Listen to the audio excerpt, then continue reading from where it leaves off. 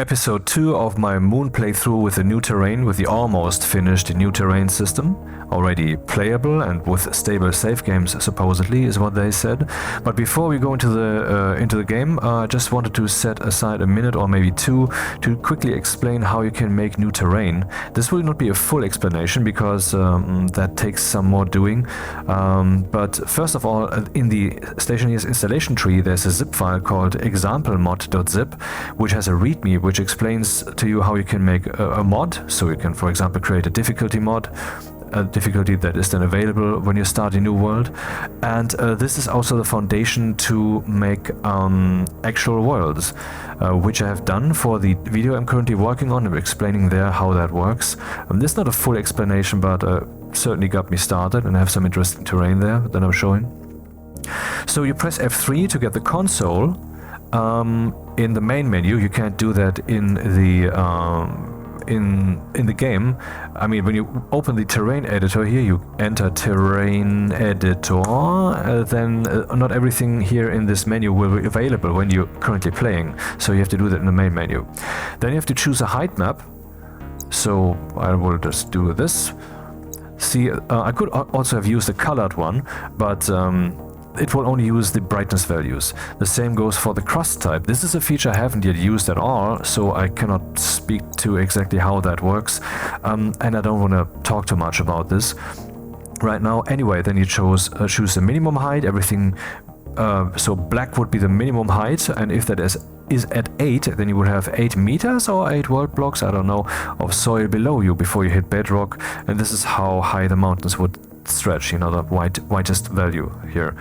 And you can set the blur radius. If your map, which is a size, which is defined in the XML file of your mod, if that is 4096, for example, then an image like this, which has the same pixel size, should have a blur radius of 1, as you should use a different blur radius so you don't get stair steps or something. I guess I just made it the same size and didn't bother. Then you say import voxel data, which will make it crunch for 1 or 2 minutes, and then when that's done, you click the save button. Now you go here in the save menu, and then you can choose the folder where you saved it. The default folder is the world's folder of the installation tree. Not a good place, but there's no files there, so you can just create the stuff there, and the 5, 10 or whatever terrain files, you can just take them from there and move them into your mod folder, terrain subfolder, and so forth and so on. So that's all I say on this matter. Now let's start playing.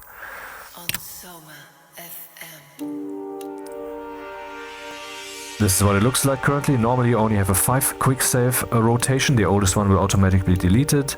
You can also make manual saves, but this will now no longer create a new station, basically. So this will not be a new save game. It will be part of this save game. That's a new thing with the new beta. With a beta that's soon, like next month, I guess, coming to main, that when you say save as, it will not cause a new overall save game, but instead it will still be the same thing. It will just be a different category of save game type, and will still be sorted temporarily. So whatever type that is, it will be in the respective time position here. And why we have this one up here, I don't know. I just created this save game, you know, and still now there's this one here. I don't know if that makes sense. Anyway, just load the latest and get going. So last time I didn't yet have hydroponics, and I was about to do some furnacing to get the advanced alloys so that I could upgrade the manufactories. But for that, nickel was still missing, and then I came across, I think it was a screenshot or video. Oh, right, the world timing. Orbit time scale 0.03, 200 minutes instead of 20 minutes. And then I saw, I guess, some footage somewhere which reminded me that I actually had found some nickel right here on my doorstep. It is on the crater rim here. So let's take that and make the advanced alloys.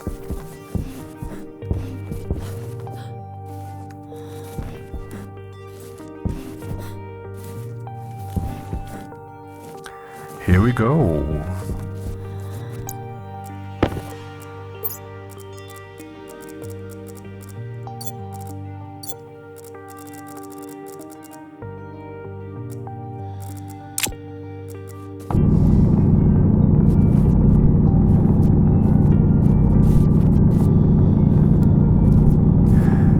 Then I am loosely planning to have a solar array outdoors to make some iron frame or steel frame, ideally steel frames, it's cheaper. I mean, making steel costs you something, of course, but if you do the math, you realize that, I mean, most players know this, that steel is much more economic. It uses less than half the resources, less than half the iron. So some kind of rectangular place where I will just place some solar panels and then later I will program them, for which I need the advanced alloys, which I'm currently making. Wait. Or do I have already a computer? I'm getting my save games wires crossed here.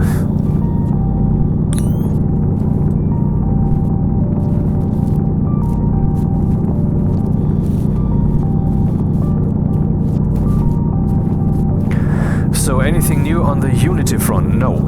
Still the same information as 1 month ago, which is no information. Was it 1 month? I think so, right? And see, there was a developer Twitch stream on the 7th of June, I believe, and like other such streams, it is no longer there. I don't know, is it an automatic deletion feature, or do they delete them after a week or something? I don't know. Anyway, I recorded that. Actually, I made a Twitch account to get the full quality, and and I had asked permission from Rocket, you know, Dean Hall, to use footage of a developer Twitch stream that was a few months ago, and he said, yeah, you're welcome to, and so I will just extend that permission to the new one, and I have already watched the new one and cut it up into some interesting snippets where they talk about stuff, for example, about the Unity stuff, and all the only thing they're saying there is that well, the dev, I think it's Simon, I'm not sure, is saying I don't know about that, and we can still log in every morning to our thing here, and if that changes, then we will talk about things, but until then I'm just glad I can work, and I'll just they basically don't care. They say it's like a boss level thing that they don't deal with. This was my interpretation there. Wow, this is a lot of nickel. Let's take all of it, since nickel is not so easy to find.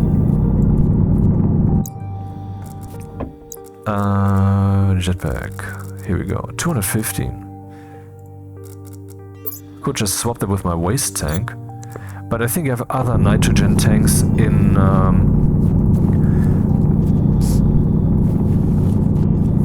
some other resources. I think there was a nitrogen tank. Was it liquid nitrogen? I don't know. I think there was nitrogen somewhere still. Jetpack low. The cool thing, haha, about nitrogen is that its freezing point is the lowest in the game. If I remember correctly, definitely colder than, lower than from oxygen. Shut the fuck up. And hunger caution. And so you can use that as a permanent gas in an outdoor pipe, since the moon temperature is supposedly 50 Kelvin, the ambient temperature, so that will not freeze. If you have too high pressure, it might become liquid, yeah, but it will not freeze. So that can be used to have some cold gas that you can just let cool your station without worrying that the pipes will break. But I think the better approach is to just pump some station air into some pipe. Is that iron? Yeah. Which connects the indoor and the outdoor. And have I not already established that here? Yes, I have. Okay, so the way is open for automation. Oh, that's also happening already. Okay, nice.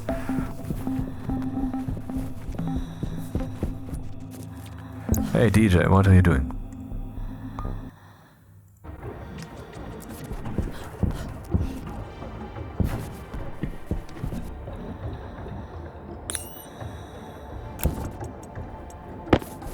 Well, should work on a better airlock at some point, because this explosive decompression thing is not fine. 15 degrees, yeah. And this thing is still on. Why? Maybe in a few seconds it will turn off. I don't know. I think the criteria were pressure. The pressure is fine. It's not higher than 100. It's not lower than 50. The temperature is, well, around 15 degrees, and that might be exactly the thing. No, that's not the thing. Why is it still on? Let's look at the source code then.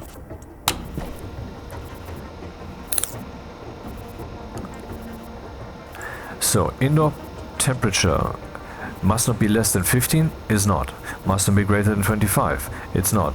Not pressure not higher than 100, it's not. Not lower than 50, it's not. And gas sensor ratio oxygen must not be less than 50. It's not. Why is this thing on? Well, let's find out which criterion causes that by excluding all of them.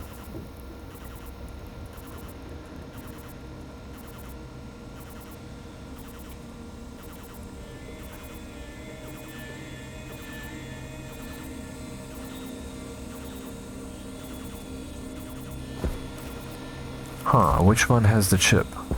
Gas bottle Omnibla has the chip. Okay, export. So that did turn it off. Okay then. Gas composition must not be less than 50% oxygen. Oh, that's kicking it? Okay. We have 52% oxygen. What's my mistake? Oh, the mistake is very simple. It's not actually 50% what I'm getting here, but a ratio, which is fine. I just forgot. That should solve it.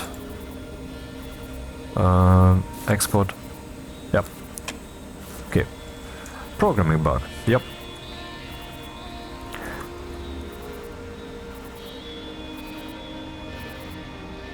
Okay. So, first thing, let's eat something and then make the advanced alloy. Invar and Constantin. Already have something prepared here, but now that we have so much nickel, I'm thinking about making more. 50, 50, and... oh, it's not that much actually. Oh, it is that much actually. I mean, I don't have to blow through all of that right now, but when do you ever make Invar and Constantin? So maybe I just... I wish I could look up where all of this is used, you know, but I can't. This is not written in the Stationpedia.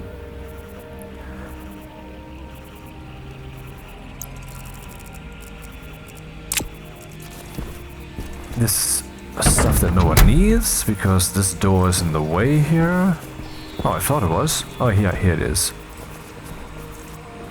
And it doesn't look like it, does it?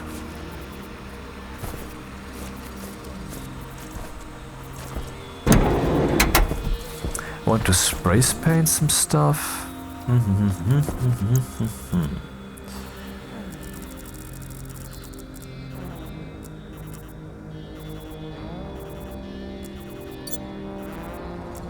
So this I need for furnacing. Should I get some more copper? Do I have more copper? I could dig up some iron and copper. I saw that. And one of the next thing I want to do actually is I want to set up a deep miner, because I mean digging up resources is boring to you and boring to me, and we will need many of those, for example, to make the solar array platform. So let a machine do that, and so we focus on automation.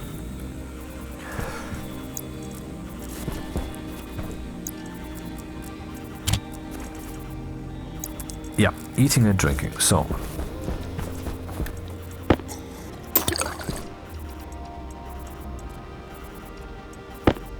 temperature in here is fine. Yeah, the light is a problem, the light timing. So when I'm saying automation, let's automate one of the most important things ever. Seriously, people are overlooking how important farming is. I mean, not in the game, but in reality. Oh, there's a slow tractor in front of me. Big deal. If you think about how important it is, everything that we eat comes from fishing or from farming. These people are keeping the planet alive, man.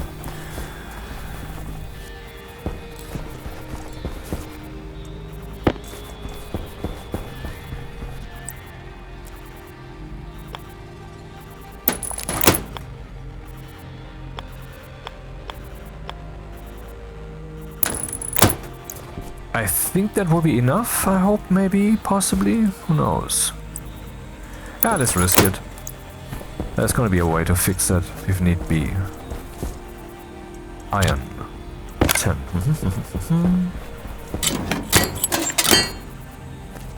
Now they are in darkness. Let's check the quick save situation. I have my folder open here. Press F5. And yep, a new file was just created. 17th, 9:58 German time. In the morning. I wish there was a way to just open all the inventory panels at the same time, that the ones that have open, you know, like there's a hotkey to hide the entire HUD. But there should be a hotkey to hide all the inventory panels, because they are in the way. But I need them. I mean, I need the HUD, but and also it's basically a two-tire F2 key. I mean, I would suggest that if I wouldn't know that the suggestions don't mean shit, because there's suggestions coming in the whole time, and they have the devs have so much on their plate. Though I must say, I still am criticizing them for the way they are approaching this whole. Where's my seed? This whole tutorials thing, because before the terrain system situation got into its hot phase, we had the 3 tutorials that we're still having, the third one is currently broken, for a while without any change. So I have to get the light situation solved first.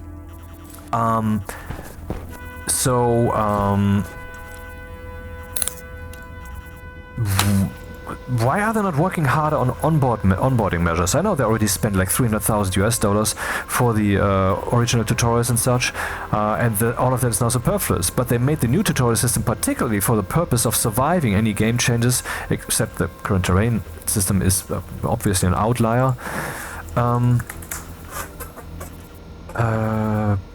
Growly on R13. R12.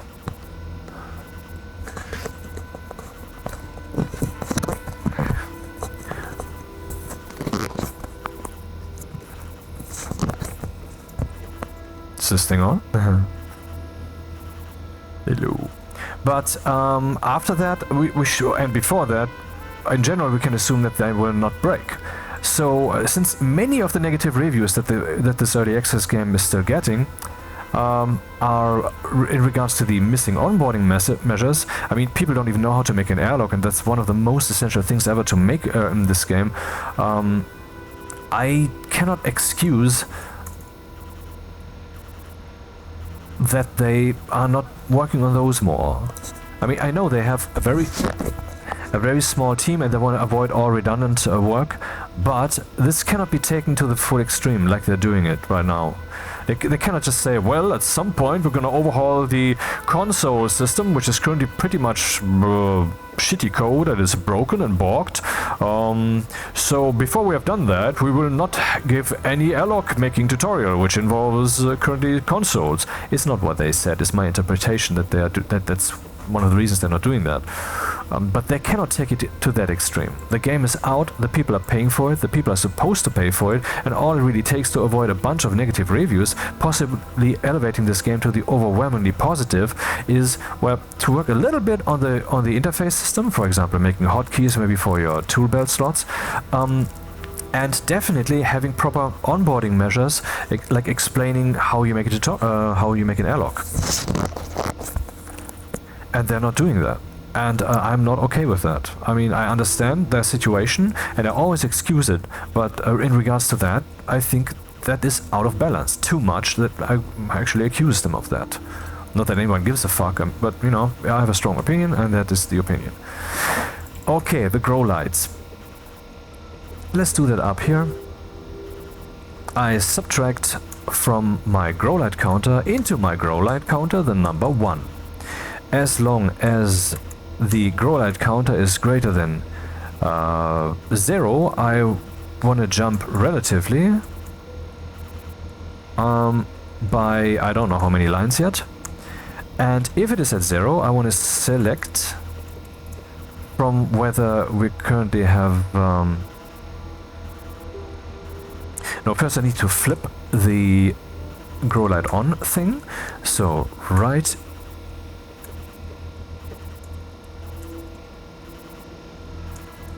into the grow light on value. Is grow light on currently 0? Is it equal to 0? Yes? Aha, that makes it true then. And that flips it to 1. Is it currently 0 when it's 1? No, it's not currently 0 because it's currently 1. So that's not true. So that makes it 0. So that flips the bit. SEQ to Z. Now let's select from grow light on into the register. Is that how it works? Register is set to B if A is non-zero. Yeah, the first one that you put there is the logic source. The grow light counter. Let's see, 2400 is 1200 seconds. 1200 seconds is 20 minutes. So we have to achieve something like this, but this is out of balance. I think this is fine, but grow light on, if that is true, then we want to leave that on for long.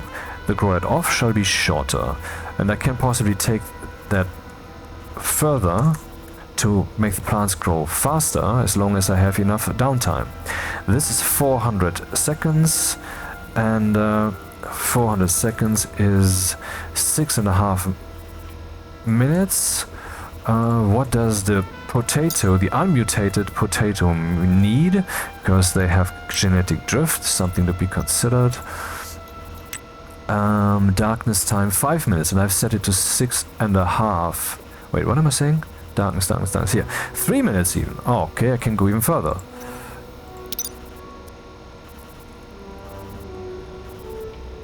So this is 2400, which is 700 divided by 60 is 11. Wait, what? Ah, right. By 2, of course. 5.8 minutes.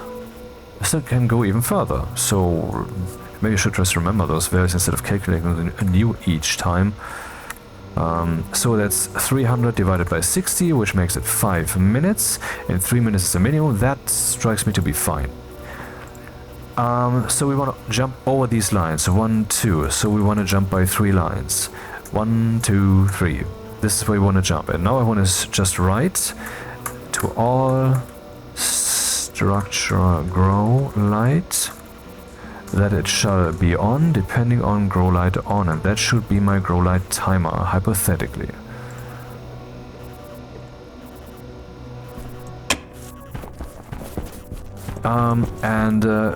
I should also, well, that's the thing, the chip housing not only has the advantage of having more screws, which I don't care about because I'm not using these at all, but it also has the advantage that I can write a value visible to me, because when I point at the housing, I see that number. I cannot do this now, so well, let's build an LED so I can check whether the daylight timer is actually doing what it's supposed to. Let's only use 1 seed. Thriving towards fruiting.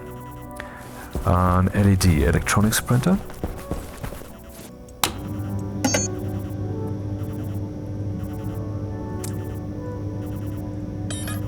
I think it's really tangible, actually, how much the first episode, which took about 7 hours, got us out of the gutter into some kind of normal Stationeers gameplay, and now we can actually really start making the station. It's kind of an interesting landmark, something to note, I don't know.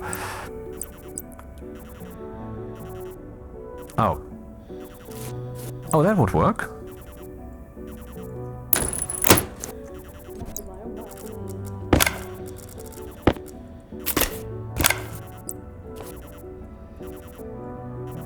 Yeah, I would so like to swoop in there with a few millions in some suitcase and say, hey, okay, here's the cash problem solved. Now let's get the show on the road. Because, just checking, is the type correct? Yep. Because, for example, this automatic rotation of the cables. In this case, it could have chosen something more meaningful. at least as the first choice, not necessarily as the only option, but you know, that is still so optimizable. But they don't have the time, the resources. It's just fucking annoying, man. Okay, let's rename that. Thing would be grow lead timer. Should I do this? Yeah.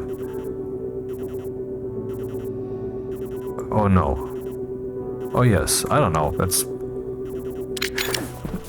That's also kind of how I program, or these days no longer do, but for many years I did.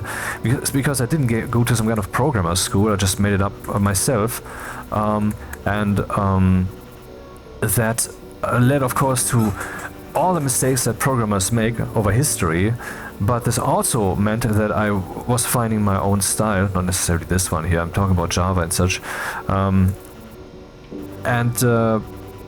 That what ultimately resulted is certainly better than the standard stuff that they teach you, and also it is also I know what I'm doing. I know why I'm doing it, and if I now change my approach in a particular case, I am flexible enough to do that because all of this path that led me there is in my head. It's not just someone told you this is good, this is bad, and you understand why, but the path itself, growing there mentally, is also in my head, so I can make the decisions better. I'm not saying I'm recommending it, because it costs you years of your life if you want to make a career in programming, but in principle. Yep. So, what do I need here? Grow light timer. LED, Growly.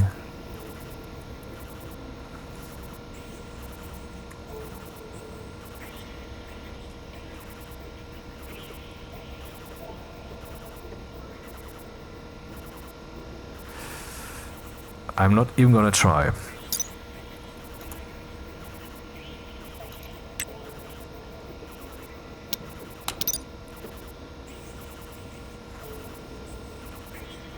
What just turned on?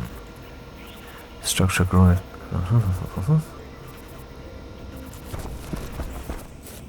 I wasn't. Oh, this is turning on. 25 degrees. It's getting too warm in here. Oh, haven't I yet automated the temperature control? Interesting. I thought I had done that already. I didn't. Well, then it's time to do that then, I guess. But let's complete this first. Grow light timer. SBN. LED small. Grow light timer on 1. We want to turn that on. That's the last measure though. First thing I want to do is set the color to color.white because it's neutral. Then set the mode, which is already set, so I don't really need that, to 0. And then set the value, which is setting, to whatever the grow light counter says.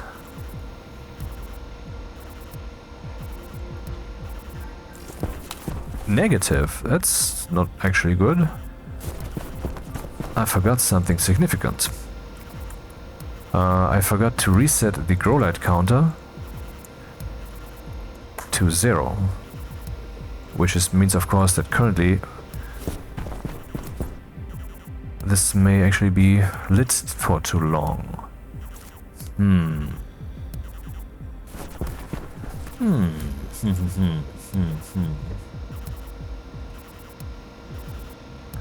And what is the current, well, what the current grow light on off is, I know, because I see that in the light.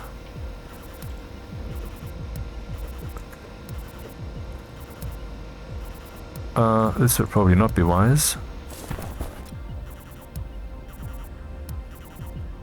What? Shouldn't this now turn on and off the whole time? What am I doing?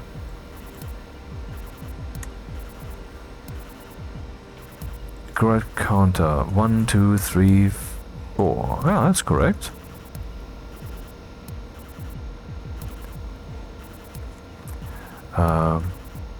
Well, I just hope that this is correct.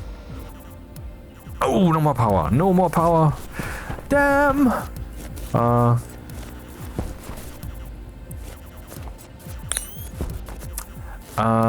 Right, okay, the solar panels are not pointed correctly. first out of business, burn some coal, and then find out devastatingly I don't have any coal. Huh. Well, I think this actually is a cool situation, because this instills the idea that maybe we should just have a very varied power generation situation. Jetpack critical. Computer off. Costs too much. And then make sure... Interesting, now we have some kind of tense situation here. The code is of course already burned. Why are they not turning? Let's see. Where is the solar thing? I subtracted from the vertical 90. Let's not do that. See what happens. Export. It doesn't do anything. Weird. Weird, weird. So 180 then, to see what happens. That doesn't strike me to be successful, and... oh, right! Didn't they flip the direction of these guys? How about I say 90 are 0? I mean they flipped the sun direction, right?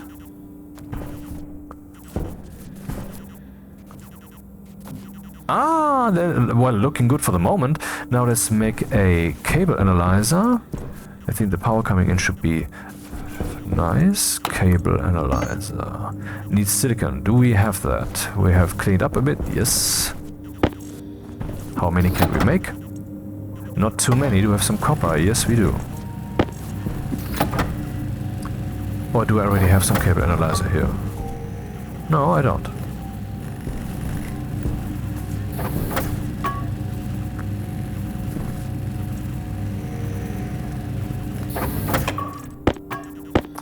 Okay, so here's the power that is coming into the station.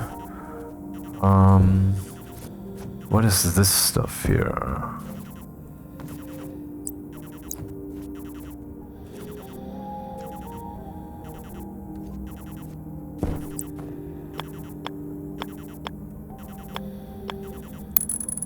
Okay, we're currently using 500 watts. Why are we using 500 watts? With what? Oh, this thing's on again. Oops. Nah. 300 watts. Okay. I think 100 watts are for this guy, 50 watts for this one, 50 watts for this one, which is 200. We're still missing something. That would be this guy, maybe. Or is it... oh, this one, of course. Oh! Let's check the pressure, because I said 9,000, didn't I? But it's 9,080. Yes. Which is fine. No reason to panic. Air tank looking good. Is my current air tank pure oxygen? I think so. Air tank critical. It is. But before the station explodes, what is this set to? 9,000, yep. So we're now saving a shit ton of power. So I hope the solar will do what it's supposed to. How much is coming in? Can we see that from here? No, actually. Well, but let's look here.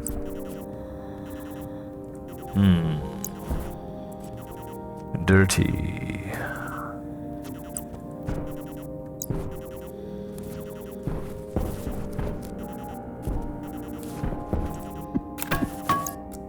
Heavy cables. I only have 2? What the fuck?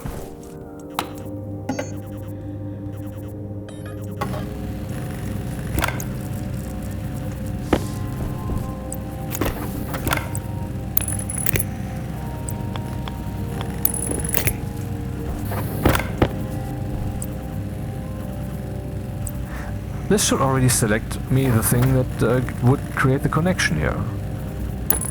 But it didn't. Anyway.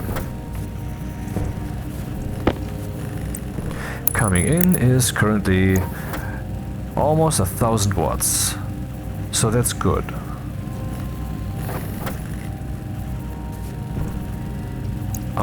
And the third one goes here.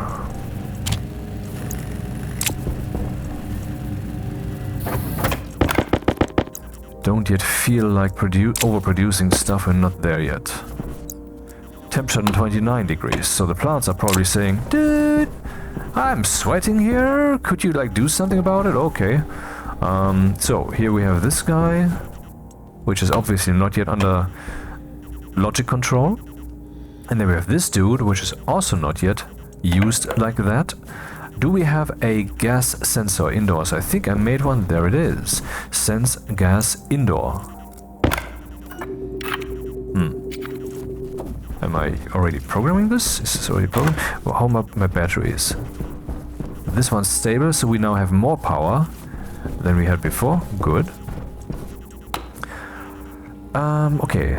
Daylight sensor, arc furnace, gas sensor, indoor pressure and such, which I then wrote into persistent registers. Good. I mean, persistent, not persistent. It's just these will not be touched by anything else because I will choose not to use them.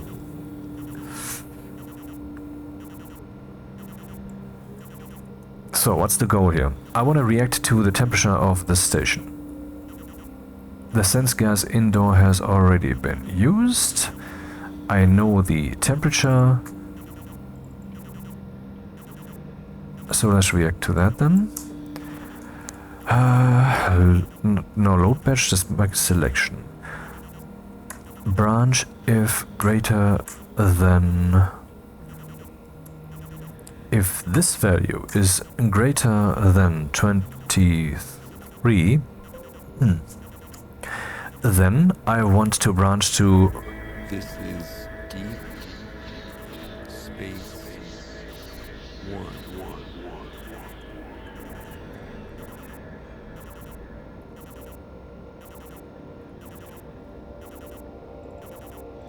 So when I did that little rant about my programming style, so why am I not having some consistent style here? Because I'm still allowing it to mutate until at some point I'm gravitating to something. I will stick with it because I find it is the best way. That's why I'm always changing things up. That is how it has been during my programming career for a long time. Until things settled more and more, and now I'm the guy who tells others how to optimally program. That's how that worked out in practice. Cooling room too hot. I mean, not like you, but at the office actually. Cooling done. And here, which I'm also to cooling done. So we have this block that does stuff, and then we end up here, and we have this block with does stuff, and we end up here. Now I need to deal with the pipe analyzing the sizer thing. Anal cooling. Because this one here is sense gas indoor. And this is the pipe analyzer for the cooling. And then we have the vent for cooling. Okay. Do we have the drain? Yes, we do, in case the CO2 becomes liquid, something you don't want in the pipe.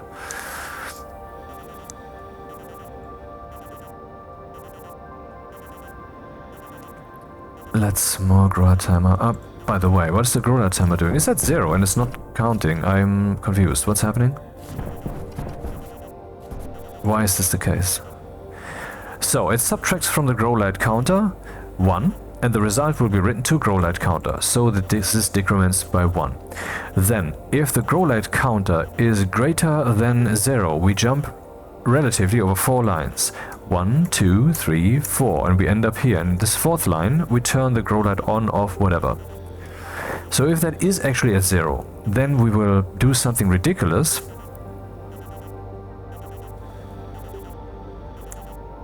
Which is that. Why did I add that? Because I had reached a negative number. How did I manage to reach a negative number? Because of this here. That's the mistake. I had to select from whether... Wait, what? What am I saying? A, B, C. Register will be set to B if A is non-zero. No, that was correct. If A is non-zero, otherwise C. That was correct. Why did this not work? What's my mistake? You were born. Ah, fuck you. So anyway, so the branch Hunger, relative caution. greater than 0.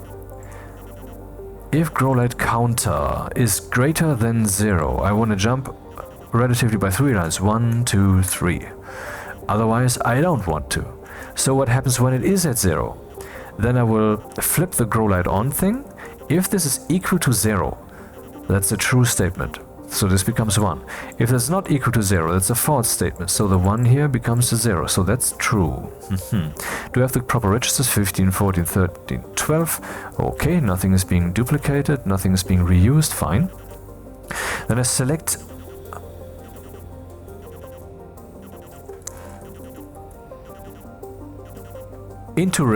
into this register A, B, C. Oh, that's the mistake. I'm selecting, the first thing I always have to use is the target. Of course, yeah. So the first one is the register, then A, B, C. This is the register, then A, B, C. That was the mistake. Okay. And immediately the situation is even fixed, because this was on now for a long time. So we're very fine, except for the temperature. Let's solve that then.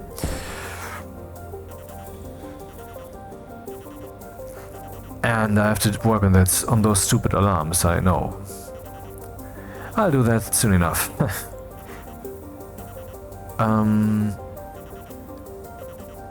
So arc furnace, gas sensor indoor.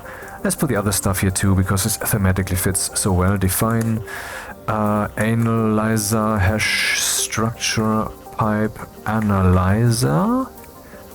But they have a typo there, so let's just create the word size, as in how big something is. That's how you can remember that. Analyzer, size, analyze sizer. And then...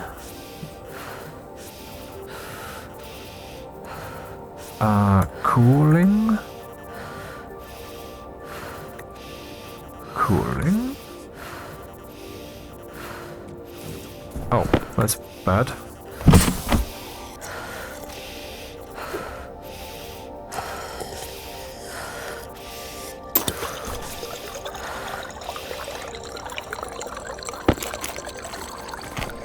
Definitely too warm in here. I mean, the plant can no longer be thriving at this point. It is. Huh. Odd. Okay, that's the cooling thing, but I also need the vent. That would be a vent. Cooling.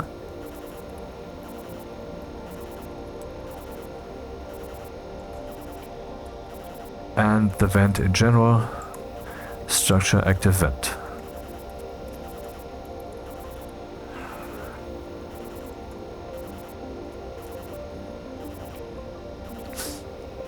So, if the room is too hot, if the room is not too hot, then I want to... Well, no, let's go with intention. The room is too hot, we need a solution for that. What shall happen in the moment when the room is too hot? We want to set, say, to this vent that it shall be on, depending on a register. And we want to say that it shall pump in a certain direction. The mode must be 1, as in we suck from the room. The default mode 0 is the harmless one that pumps into the place. The dangerous one would evacuate stuff around you so you suffocate. That's how I remember this. But what is the register supposed to be like? So we have to get the pressure in the pipe system. Load batch named into R0 from...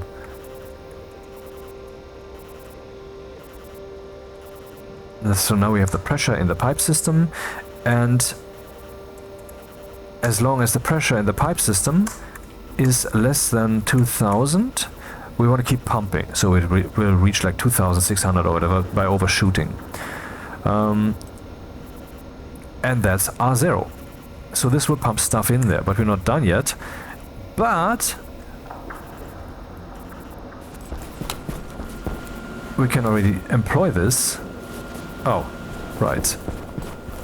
Whoops. This is too much pressure, because I forgot to actually deal with the cooling. It wasn't on. That's a mistake I normally don't make, but it's a good demonstration then. It was intentional. So, right, badge named to the inner cooling thing. Pipe analyzer that it shall be on. And before I do that, let's make sure that I can't even accidentally turn it off. Lock 1. See how important that is to have that thing on. But now, if the room is cool enough, at some point it will be, we have to evacuate things. The program has not yet executed this part, so it is not a problem that there's no source code there. So what do we want to do in that case then? We want to do the opposite. We want to, again, turn the vent on, but to pump the pipe empty. This time, we want to... Maybe I just want to load the pressure.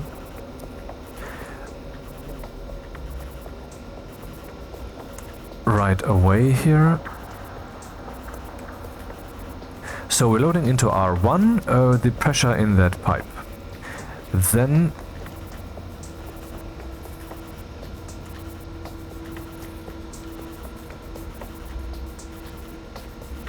wait, what am I doing? So first order of business. Lock the pipe analyzer, turn the pipe analyzer on, load into R1 the pressure, and then make decisions. If the room is too hot, we jump down here, and then depending on the pressure in the pipe, we can turn the vent on to get some pressure into the cooling system. If that is not the case, then, it's now 25 degrees, so it's time to empty that. Right, batch name into vent cooling, okay. Now we need to say if the pressure in the pipe is greater than 0, then we want to actually empty that system. I think that should be it.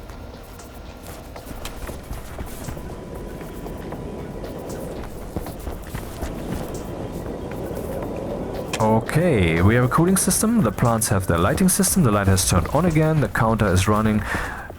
Fine, we have food, in principle.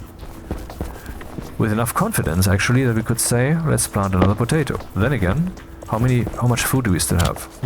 No need to risk seeds. That's what she said. So, let's put that here. And I was doing another thing. This is the cooling system. What else was I programming? There was something else, wasn't there?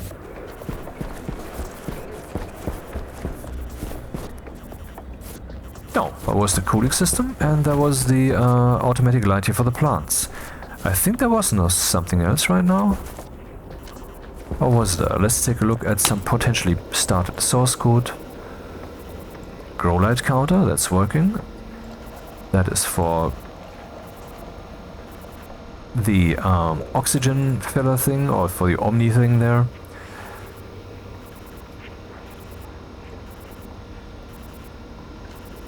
Oh, looking good.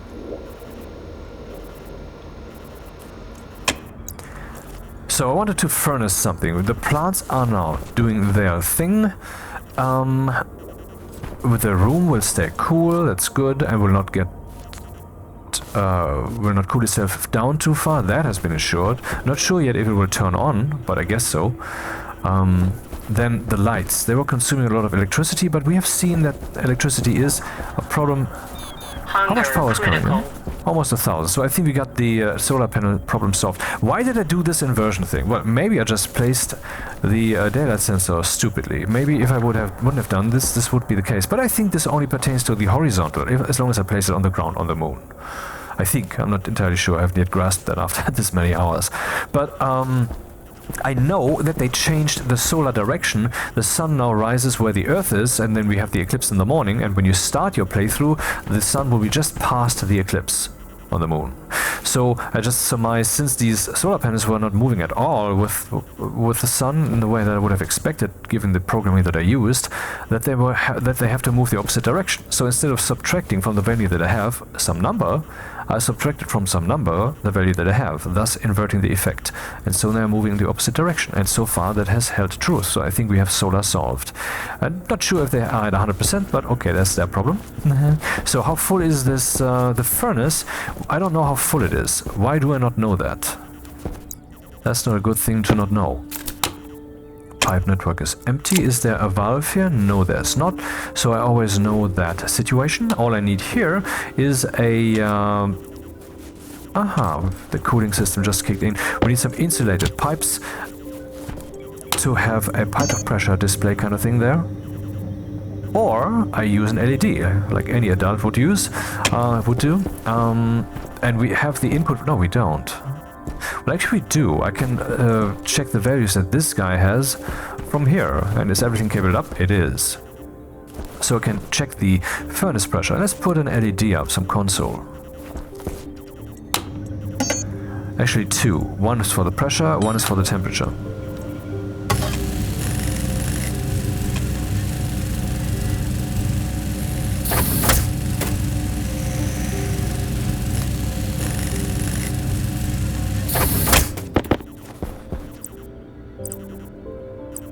Cable should be able to go through there.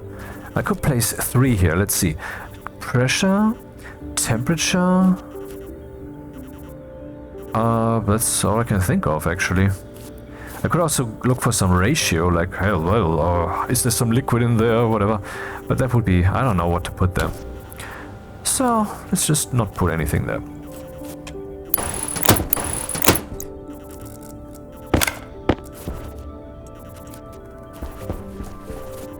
Nice.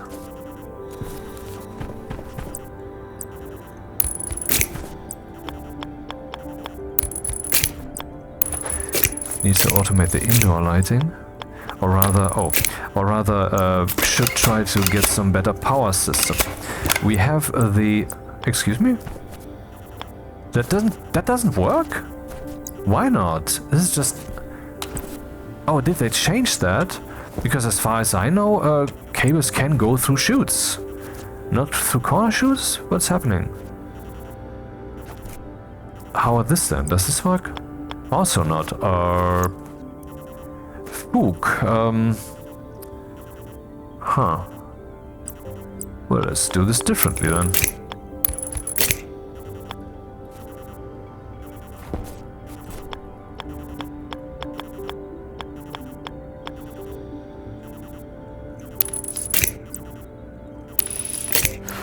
Again? Seriously? Potato looking good.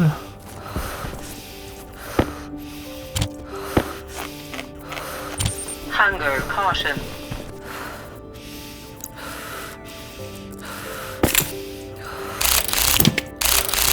Yeah, I just thought of something. Do I have a spray can somewhere? I thought I had. Didn't I make one yet? Yes, there is one. There's a red one. I would need the spray gun, but I can only do that with the advanced manufactories, for which I need the nickel that I have. Yep.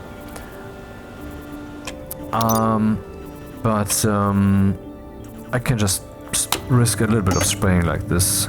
Oh, wrong.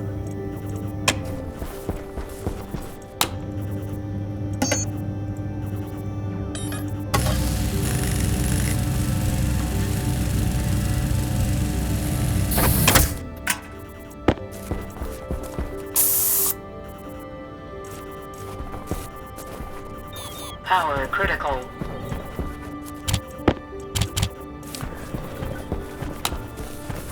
Oh, what's happening here? What did I do there? Why is this not... I guess I had some plans and then I didn't make them happen or something. I don't know what's happening here. Or maybe I prepared something and then forgot to complete it.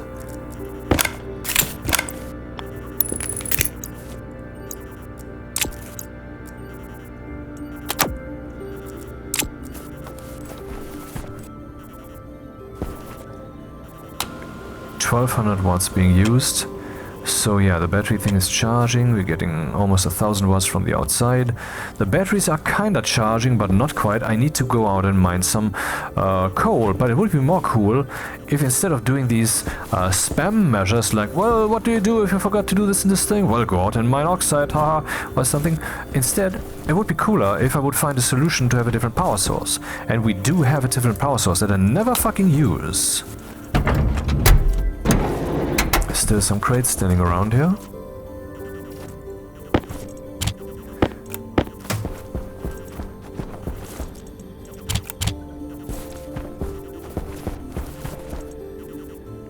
And that is here. Portable scrubber. Tables, soon to be needed. Portable Jenny. And then we have the portable air conditioner, which should be over here, I think. The air conditioner and the scrubber.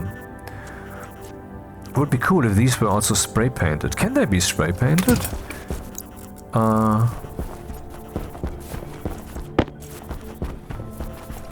No, they cannot be spray painted. It would be cool if the boxes could also be spray painted, because then they could be color coded when you get them from here. Because every time you have to look in here, oh, what is that? What is that? Ah, that's tedious. Also, it's unrealistic because in reality you're not looking at the box and know what's inside. Instead, you're looking at its label, and there's no label on here. But I'm saying there's a Z order issue also.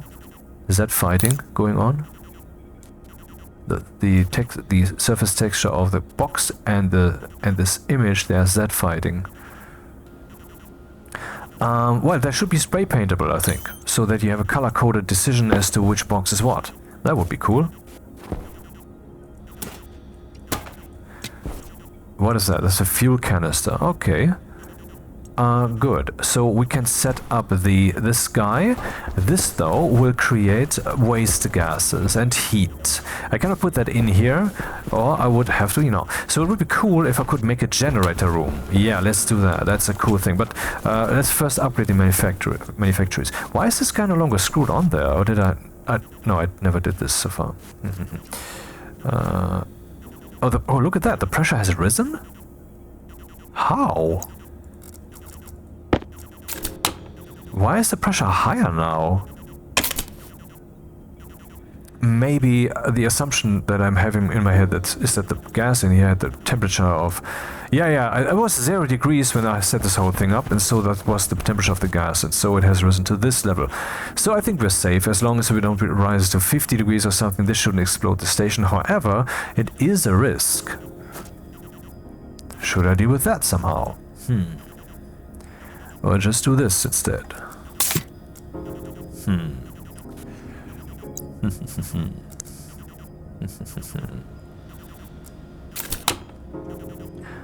And while we're at it, maybe I should switch all the batteries out. And this one is eaten. That's a large one, that's cool. That's what she also expressed with words.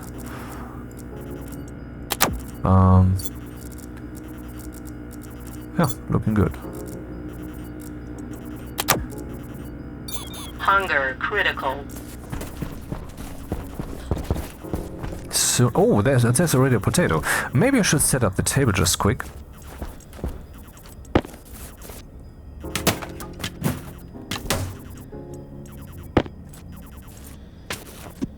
I never dealt with chicken actually, only for testing, for playing around with, but 82%. So I could still do something with chicken, but I am chickening out now. I would have to feed them with wheat or something. I don't have no experience with these guys, really, not enough. So, where shall that table thing be? Let's just put it here. I usually use this thing for its kitchenette-like look.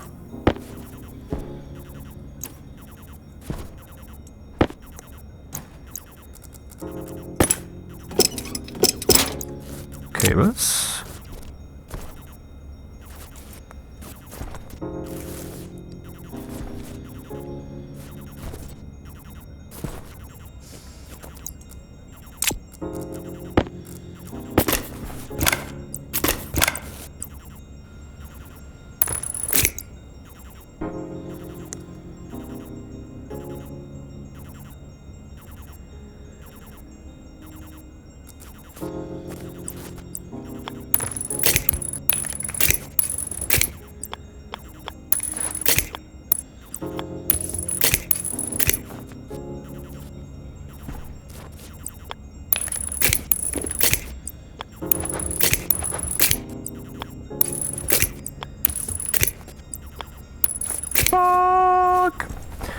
Need more cables. Do I have some in my locker? No. Then print some.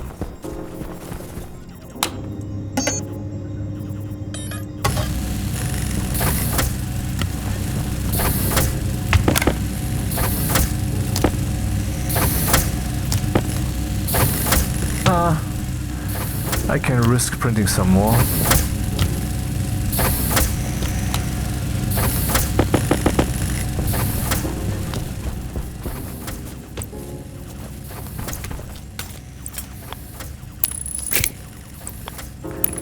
Aha. That interrupted the printing process, showing me, and in the right place even, that there's a connection now. Okay, we can potato it up now. I'm not gonna do this. Look at that, clear potato. How many potatoes are there? I think it's only one. I don't actually recall how that looked like here, when there would be more than one. I mean, it was thriving the whole time. Shouldn't there be multiple? Oh, clear potato. Oh, right. I was mistaken. This is not yet a grown potato, of course. It doesn't look like it either. Still thriving. So this shadow thing so far works out. Might change at some point when the sun is... let's see. That's where the sun is.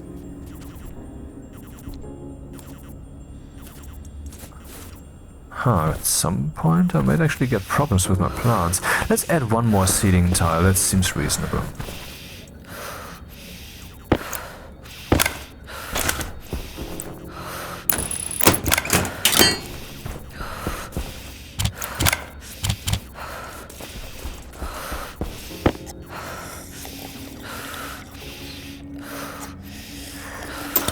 Good thing I brought my space biscuits here.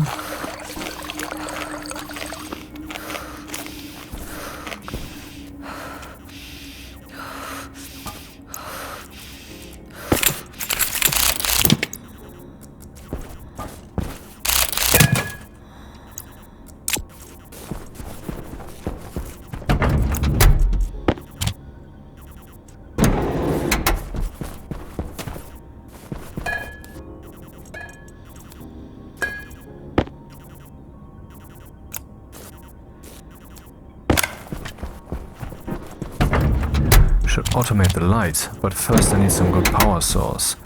I mean, this whole thing, like, power's going down, you can no longer do shit. That was okay-ish when the station wasn't yet alive, but now it is. We have the cooling system and we have the plants, both not interdependent. The plants are depending on the cooling system having power, and they're depending on the grow light doing its thing, so I cannot risk that. Yeah, I want to spray paint these. I have. Maybe we can just... Stupid, you cannot spray paint consoles when they're already on the wall. Case at point. Well, I think yes you can, but not actually... But not actually the LEDs. This one possibly yes. Yep.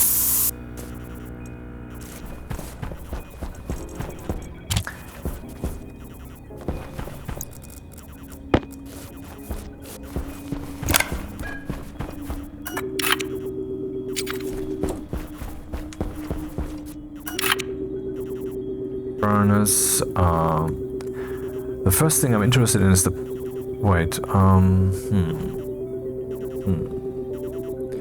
pressure.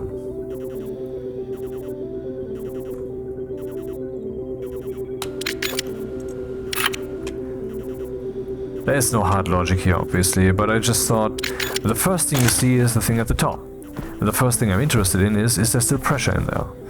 And then I would say, okay, let's lead that through this pipe. And it goes through the pipe, and at some point I have to wonder, is it possibly too hot? And that's what I want to hear then.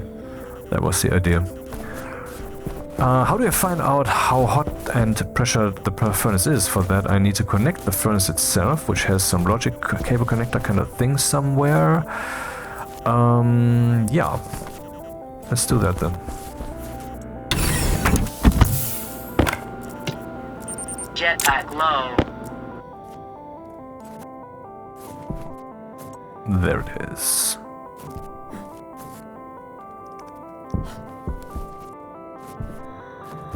Into the ground, I would suggest. Not me, the cable.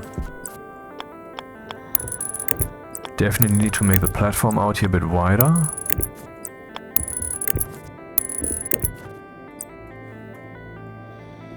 Again, an example of what could have been done better in regards to auto-rotation. So now we have the furnace. Maybe I will have multiple, I don't think so, but let's call the dude Fern. And this guy doesn't need a name, but let's call him Ark.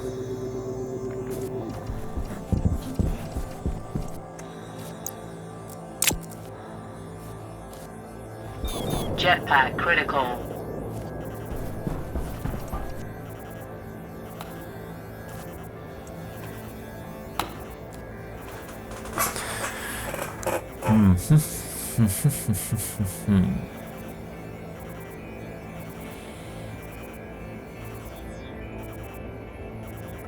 Just wondering, setting up this light thing every time. I mean, mode 0 might not be what I use every time, but on is something I use. Would it make sense to put that in a subroutine? Maybe, but only once I have enough of these. Subroutine, I have to call it, I have to have the label, and I have to return. That's 3 lines. No, it's exactly inefficient. Damn it. Exactly inefficient.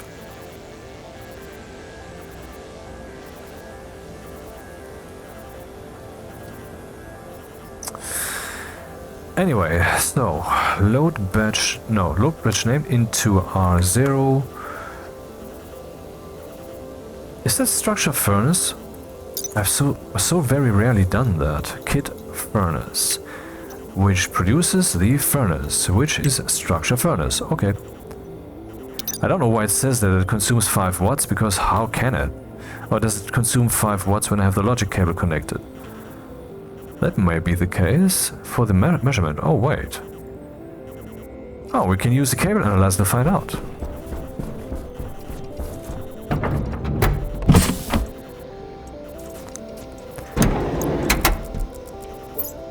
Where is that thing?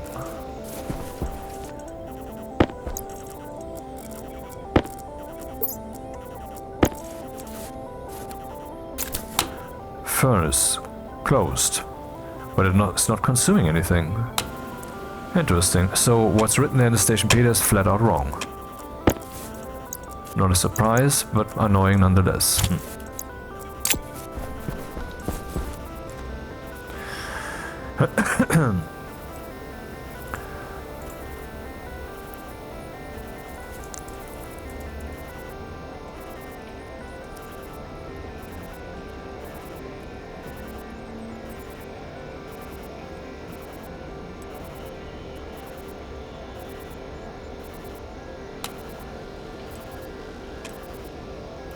Yeah, it makes sense to keep them together like this.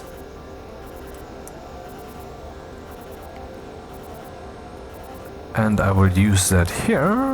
It doesn't thematically fit, but the technical considerations, as in, do I have an LED definition somewhere already, are significant, and I have no good reason to place it in a different place, so yeah. So we have the pressure, and then we also have the heat. And the name shall be LED Fern Press and Fern Heat.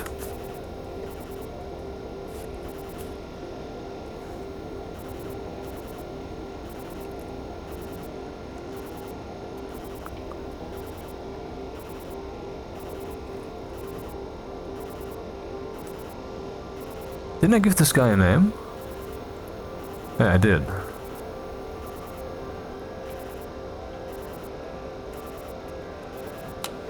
This is getting confusing.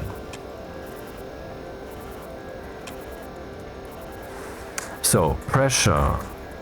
And then I also want to have the heat, which we deal with after.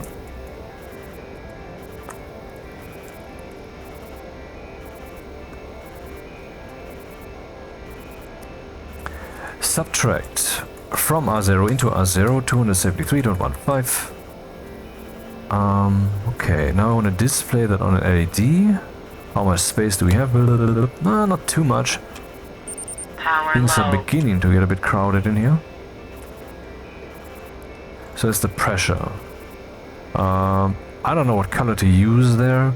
Blue, red suggests temperature. Green, brown. What color could that be?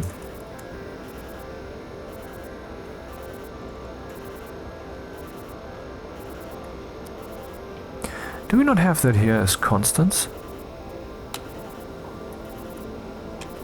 Black. Blue. I could use black maybe. Brown. That would be cool if the entire LED display would then invert. White background, black text. Brown, gray. Which is a realistic thing. That's something that happens in reality. Well, it's not with LED displays in particular, with LCD displays, yes. LED is a different beast. Gray. Gray sounds good because gray is the color of the furnace.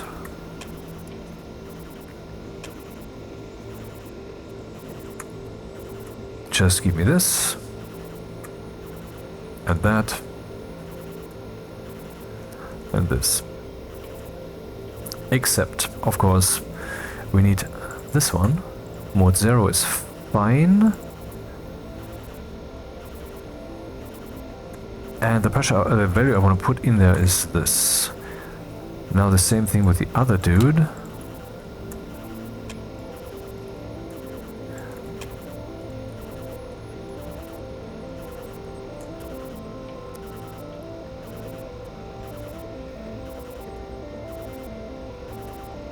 And that will obviously be red as an expression of heat.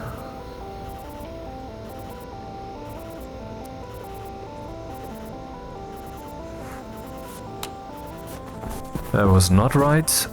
Why is the temperature being read wrong? Did I do something wrong there? Temperature, sum. That doesn't make sense, man. Oh, right. Since there is no pressure in there, it doesn't make sense to show any. In other words... can we express this? Let's see.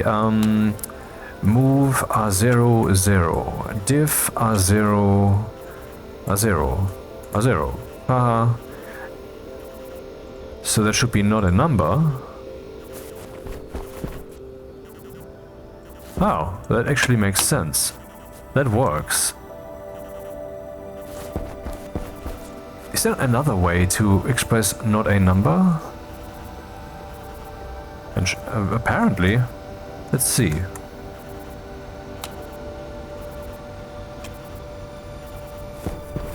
What's happening?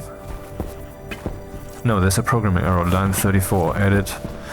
Quickly end that, because my entire station is hanging from this one guy, which is not a wise thing to do. So we must realize we are still in a survival situation at the very beginning of our life on the moon. Batteries are charging up, that is good to see, but way not enough power for all the things I'm doing here. So. These are constants. Are they? No, they're parameters.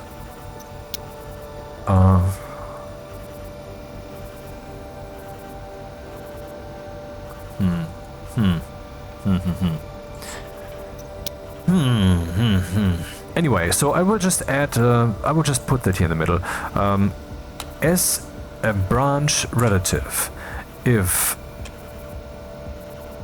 Oh, that doesn't work. Then let's put it here. Branch relative. If the pressure in the furnace is greater than 0, we want a branch relative to a place.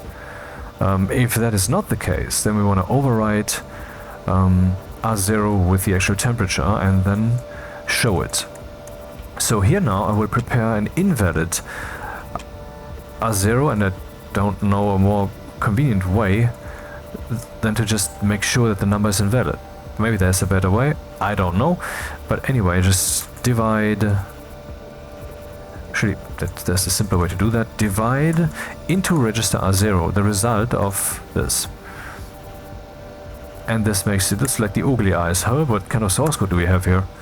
Hunger Makes it kind of caution. clear. 1, 2, 3. We jump over.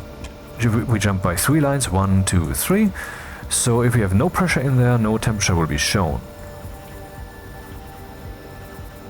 That doesn't work. Why doesn't it work?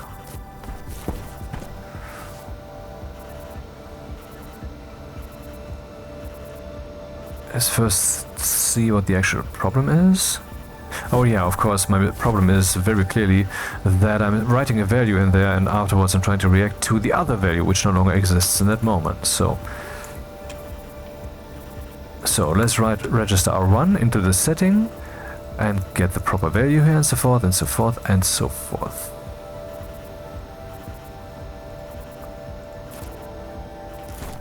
That didn't work. I don't understand. I'm dealing only with register R1 here.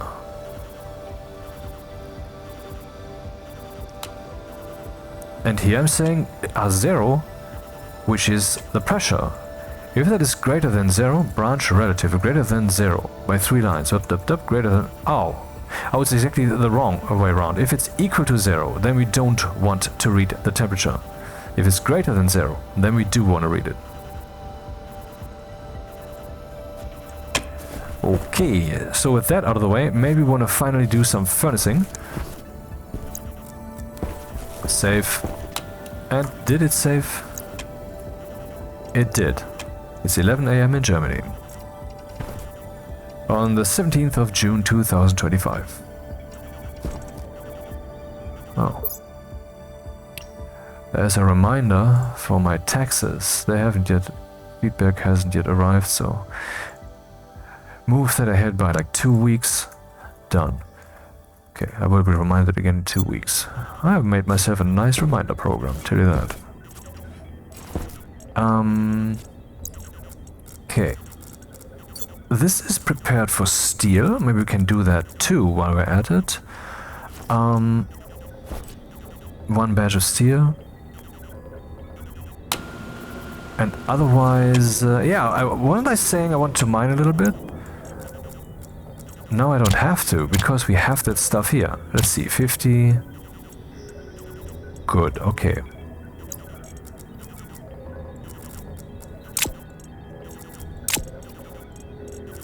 Would be cool if we could just draw a rectangle here and then lump all that stuff over at once.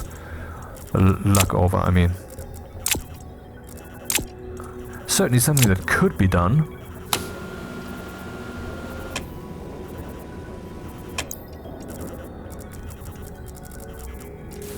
So let's prepare for the eating. And didn't I have another nitrogen bottle here somewhere? Insulated canister package. I don't want to open that. Air conditioner. No, that's cold. That's liquid nitrogen, possibly, or liquid oxygen. This is CO2, which is pretty warm. Interesting that it's liquid CO2 still. And there's still another naming problem. I don't know why these are currently so very omnipresent. That is for the portable Jenny, and in there we have fuel. So I thought we had maybe another nitrogen canister. We don't. Huh. So what do I do now? I mean, I can just use some oxygen. There's enough nitrogen, enough oxide on this world for my fuel canister, you know? Jetpack.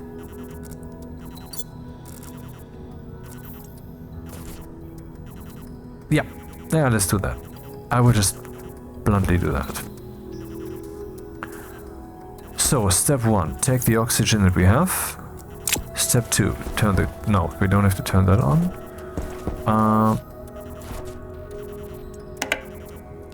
then I need to empty my nitrogen canister into the world.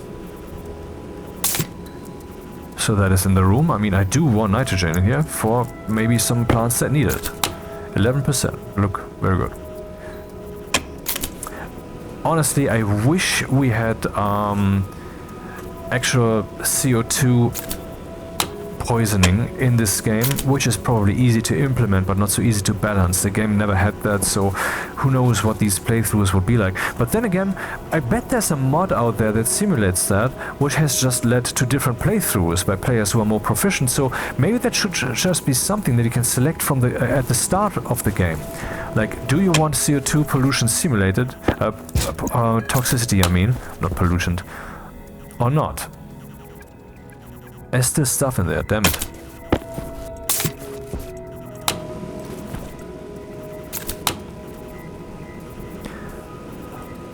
Because that's more realistic and gives you more engineering that you have to deal with. And yeah, I would like that. I would like to have CO2 toxicity. In reality, in this room currently we have 0.1% CO2. I have a CO2 meter here. That's actually significantly impacted by even opening a window in the next room, as long as the doors are open, to slightly, not even widely. Yeah, let's fill that. Now this guy's kicking in.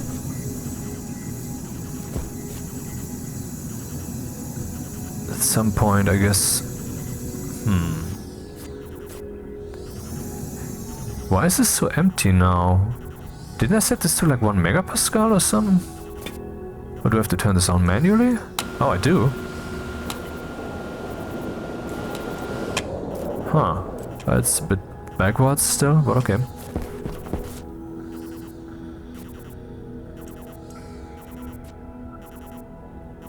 It's not the most efficient way to do it, I know. But it gets shit done. Gets the job done. So do I have everything on me that I need? Yes. And this is now filled enough.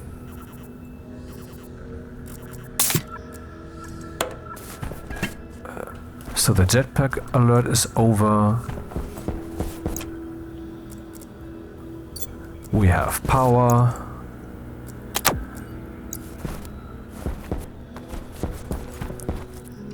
And I just saw the waste tank. Yet I will pretend as if I didn't. For funsies. So why is this happening? Because the oxygen ratio is now below 50%. That's pretty significant. We have enough CO2 in here, dude. Yep. But I will not do anything about that. Because this guy is already working on it. Oh, this will create seeds. That's good. Here's another thing that she relayed with her own words. Oh, only 1 potato? That's funny. But let's eat that 1 potato, why not?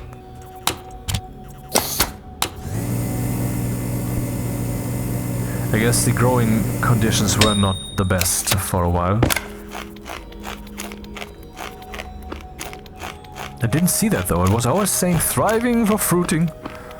Not sure what happened there. Okay, the stupid alarms are over. And this will be fixed by that. Eventually. Except, well, it won't. I need a bit faster CO2 conversion. Any pressure problems here to be expected? 6 megapascals, this is off. That is on 10 watts standby, although I don't know. Actually, how much power does this consume? I should have 3 tablets actually. Can I make new tablets? Solar. I have solar.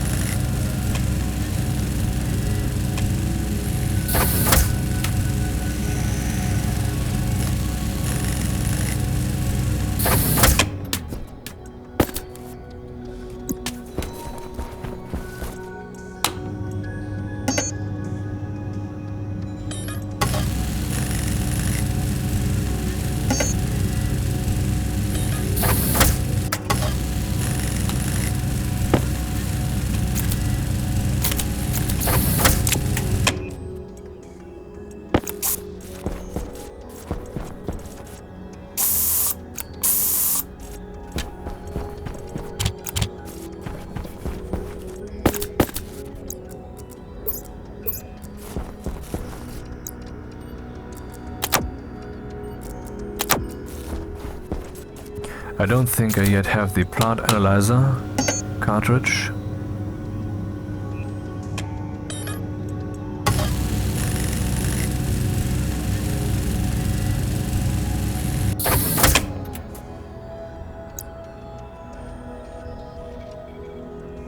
Plant analyzer goes here. Where is my normal cartridge? Did I drop that somewhere stupidly?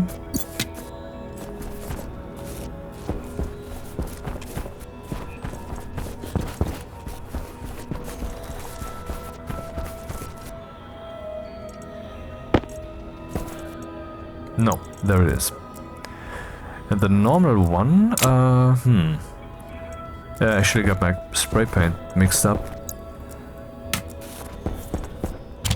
So the white one will be that.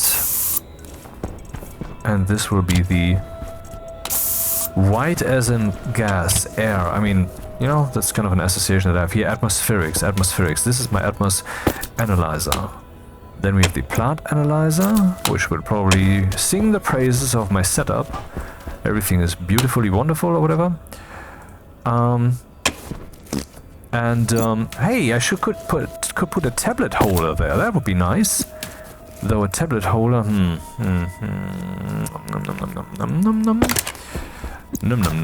I would like to have one though. Tablet dock.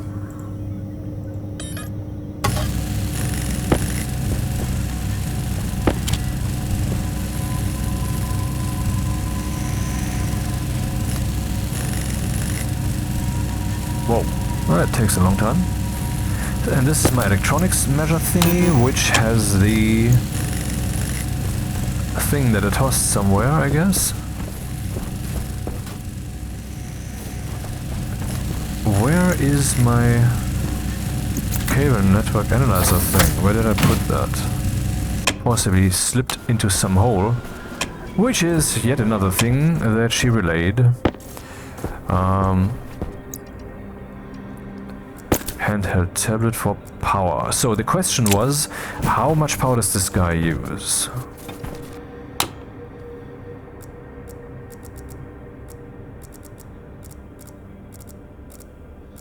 Gas bottle Omniblar, 10 watts. Cool. This guy just uses 10 watts, even though it's running a chip. The socket thing uses 50 watts.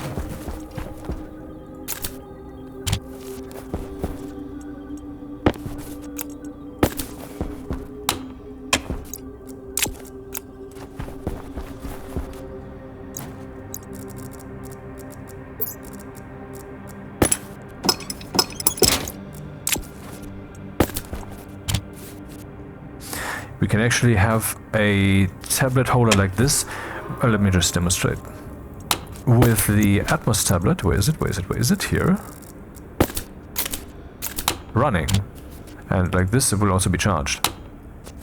So we can just walk over there and see what's going on in your room. And this shit, this motherfucking dog shit, belongs on the fucking wall, man. There should be a tablet holder for the wall. I can't fathom that they haven't yet made one. And also, when I suggested that about 5 times, none of the developers ever reacted. I understand that. I'm not expecting them, hey, he said something, what did he say? I have to hear every word that he said in all its videos. And listen, maybe they're actually not so productive because they're watching all my videos. Haha, no, they're not.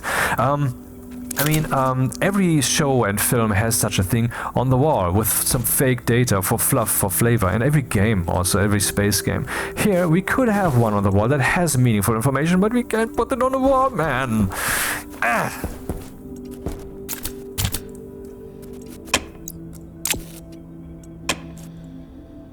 What just happened? What's happening?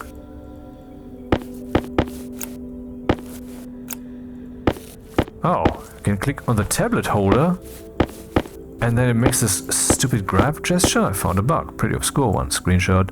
Okay, screenshotted. Yeah. So, temperature in here 22 degrees.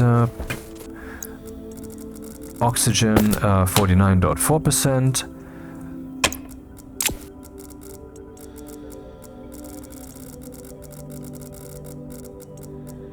Here we go. And now it's time to do that stuff. How much power are we consuming currently? 800 watts. It's fine, the batteries are pretty full, but we need another means of power generation. And of course, ideally, solar. Fuck me. What I find annoying, also yet another thing I find annoying and would change about Stationeers is that these windows here, if you move it like there, and now I move the mining belt somewhere else, the window closes. Wait, that was not the right mining belt. If I move the mining belt to a different slot, that closes, that's fine, I guess.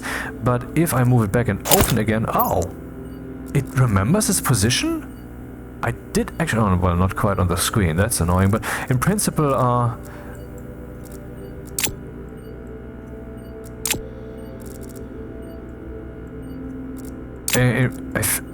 what am I think I'm mistaken.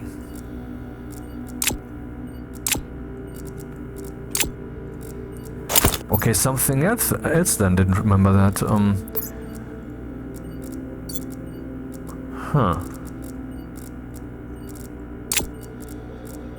Waste tank That's caution. cool. Let's just put the motherfucker over here.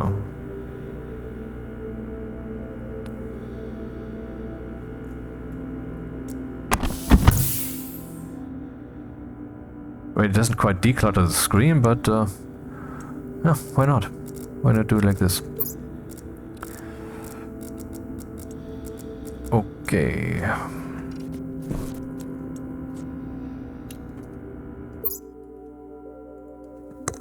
On we go.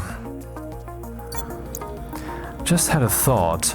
If I now smelt something again, I would have lots of gas again. If that cools down enough, I can pump it into the station. But why would I? I already have relatively high pressure. I have tons of CO2, but I don't want to waste the gas either. We're on the moon. There's no gas here that I would reasonably want to waste. So maybe I should have a tank here into which I could optionally pump the gas instead of releasing it into the station. Can we make a tank? Do I have the resources for that? Should be an insulated tank, I guess, because it will be outside. Steel, silicon.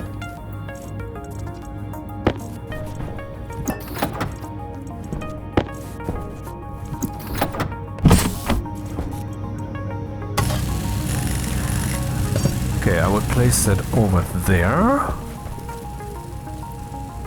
And it wouldn't take in everything, but only CO2 and nitrogen. Which is still wasteful, but I mean, what can you do? I can't rebuild everything right now. So there would have to be a pipe that is basically in the air, because the floor is completely painted with copper. And I would have to be able to decide where the gas goes, into the room or into the tank. Yeah, so I need 2 valves and a few pipes also. Yep. Possibly 7 pipes are enough. And I might actually still have valves here. I don't.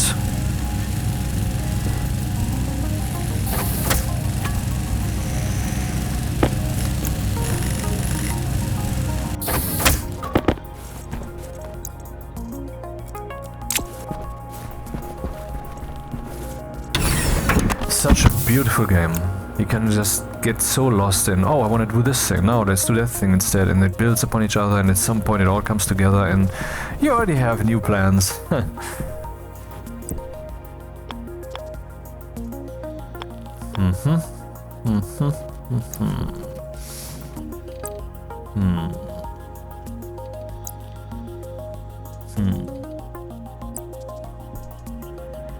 Yeah, it's okay. So there's an insulated tank. Oh, where's my atmospherics tablet? There it is. That doesn't belong though.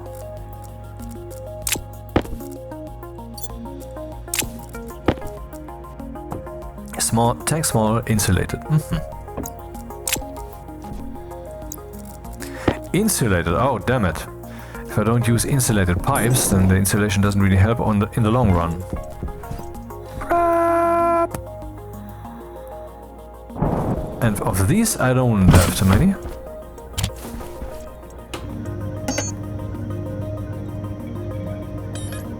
15, maybe enough.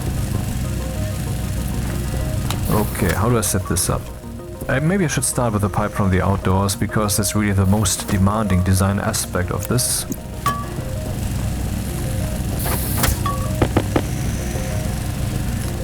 And I still can reach through the wall as if it's nothing. Why do they not fix that?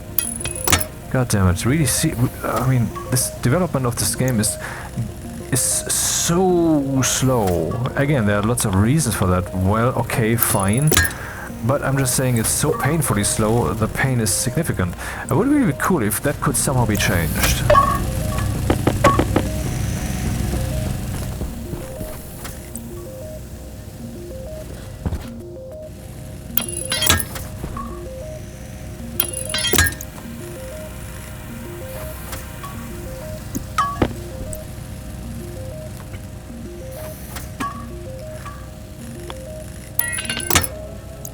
Okay, that's that. And that should be the end of it, right? Yep.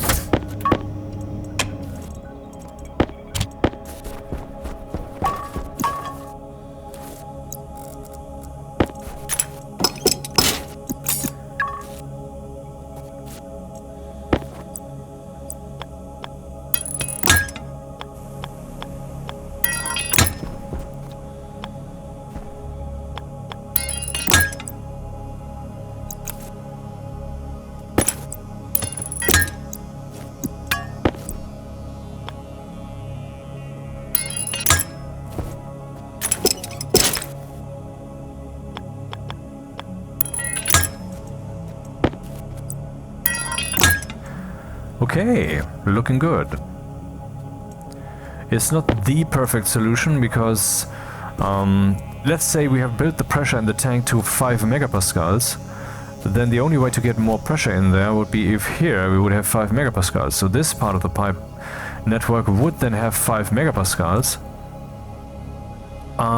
And this means that if we open this dude, yeah. But I can just open it for a short moment, so that makes it less boring. So yeah, maybe it's even a good design, in effect. Okay, now we're prepared to pump the nitrogen into the insulated tank. And I don't know if I should wait until that's cold enough. But anyway, now it's time to smelt, I guess.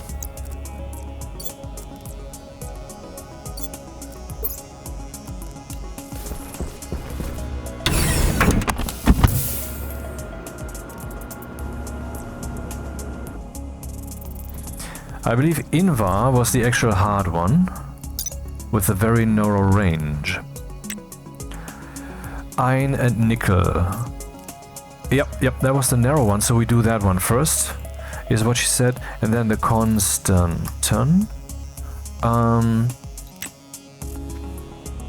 which is much more lenient. And then in the end we do some steel, yeah.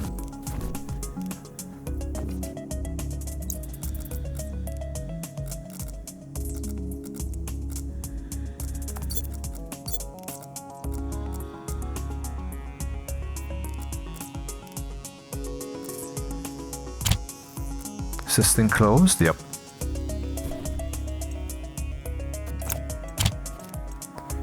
Okay, then the stuff goes in. Which was which stuff again? Constantan is copper nickel, so no. We need iron nickel. Iron 50.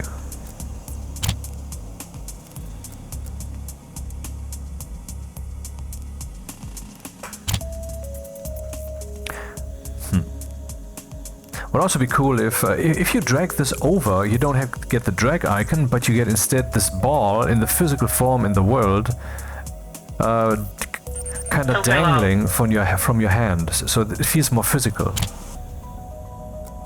We would really like to swoop in there with a couple of suitcases, man. That I don't have, obviously. What's the pressure? Pressure's fine. By the way, look at that, we have the pressure 40 megapascals, and down there we see the temperature 1, 2, it's probably 1,000-ish. Yeah. Okay, so what is it that we need? We need for the Invar a temperature that is within range and 18 to 20 megapascals. What's the pressure? The pressure is not high enough. Temperature is good. So let's put in some more.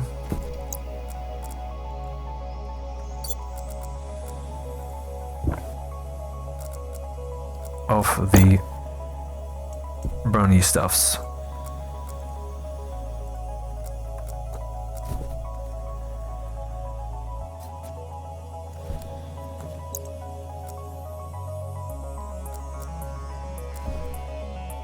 Okay, we're almost reaching 20. And there it is. Invar. Now Constantin requires the other stuff.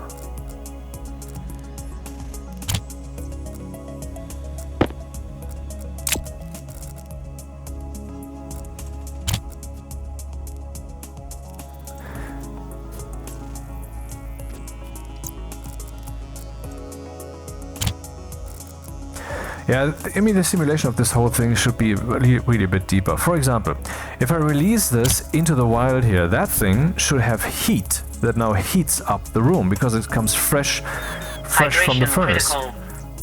For example, you know? Oh, that's already there? Alright. You don't see me complain. It just did, fuck off.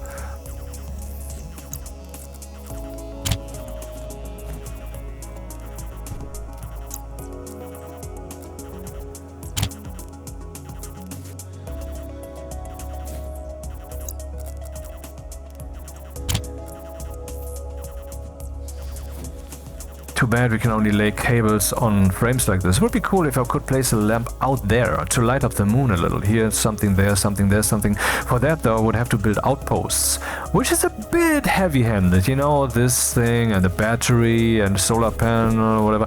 But that's a nice idea. I think we should try that. Yeah, that's a good idea. So, what about steel? What's the temperature? Temperature is high enough. What's going on? Is something missing? Right, something's missing.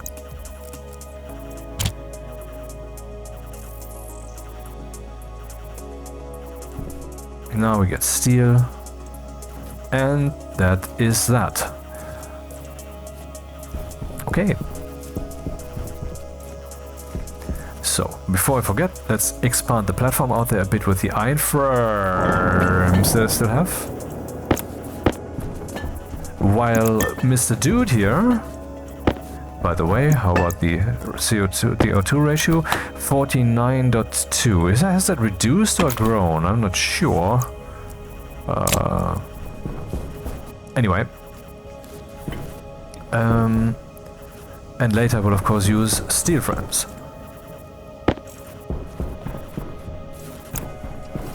Is my welder still fresh? Well.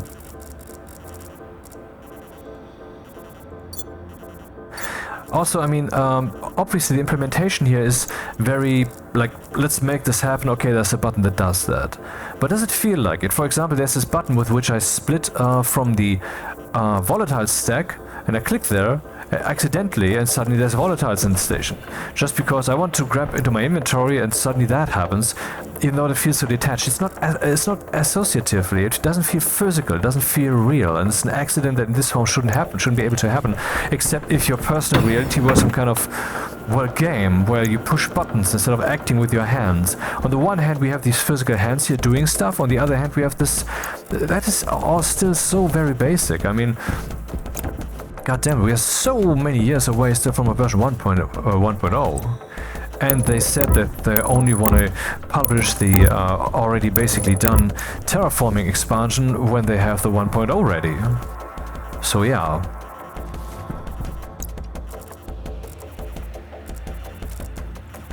Blup.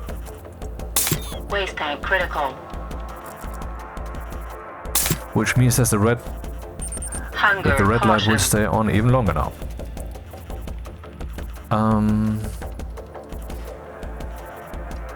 Yeah, maybe I should actually add... oh, crap. Maybe I can build a canister holder thing on top of this in a way that still looks proper from the inside of the station. Then I can just do that with a... yeah, not the dumbest idea ever. So I wanted to see how full my tank here is. Not too full, but we want to change to arc welder anyway.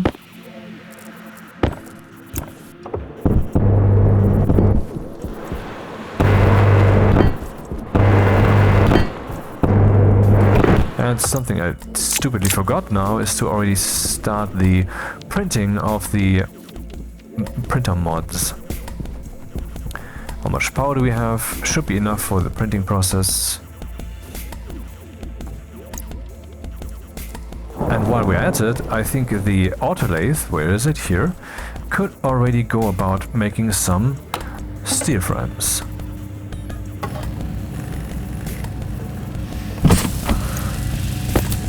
Yeah, 48.9, it was 49.2, so of course it dropped again. Here we can see the temperature in Celsius drop, 700 degrees. Of course the furnace is the absolute heat bleeder. And it's so cramped here, I cannot really do much stuff. The electronic printer mod, steel electrum constantum. Dude, I wasn't asking you.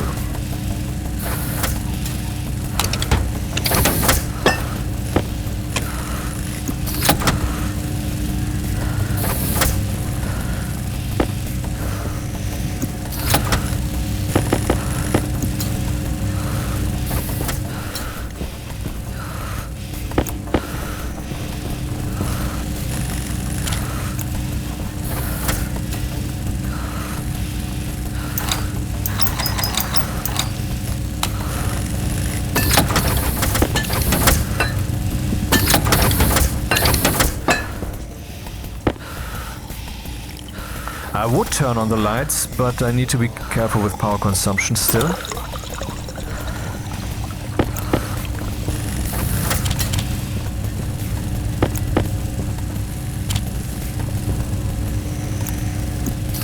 Oh.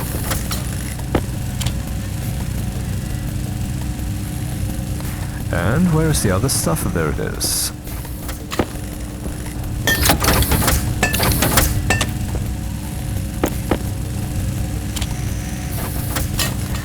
Too bad they look so very similar.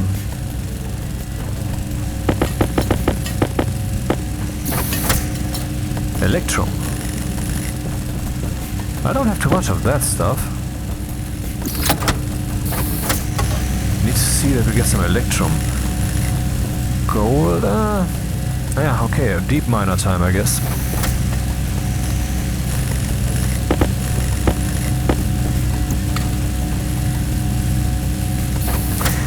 Yeah, I could already think about a generator room. I think the room should be separate, should be connected to the station, but it should be separate, of course, by an airlock. Or do I? No, well, it has to be an airlock, else it will lose the gas in the room. So I can make as well an airlock between this room and the generator room, instead of going out there and then. But I think it feels more moon stationy.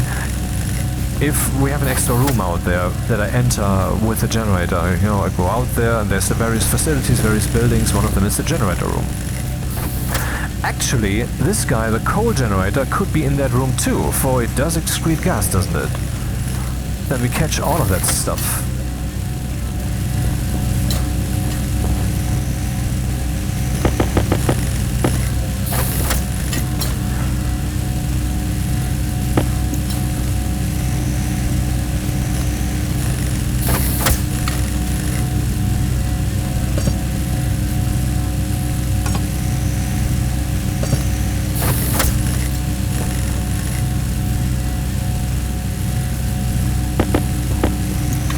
Coming in, nothing. Power being used, 800-ish watts.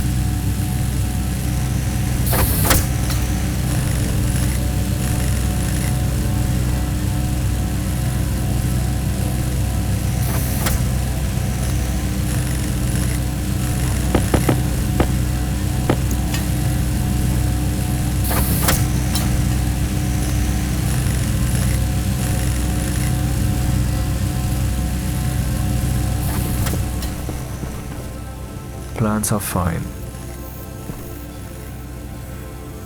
Power low.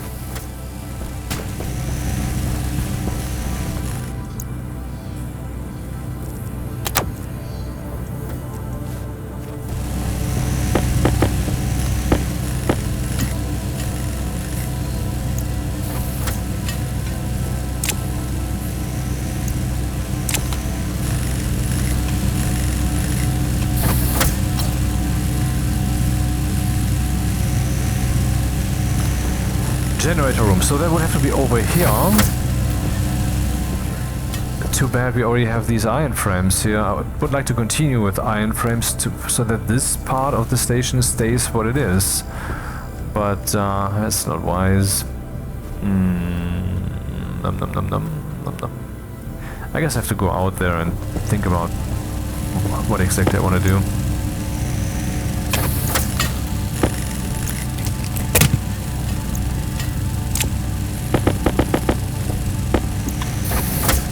Next thing I think should be the auto lathe mod, so we can make the deep miner. Needs a lot of steel, man.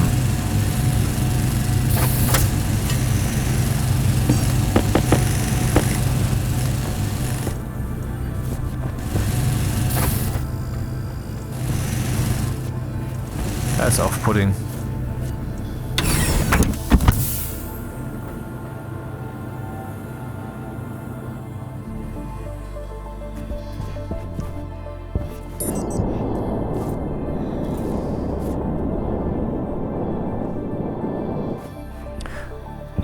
Hunger critical. Okay, so here would be a way for me, a path for me to walk, and this would be the generator room.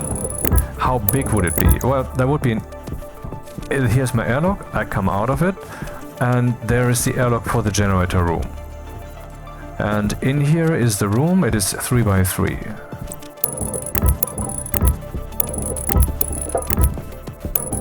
A neat little generator room. Yeah, sounds good.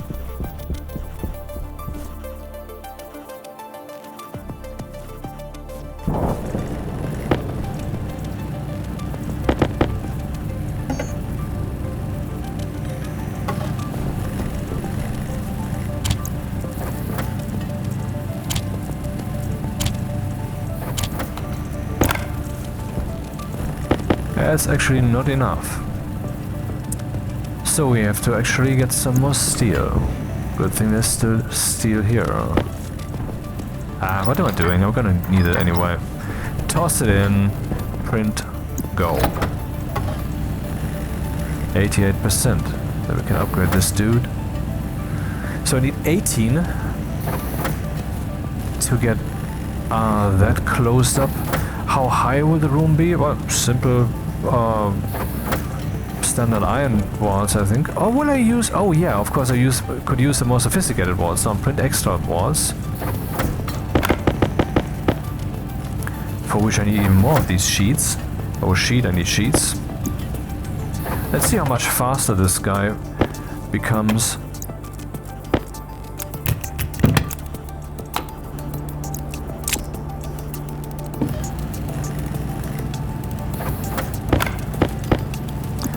Yeah, maybe it got faster, but it didn't feel like it.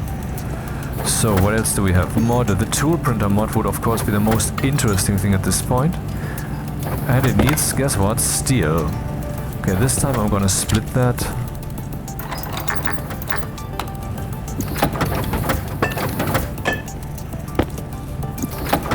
Dude. What's happening?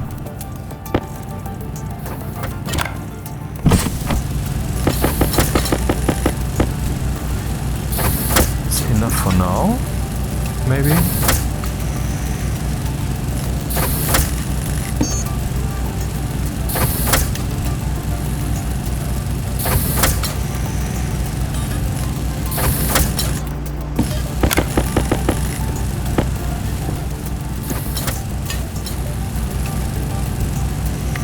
Where did that steel end up, man?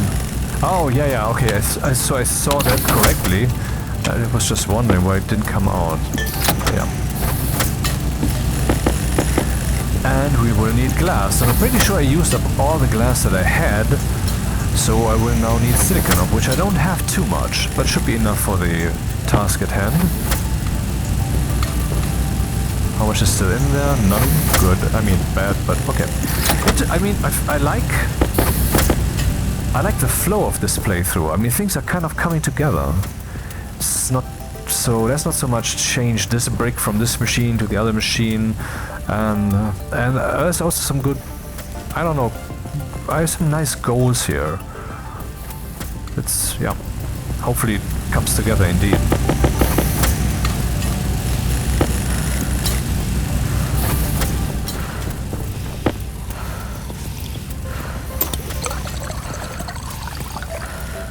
$40 liters.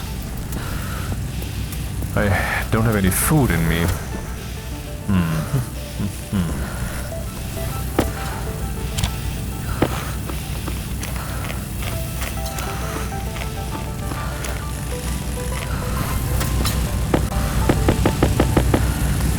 How many do we need? 9, 3 is 15, and another 3.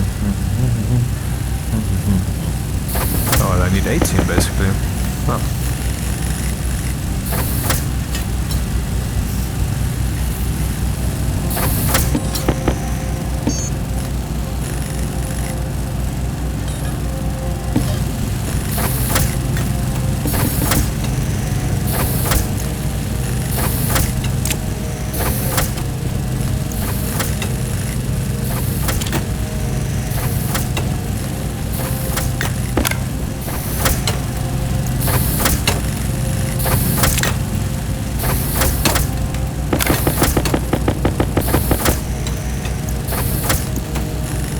These are really expensive. But glass is magical, so yeah. Fine then. Okay, the tool printer mod, which is a game changer. Because the very thing I was just thinking about, talk about good flow and things coming together, will now come to pass. I want to get some free room here and want to put more things into my tool belt, so... Tool belt Mark II needs constant. Do we have that? We do!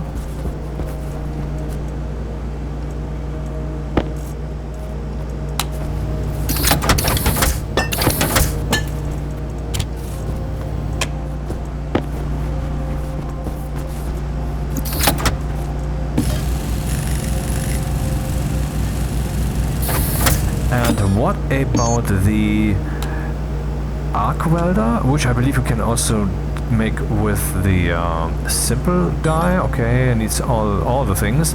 And the heavy mining drill.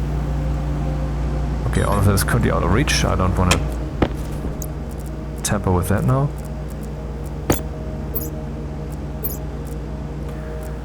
The great move. Mechanical, automated mechanical.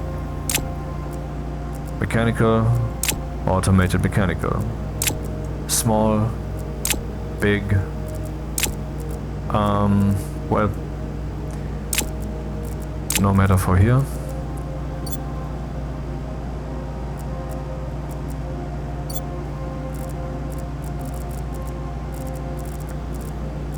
Where is it? Oh, there it is, of course.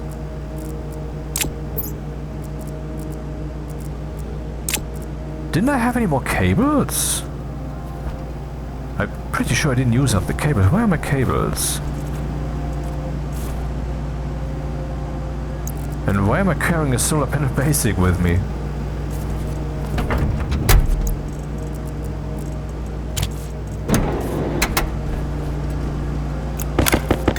Turn off. Oh, can we make the deep mine already?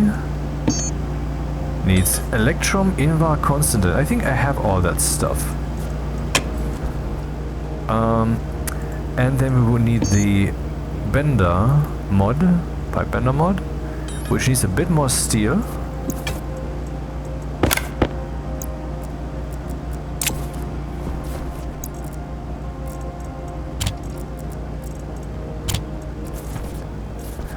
Where did I put the cables?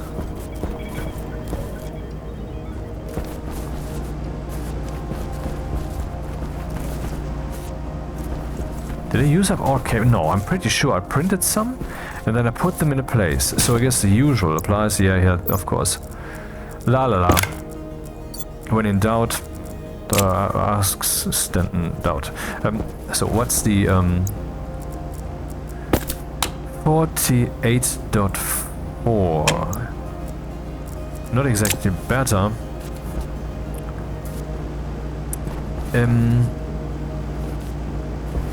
So a bit of steel, please.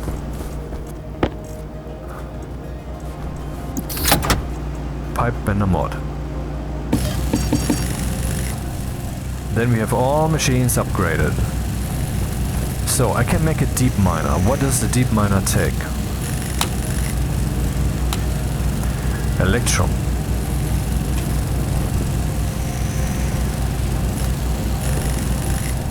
Ah crap, why does this thing not show its content? Or respectively, why do the other? When in turned off form.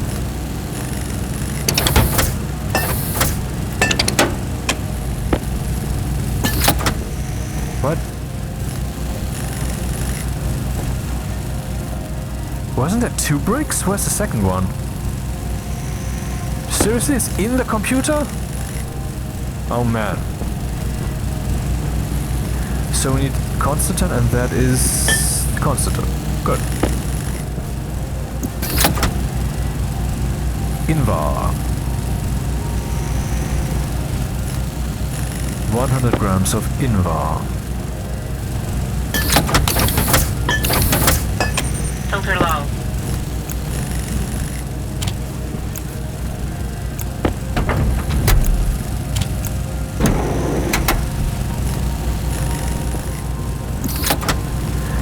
And some electrum, which I can currently not get my hands on, because I have so very little, and all of it is in here for no reason at all. No, it's actually being used.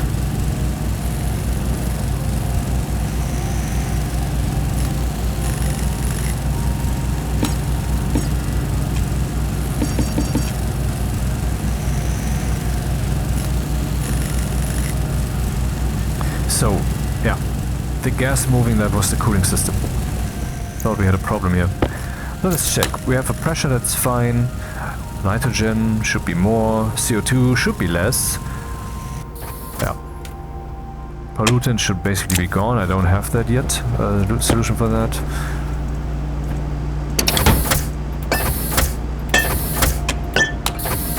Yeah, spit out all the things so I don't get. All machines are upgraded. Hooray! And I have my advanced tool belt thing here. And the deep miner is being printed. Yes. Can only make one right now, but that's good. Okay.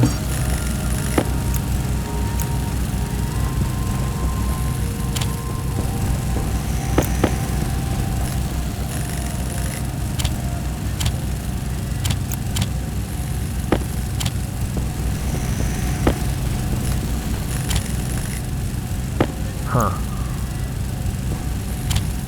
Okay, next plan. Kind of losing track here. What did... yeah, of course, the...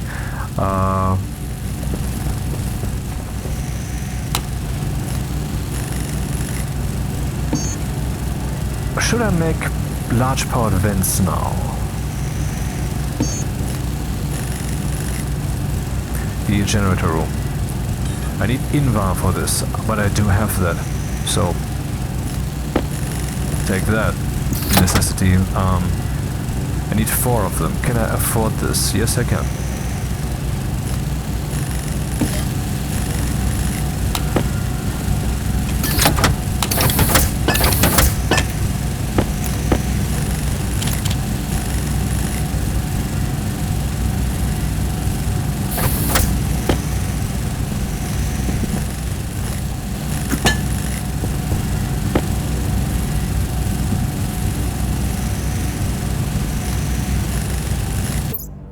Haha. Now it would stay forever on the screen. No. What's happening? 1, 2, 3? No, it's 2.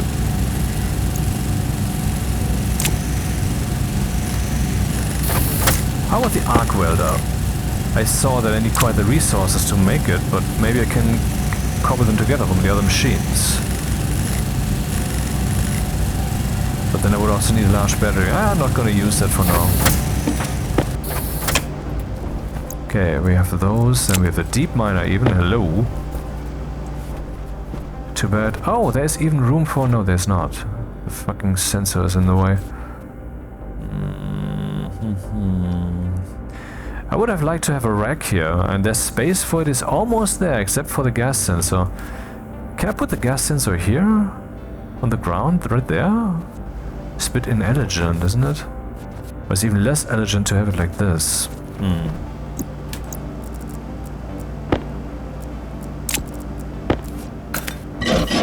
Oh, there's no space, actually. Though I can put it there, of course. Oh, let's do that. And make already a looker.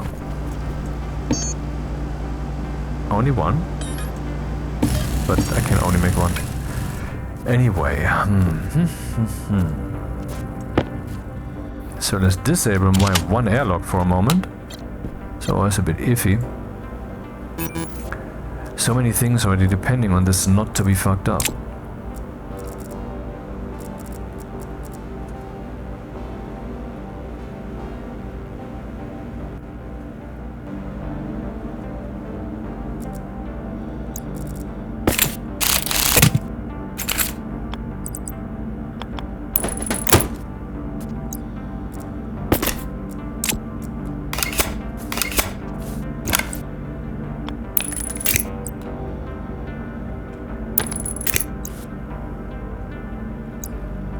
Even got an extra cable.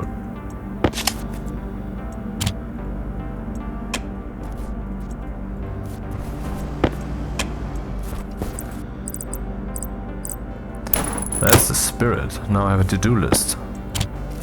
Okay. And that is stupid. I teleported that into my inventory and it didn't detect... Oh, there's already a stack. Let's put it on there. God damn it. Insufficient, man. How intense must the constraints be for Rocketworks that they... I mean, they must feel the pain of all this incomplete stuff. That they cannot follow this pain and fix it. How tight must things really be at Rocketworks?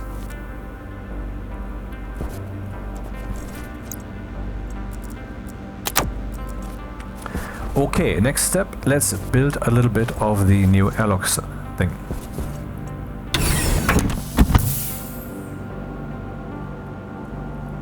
Just thought, when this new horde is done, this new little thing, I could actually connect it directly to this station with one simple door in between that is welded shut or something, you know, a manual hatch.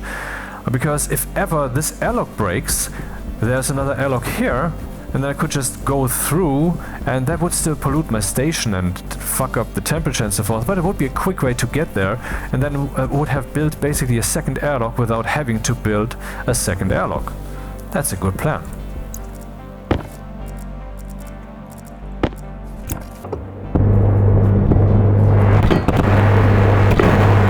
Filter low.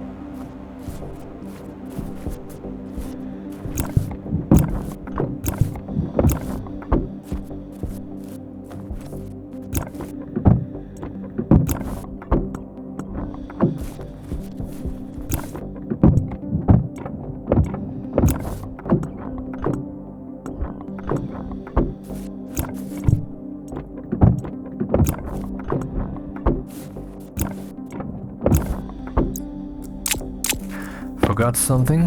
The airlock needs us an extra wall. Will I walk straight or around the corner? Around the corner. Is around the corner a good idea? Where will the active vents be? The large powered vents.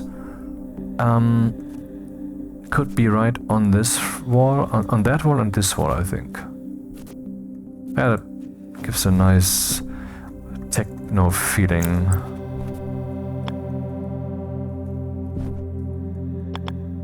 So it doesn't really matter how I place the wall. Oh, then this is good placement implicitly.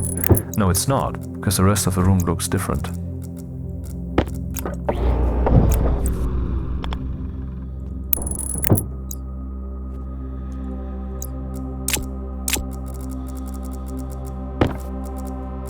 I swear I haven't counted these. Nice that this actually works out.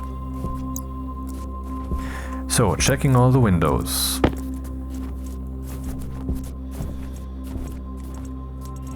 First row is fine. Second row is fine. Third row is fine. So, as always, we place them so that the cables connect, making things a bit more efficient. Then I believe I have to weld them with this. Oh, I need electronic parts, right? Yeah. 4 of them. And then I will also need the other airlock equipment, the console, I need doors. What's the power doing? Okay. See, that's a thing. Oh my god. I basically don't have any power left. I will not be able to... Will I?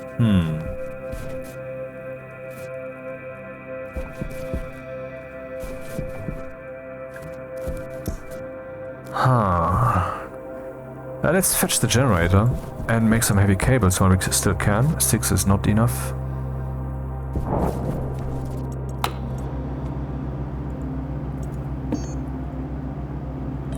Should be faster now also.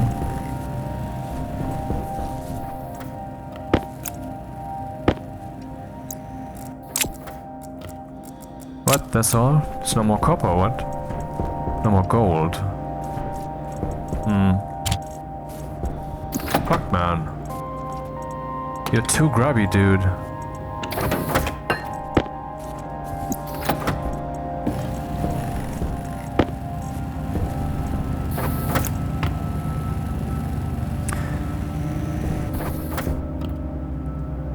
Too bad I don't yet have a copper, huh? God damn it.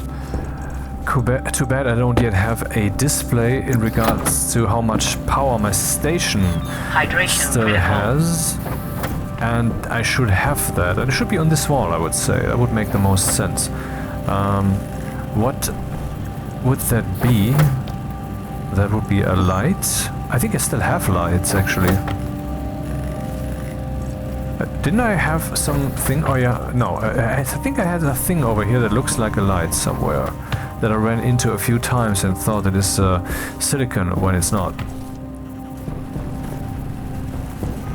Apparently I'm mistaken.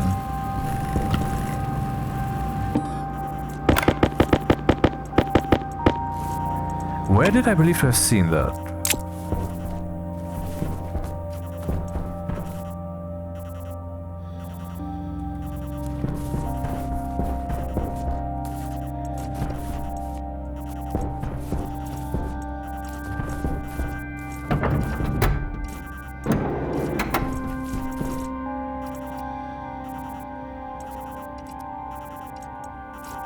I guess I must have hallucinated. I'm so sure I saw some. None here. None here.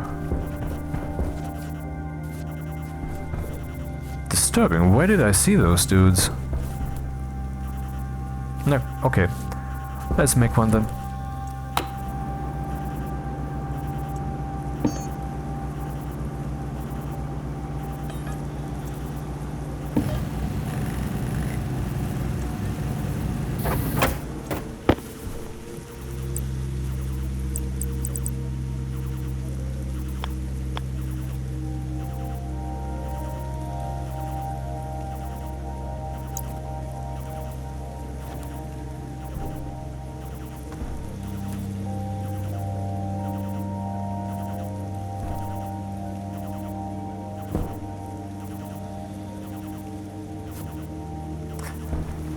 I have more pressing concerns, so let's deal with the power.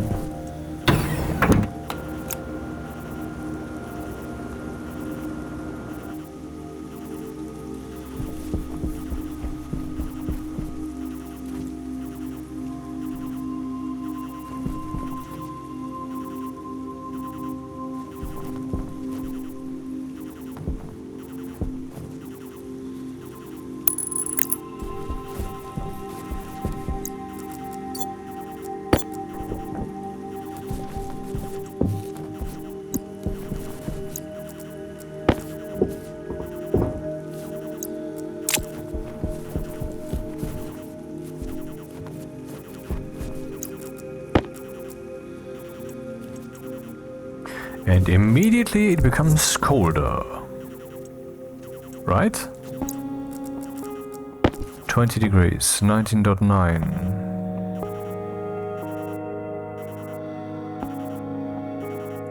Huh.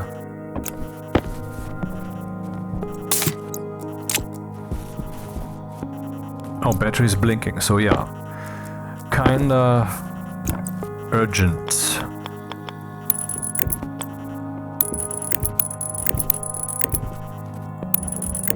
Ah, fuck me, I don't have any more heavy cables. Yes, I do.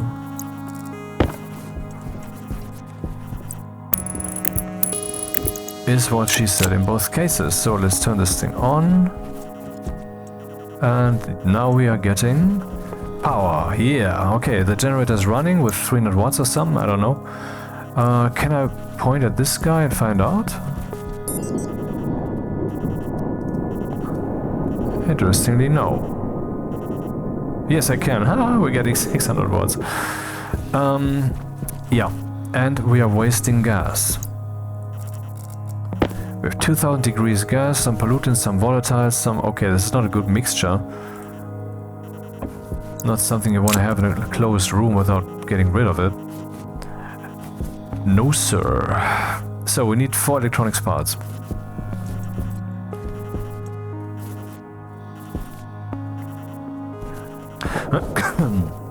Should we need more of these? Or the deep miner, I think I need... Oh, we need copper. Hunger, caution. How many does the deep miner need again? 16 or something, right? 12 steel sheets, 4 electronic parts, no, 4 only. What's missing? Iron. Oh.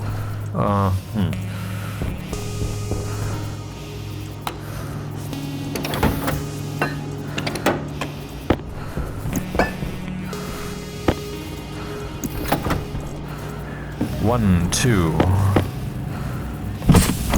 3, 4 for the vents. And then we need 4 more. 1, 2, 3, and then there was nothing left. What is missing this time? This time it's gold, and I actually have no gold left.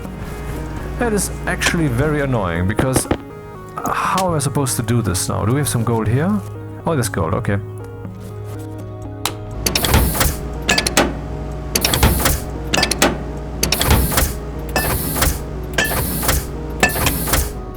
Of course you would.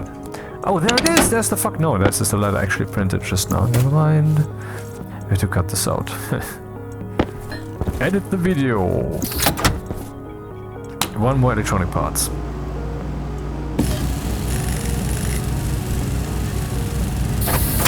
Okay, how the batteries are doing? They are both still blinking, so 600 watts isn't exactly world-shattering. Yeah. And I wonder how full the canister still is. I'm pretty sure that this canister lasts for a long time.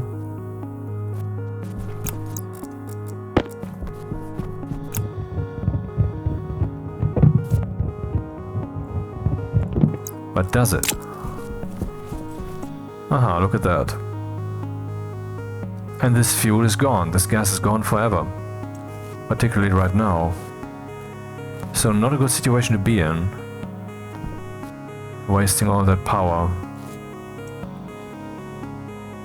But both batteries are blinking. As long as they're both blinking, I'm not going to turn that guy off. Okay. Weldy, weldy.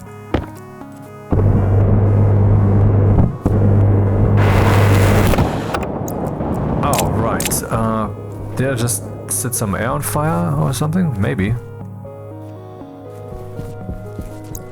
Need more cables. Guess I have to do another mining. What the fuck? Do another mining run.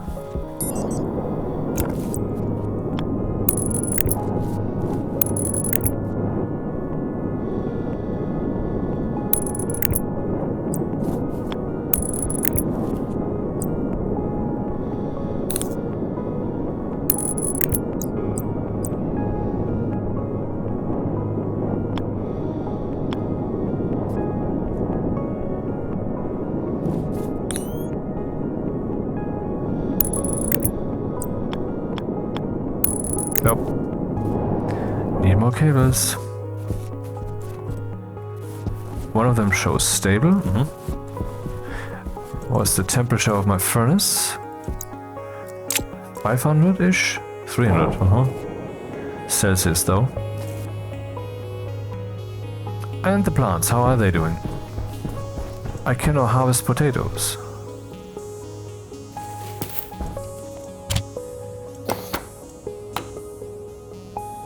Yep, time to eat.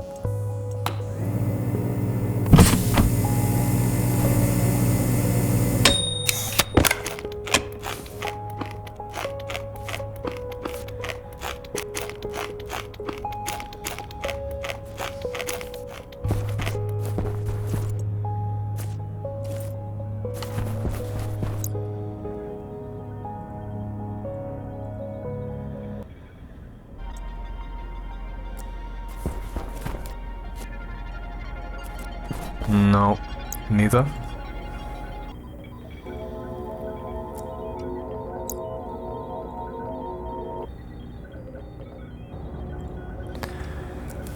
Where was I?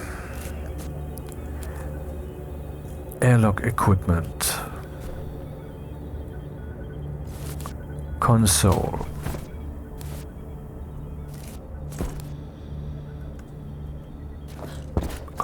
Console. Cable, yeah, of course I need cables.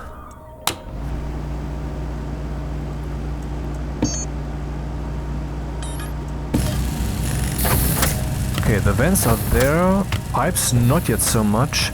I need pipes that go to the indoors. I could use actually pipe cowls here. Pipe cowls don't quite have the volume that I normally would need there. See, on Europa, for example, if I use a pipe cowl for the outside large powered vent, then I will hear that the pipe is actually dying because the pressure will be so high that the oxygen that you're pumping out, which is at minus 140 degrees, will start to become liquid, and so the pipe will take damage. I know that has happened, so I'm not making this up. Console. Advanced airlock. But here on the moon, we don't have that cold temperature, and we don't have that amount of gas to pump out or whatever. So that would be feasible. I can just use cowls there. But on Europa, cowls are evil.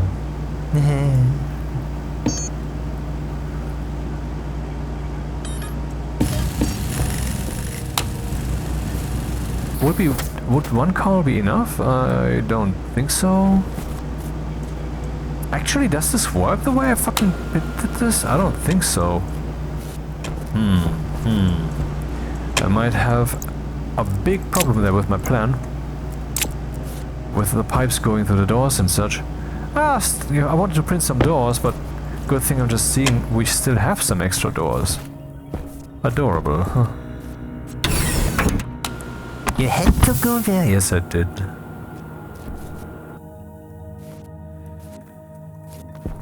How full is this? 3,000? Well, 3,300. But then it's gone, then we no longer have any gas, and look at this. God damn it, and I'm wasting all the waste gases. Because there's still some fuel that I could extract from there. Maybe that's even the idea. This thing is dirty, and tosses out some...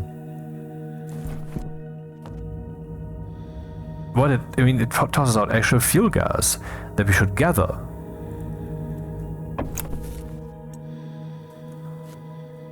Yeah, let's leave it at that for now. Damn, I forgot to bring a pipe. Yes, you did. Shut up, bitch.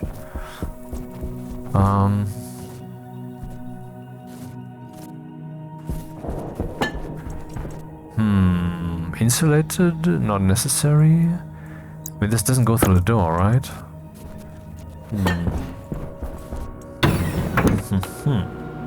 Don't have any glass to complete the doors either.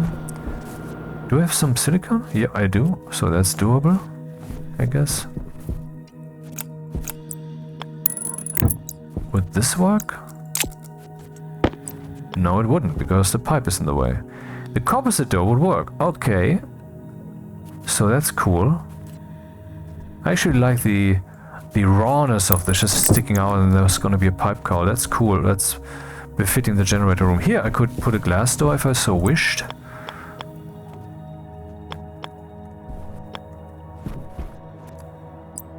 Because we have the space for it.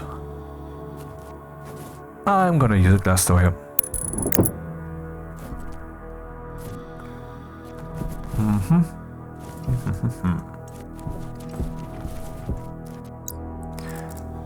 Then we need an area power controller, and we need a cable here, actually from the batteries.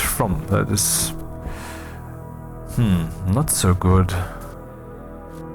Because I actually wanted to change this to first use heavy cables and I use transformers indoors. Maybe this is the opportunity to do that, but I don't have the power. Damn. I guess I have to go out and drill some, huh? Here's what he said. It was Saturday, and so he considered his options.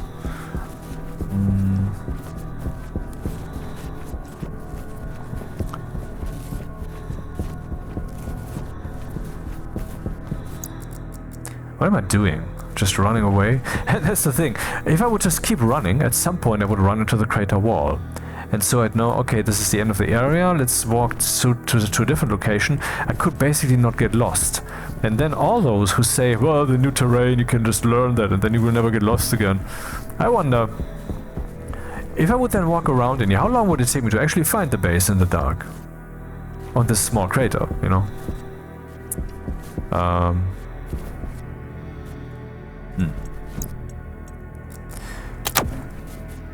What's my next step? I need some coal, definitely. Don't want to burn through all that stuff right now. I don't want to waste the gases.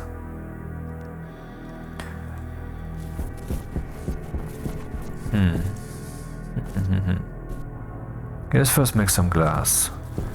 I think I need 3 sheets if I'm not mistaken.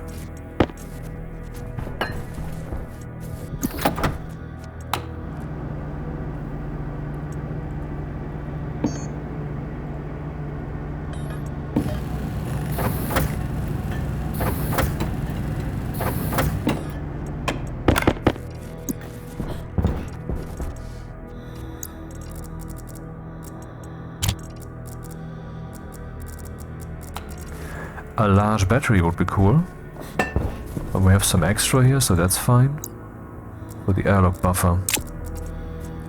Don't want to buffer an airlock with a small battery. And here I will already print actually 2 transformers if we can afford it. I guess we can't, because I bet they need gold.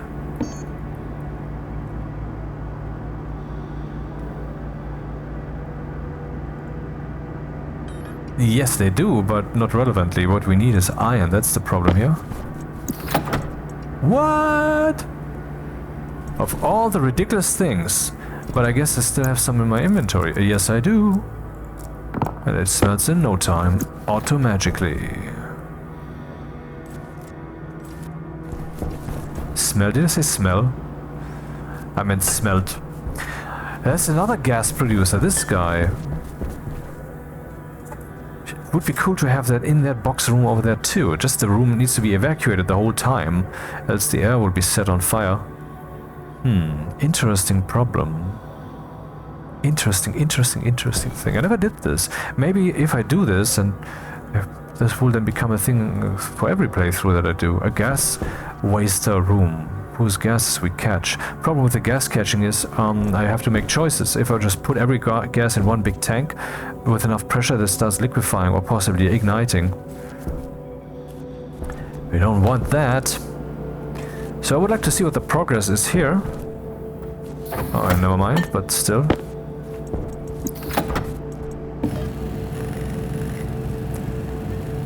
Okay, we need copper. I don't have copper. And I have coal! I have actual coal here.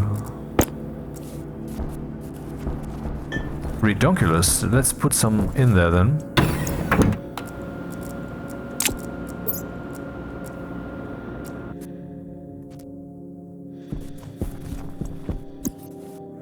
Problem solved. For now. Yeah, what did I say? Copper. Do I have copper on me? I don't. We have no more copper. None. Yeah, we have 1 gram of copper here. We need 3 grams of copper.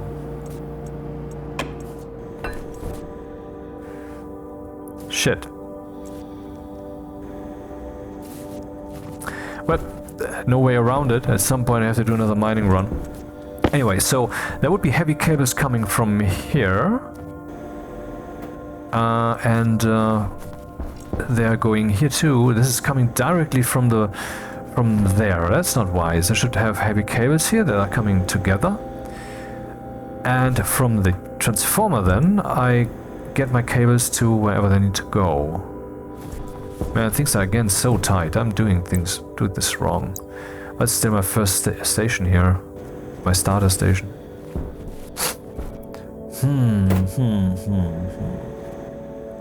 Heavy cable. Comes together here. This can just stay out of the way. The transformer could be here. So up here we would have power then. That goes here straight away. Good thing.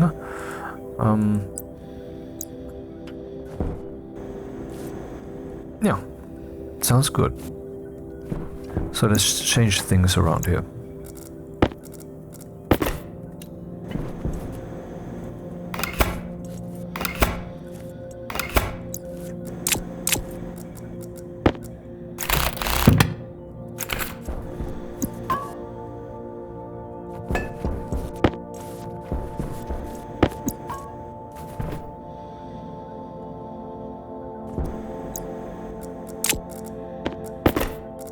It's a 3D puzzle game with physics, chemistry, or atmospherics, I don't know what to call it.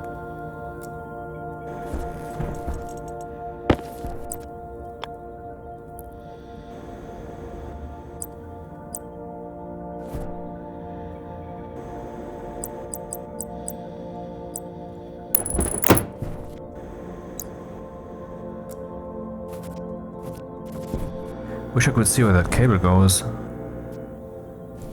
Guess there's only one way. Again, you should put that here, man. I already have a stack for that. God damn it, there's so many things. I mean, the things I've talked about in the previous video and in this video, particularly in this one when it comes to usability, it's baffling really how many things are so crappy in this game, isn't it?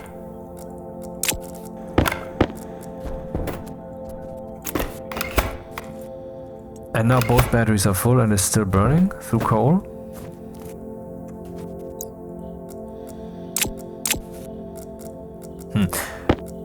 And I wish I was different. Or were, I wish that were different. That's grammatically correct.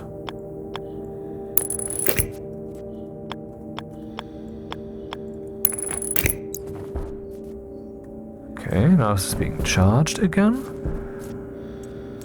And this up here, not, and that is within my plan. It's contained therein.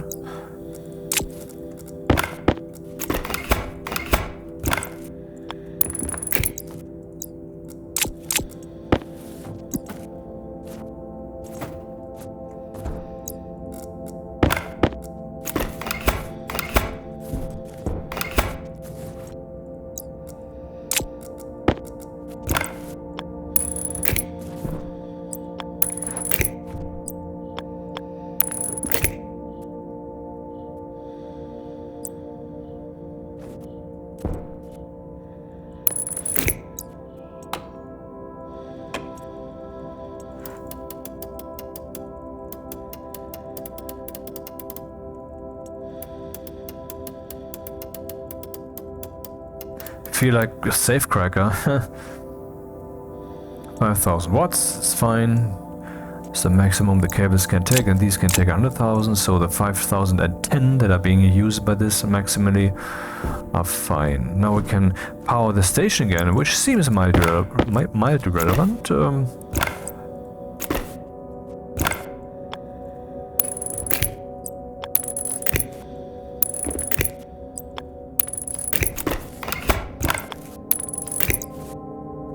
It's not powered though. What's the logic?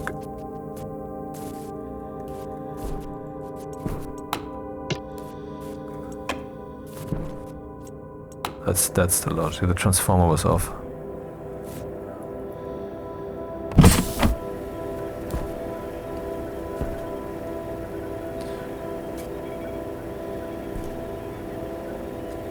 This cable is going nowhere, but we can connect that. Should be a simple thing. Hypothetically, do I actually have to go out to do this simple thing? God damn it. Oh, okay. Then I can also offload some of the things I've been carrying around with me for the longest time. Bonk, bonk, bonk, bonk.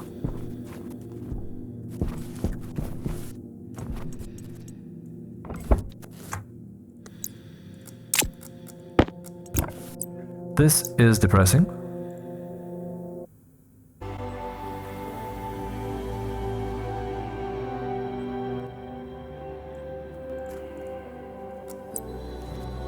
This is very much not so.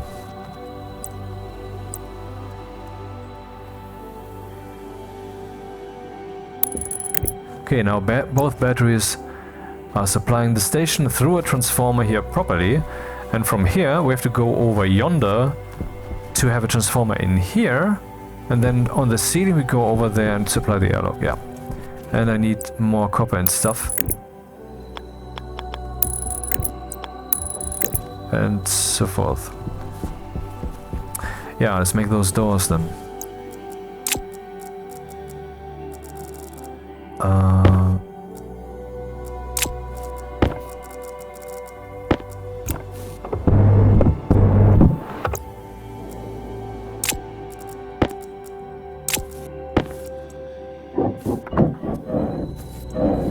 Exactly 3 plus the glass sheets. Neat.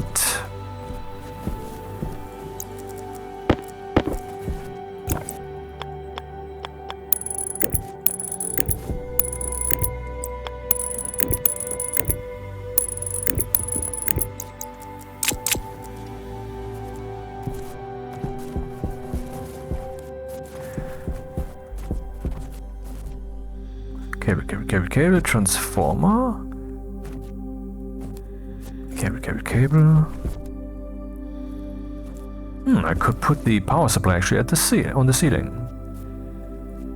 Here we need a pipe. I don't even know. Maybe I done goofed. I did done goof. Okay, I actually needed a composite door here. Okay.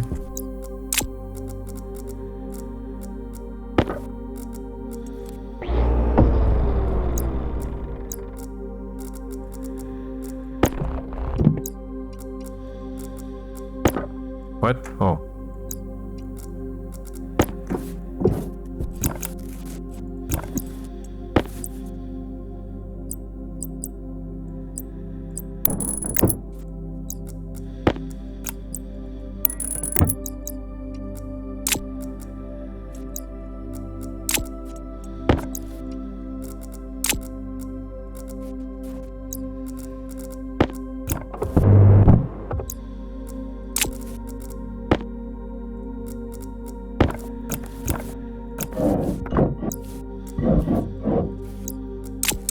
Need 2 pipe cores. I think one's already printed. I could have curved this here. Could also have curved this here. But I think it gives a nice techie look if it is done like this.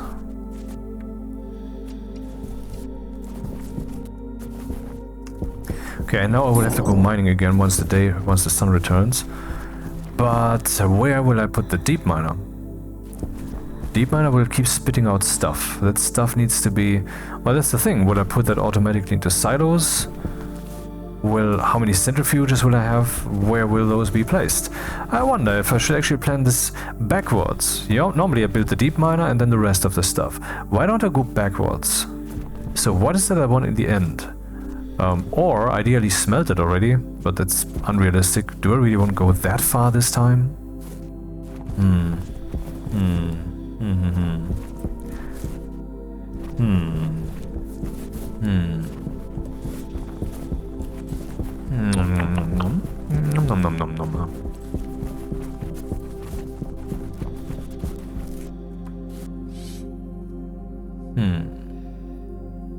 I could have logic sorters here, a tree of logic sorters, so not just... does it make sense? Or will I just use classic sorters in a sorter motherboard with this ridiculously dogshit interface? Logic sorters would be cooler.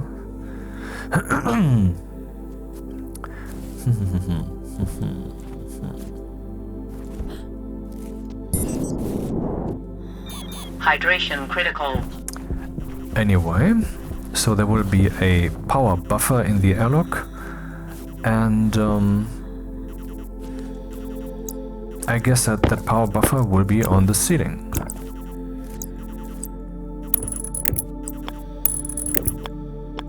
We could also put it on the floor, but why should I?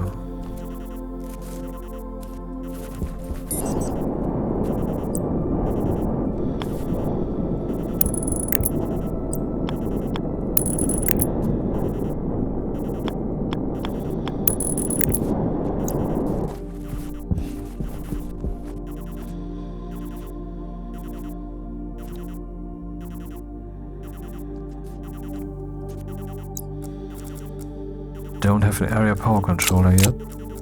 I think I have an extra still from my original station.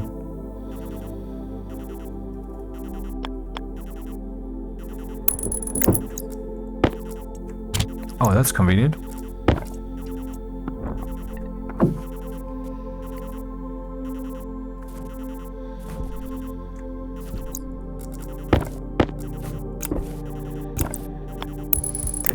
Here's where the cable cometh.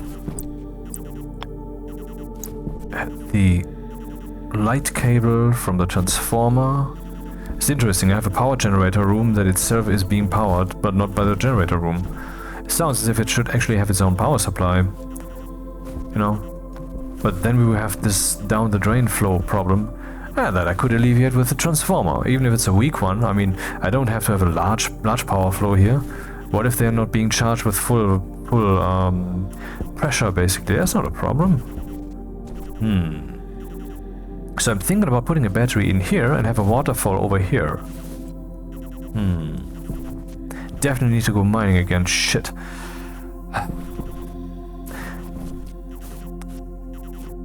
Maybe I can place the deep miner first and build the entire facility around it.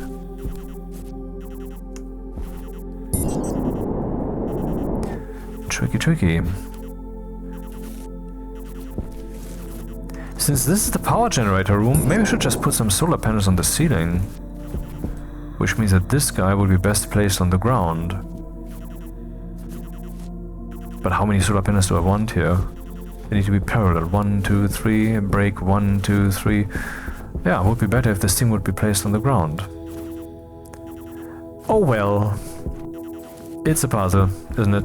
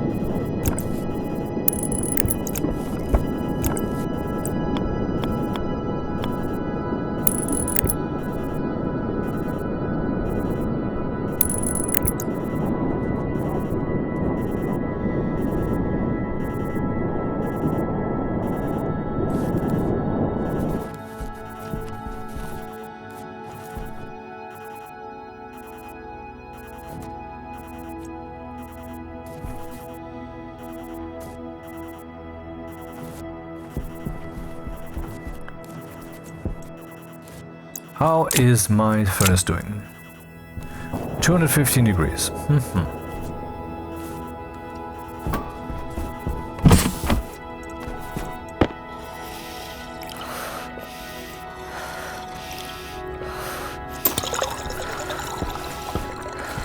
This will create 1 potato seeds. Still have 1 potato seeds, so we can just expand our operations. Okay.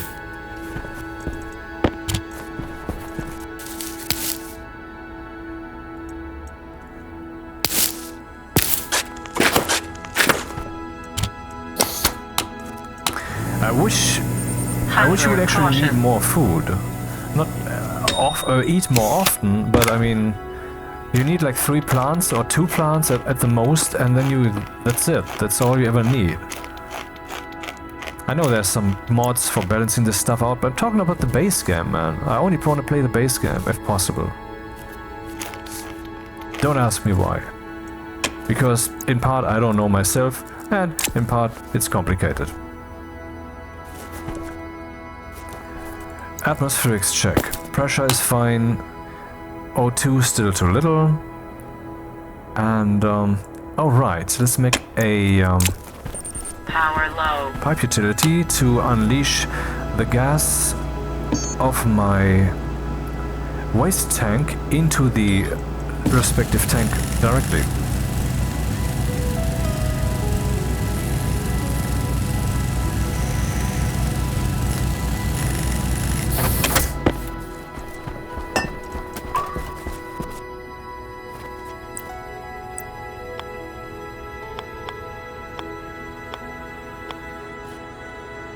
Looking good. Yeah, that actually works. And then I could put the same thing on the outside. And this guy can go away. No, not this guy. This guy. What's my waste tank? Oh, my waste tank is rather full. Okay. It's just time, isn't it? The time has come. It's finally happening. 13 billion years. Wink, wink, nudge, nudge. So, put that here.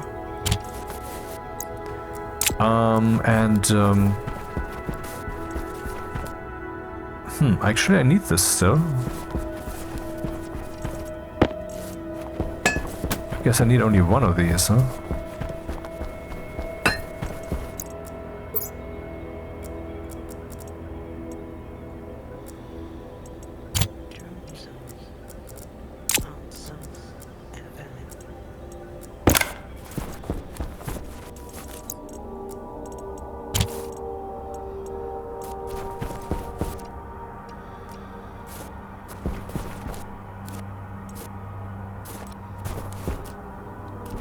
So, key problem still resources. Yeah, I'm gonna wait until the day and then have to do another mining run, for which I will need the better drill. I don't think actually I can print this with the resources I have here, but then I will just go out, mine the respective resources and then run out with the proper drill. Okay, I need a pipe utility thing. No, I don't. I can just use this one.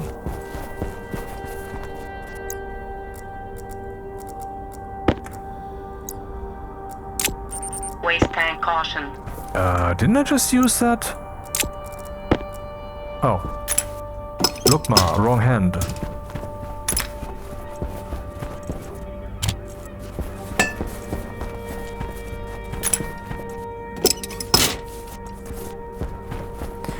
And then, next thing when I walk over there is what?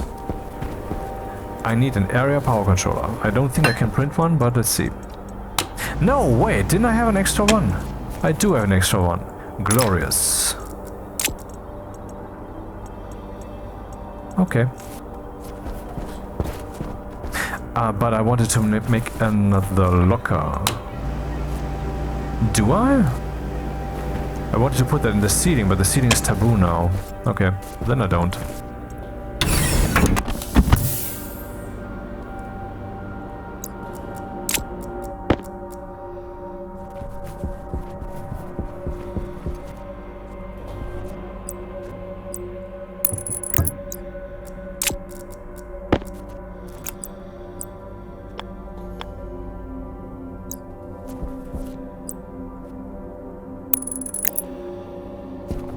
Yeah, that's not perfect, but it's better than nothing, I guess. Really not perfect. Really just very, very makeshift. No pressure in there yet. Okay, that's ideal, I guess. Goodbye. Waste tank critical. So, by the power of equalization versus volume, we are seeing that 3 megapascals are falling down to 1/10 of it.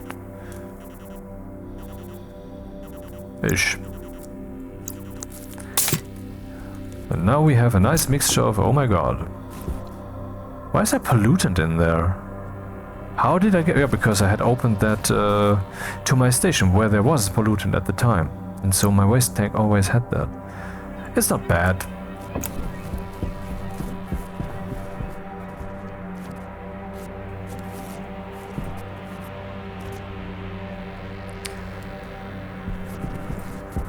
So I should put a battery here, so which could then go into this airlock here. Though, what if I want to go into the airlock and the airlock doesn't have power, because the power is coming from the APC?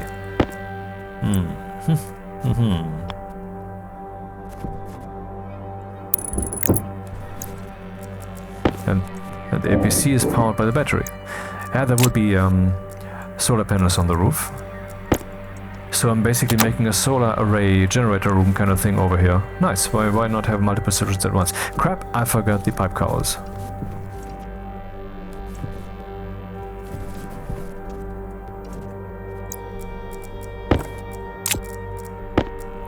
Yeah, it's wasteful to have this on the ground like this, but there's no way.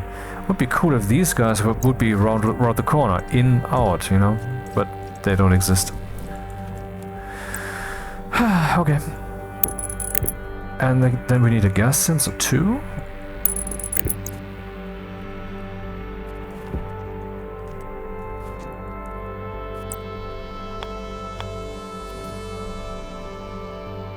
Both are yellow, so that's a proper connection.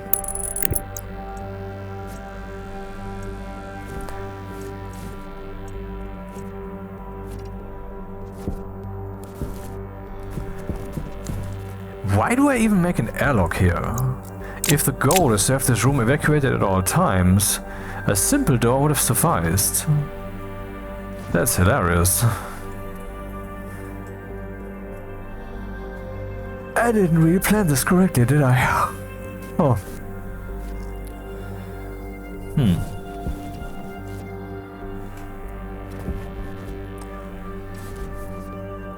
Well, I can make a generator room elsewhere, and this becomes, I don't know, living survival room kind of thing.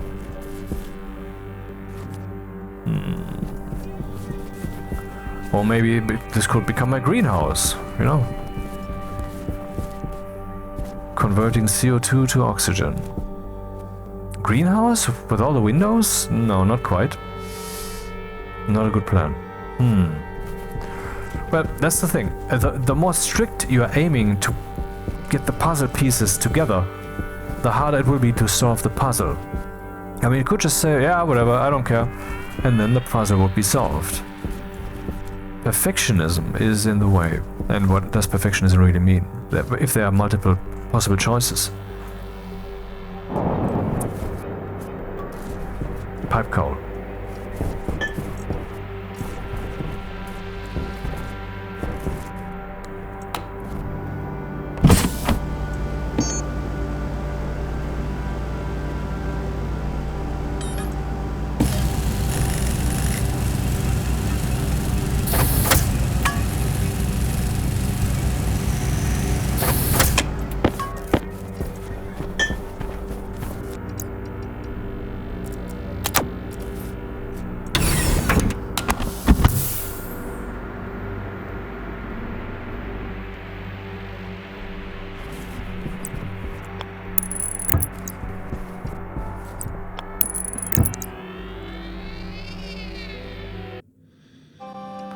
Was the track just changing?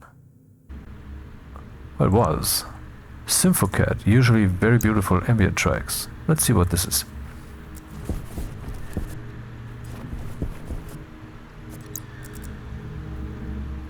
I like to have a battery in here that fuels this guy, and the battery itself will be fueled from this, and then the battery will... I mean, will this be a generator room or not? Huh.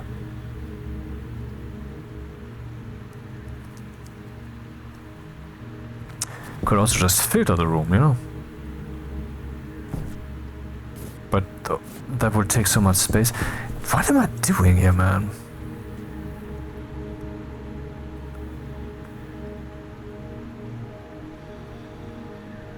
It was really superfluous to have an actual airlock here. All the vents. It's a waste. I mean, I built just a proper airlock. This is the cool airlock. What I should actually do is... I should basically not do this generator thing in here. Comparing all the factors, this guy wasn't giving me much. So that's a nice fallback to have, and I want to have that. But it shouldn't be in this room. This room has a nice airlock. It's a small room. What could this room do and be? Could it be, for example, a logic room with lots of chips and stuff in the computer where I can program my entire station? And this will be the central hub or whatever.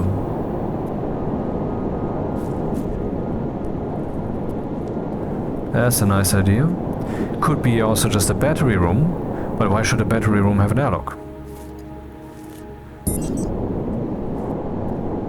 That's still so fucked up with Stationeers. See, batteries, if they are in a room in a vacuum, they will lose charge.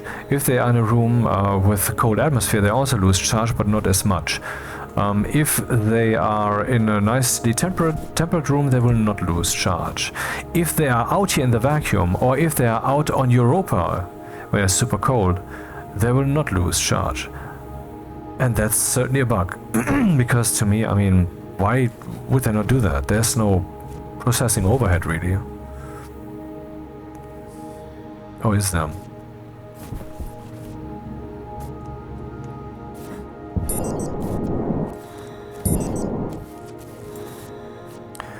The sun is coming up soon. I'm not sure what the next move should be. Okay, let's think about this then. Okay, we landed on the moon. First move was make a little box to survive. Why? So that I can eat and drink. And I can do that now. I have my box where I can do this. This is only one box. If this box dies, I'm dead in the water in principle. I mean, if something explodes here, I can basically start over. Only then I won't have this neatly organized materials box from which to build, and I might actually not be able to survive. In principle, I should be able to survive without loading a save game. Loading a save game is ugly. Don't want to have to do that. So to have a redundancy there, that would be nice. Okay, that's enough for this branch of the thought tree. Now let's go back. So I landed on the moon, made a little survival box. I need energy. I can put some batteries in that other room, but I can also let them stand on the moon. Which would be better for the batteries, because there they will not lose charge because the simulation is so fucked up. Now, I could just go and say, well, how about we imagine that we have CO2 toxicity, and we have that batteries discharge in the vacuum, whether they're outside and inside. Even though it's painful, that the fucking shit is not actually happening like this. But we could play it like this. Like, how would it have to be? So the batteries would have to be in a battery room. So we have a room there that could become the battery room. It could also have some reserves for drinking and eating, just in case I need a fallback, and maybe it can also have an auto lathe and some reserves, you know, arc furnace arc furnace kit in a box or something. It would definitely have solar panels on the roof, because it would be like the central power station. There should be transformers that lead from there to other places. The transformers should be logic controlled, because if the central power station loses too much power, it needs to protect itself, because it's the fallback to which I can then retreat. So it must not hand out all its power to connected power stations. How full can I really make that? with batteries, since the batteries only can be placed on the ground. I can abuse the frame trick to stack them, but they will also look as if they're levitating. I would like to not do that. Now I could say, well, print an advanced battery then, a big one. The large batteries, yeah, okay, let's do that then, and ignore how annoying they really are. Because the large batteries, they hold about 2.5 times-ish the charge of a small battery. If you stack two batteries on top of each other, then they take the same amount of space, and they almost have the amount of power that a large battery holds. But the large battery isn't just not much greater in regards to power storage, but also it is much more expensive to make. That is why I'm saying that it's annoying. I would like that thing to have 3 or more than 3 times the charge of a small battery. That is what I would like game balancing wise. But that will never happen at the pace at which Rocketbox is developing this game.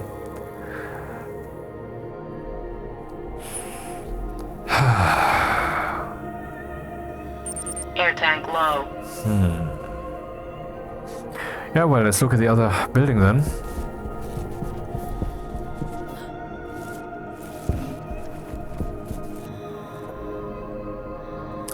Could place maybe 3 batteries over yonder. Could also put some chips or something on the wall, so above them. Or I could just wait for large batteries. I think I would just use large ones. The large ones I place here. Here could be a transformer, maybe some logic, power controlling and so forth. Some fallback generator could be there, though it would pollute the air. I can actually make a box here, put that thing in its own box room, or maybe this guy also. So we would have batteries here. There would be a little bit of space in front of them to walk, not much though. Here we have 2 boxes for these generators. It doesn't tickle. I don't like that too much. Could we print a large battery? No, for that I need resources that I don't have. Soon enough the sun's gonna be up though. Not yet.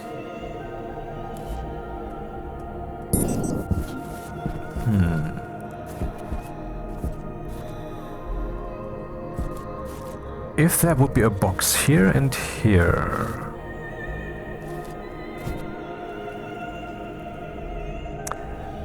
Yeah, but I would like to use the arc furnace into that same box too. Well, coincidentally the arc furnace is very close by. Maybe I should do all of this right here. Here I make a box. A box room that takes this field and this field and this field and this one also. These cables I can put on the left side where they're not so much in the way. Let's do that first, because that is not a wrong measure anyway.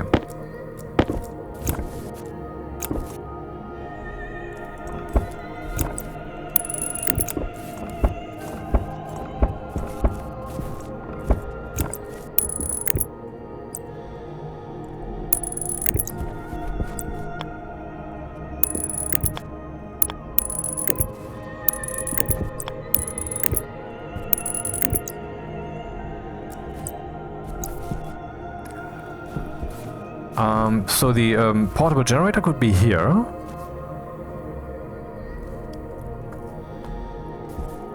And the coal burner could be here. So we would have 3 gas producers. Does that one actually produce gas? Yeah, of course, it degasses the ore if it's not coming from the deep miner / centrifuge. So this guy, on whose backside I never have to go, could just be standing here. And this guy I never need to touch again. It's completely automated. The portable Jenny could be here. I would just move it there, because it's currently not of need, and I have enough coal. And the sun is gonna come up soon.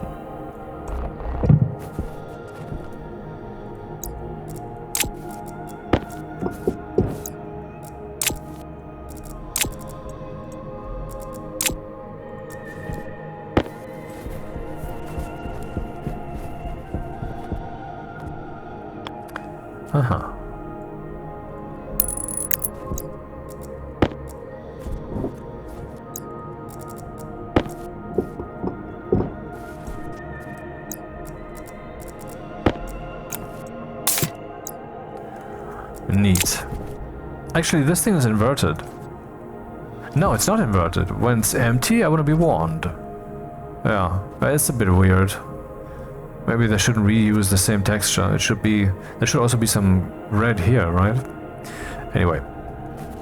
This, by the way, for those who don't know, is to charge batteries.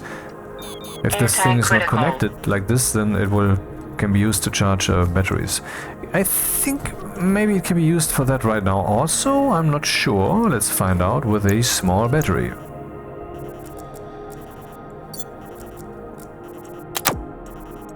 Yeah, apparently. Cool. Yeah, it would be cool if I now had some kind of oxygen line that would be in multiple places, and I could just stuff an oxygen canister in there to get some oxygen, so that I don't have to go to the source every time, which is a bit stupid somehow. It's not too much, but okay. Is it even oxygen? Yeah, what else should it be? Gas mixture. 48% still.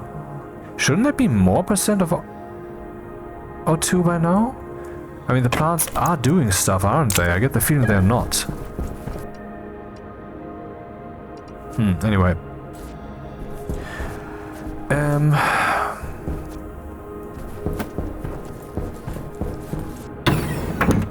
So I have to do one more proper mining run, at least, to get everything on the road here. So we'll do that. This guy can be here. And where's the power come out? On the back side. So there would be a heavy cable connecting to this guy. This goes over here to the battery room, which is here. And I wonder if we should make this room slightly wider. Because now there would just be edge on edge. Or should I make it even smaller?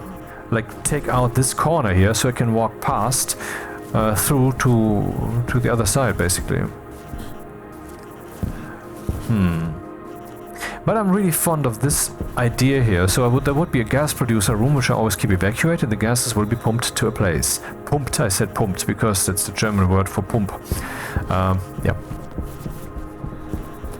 And over there, well, it smells as if there would be a gas facility with multiple filtration units and such. Over the crater. I didn't actually want to build over the crater. But then again, why not just, you know, build a little bit lower?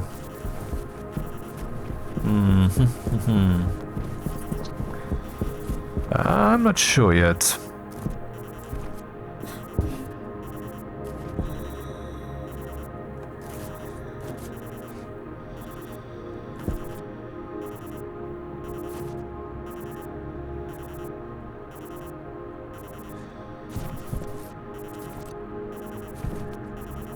So then here would be a simple door that I open, because the moon is evacuated and this room also hypothetically is always evacuated, so I wouldn't lose anything. Yet the door should be closed so that this is a proper, you know, enclosed space for doing these activities, I think. So I go in, and also it wouldn't count as a room without something like a door here. And then I can stuff in more coal, or some about this canister. So a little power room, and there's also this guy in the corner, all of which are producing gas, and which I will pump away. Yeah, sounds like a plan.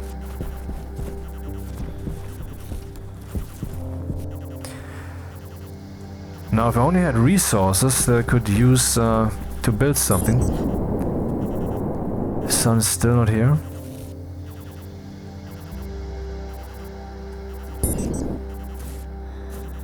Could have an indicator here how long it still is. Is it currently the midnight phase? Is it the morning? Stuff like that. Can be done easily with the angle of the sun. Funny enough, when the sun is out, I could turn on the lights because then I will have enough resources. Yeah, okay, I would say let's prepare a mining run. Because I certainly want to get that problem solved. Hey, why is this not being charged? It's not wired up. That's the reason.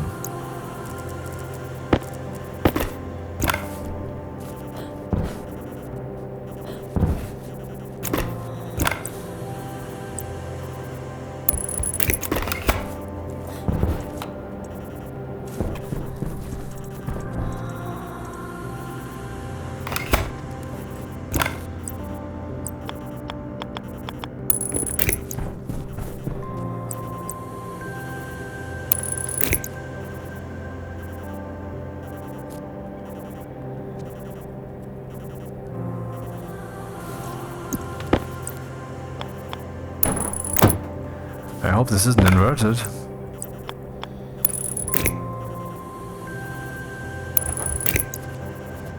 But it's not really visible there, is it? Oh well.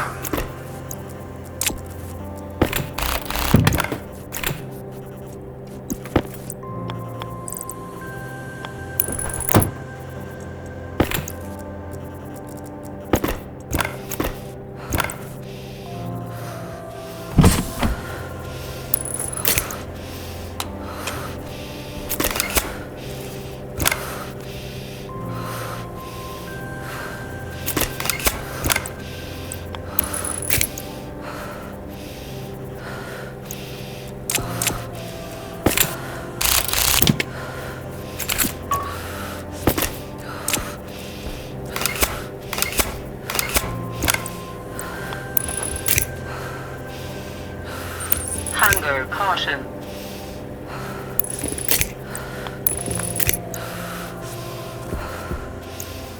Oh, you got an extra cable out of that. Not bad. Not bad.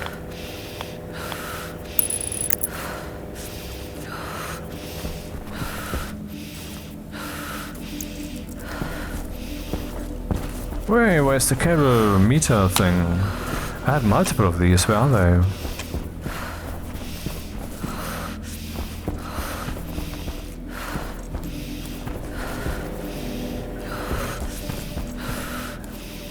Damn, where are my cable meters?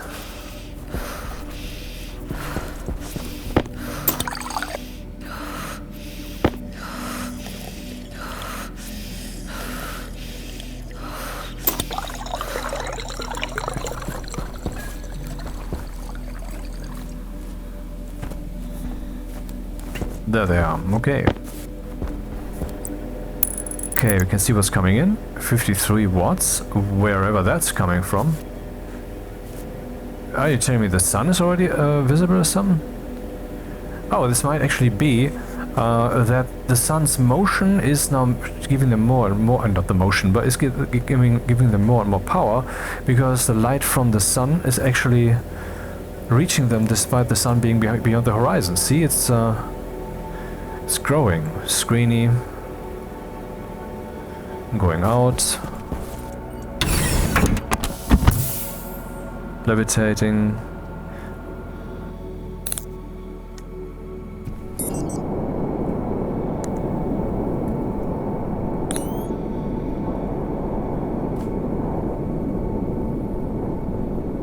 Screeny.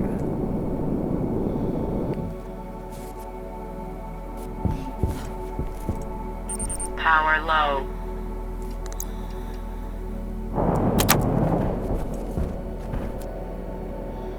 Okay, now what's coming is 0 watts. So, but I think my assumption is correct. The light, the energy that's coming in there, that was the sun. I mean, we have already seen in some other videos I made about the new terrain that the sun is still sometimes lighting up the floor, and I guess the same logic is being used to calculate whether the light reaches the solar panels. So that's what happened, I guess. How are we looking? Not bad.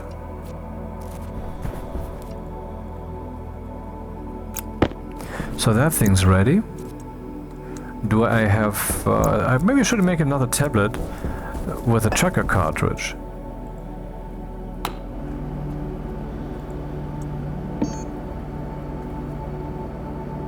Solder, copper.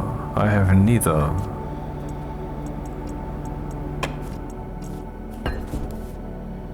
No resources for anything. Pretty annoying. There should be a locker here, a rack with 3 or 4 tablets. Or like this, also nice. Nom nom nom nom.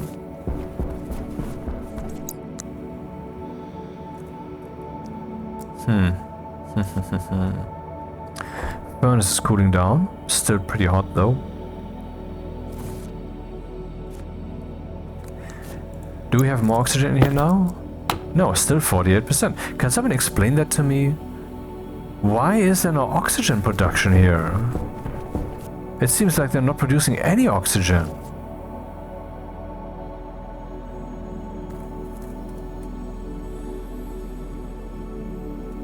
Screeny. I have to ask in the forums if that is possibly a known problem or something. Or a new bug, you know.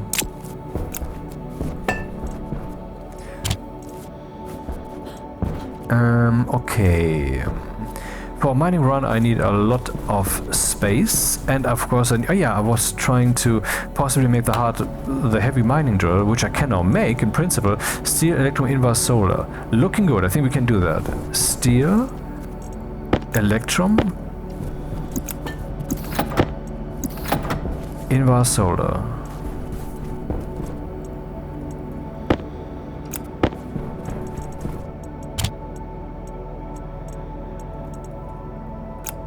Lucky. A little bit more solar, okay.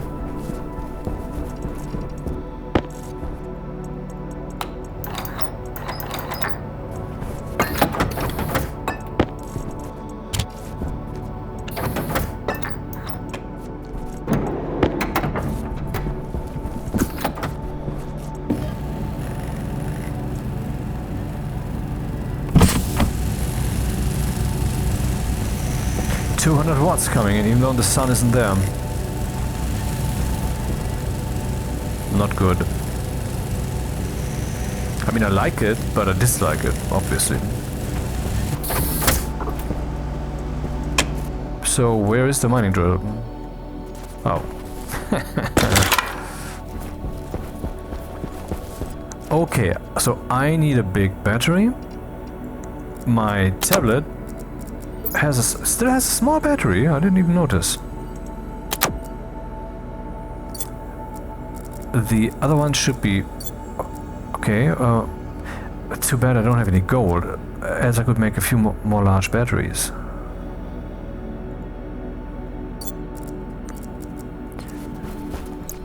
So the furnace smelty thing can go here. Or should I keep that around? There's still so much. Yeah, let's keep that around. Maybe I'm gonna mine some more of this stuff. Good. Yeah, let's take that with. There were some water eyes.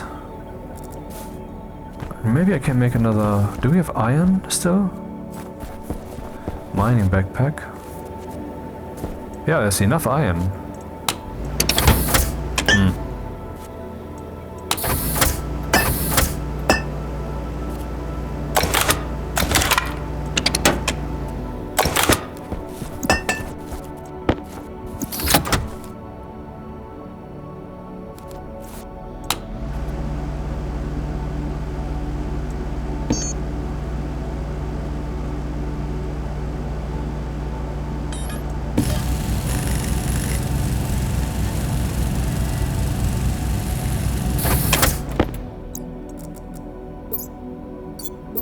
Hunger critical.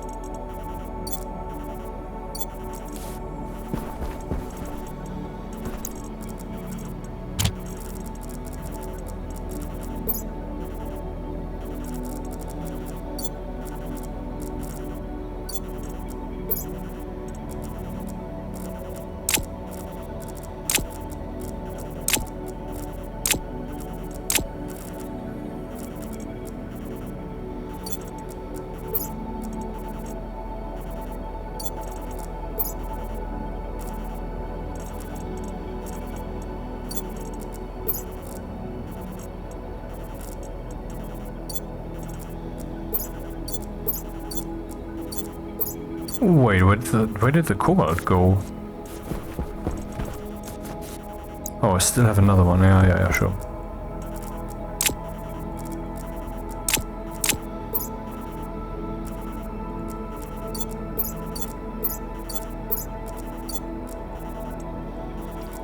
Looking good. I think we put this in the cobalt one. Yep. So having mining drill, then we would need a heavy battery for that, which I happen to have here.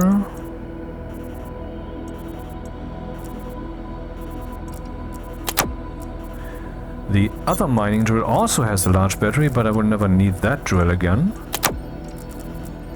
So let's leave that at home. In the garbage disposal locker, basically. Ah, there's the sun. Okay. Power coming in. Almost 1000 watts and increasing. Okay.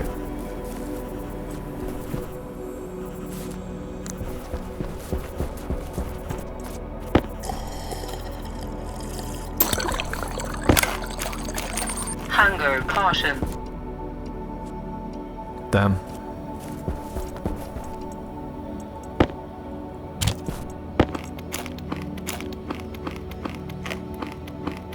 Aha, 1%.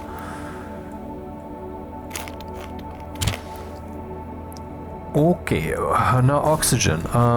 Oxygen's looking not too good. Maybe should have prepared that. I didn't. Stupid.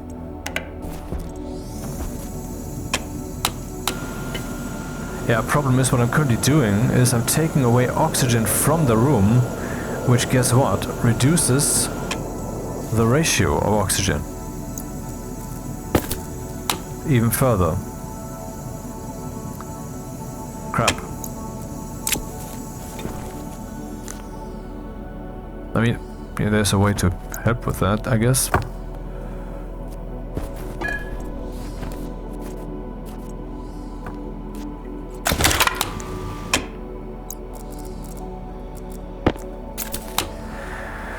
Five megapascals. Let's change the programming and get it up to 9.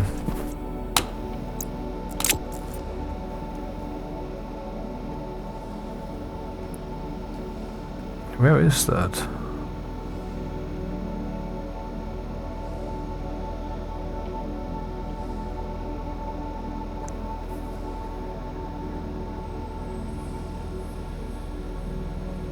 There. 9,000.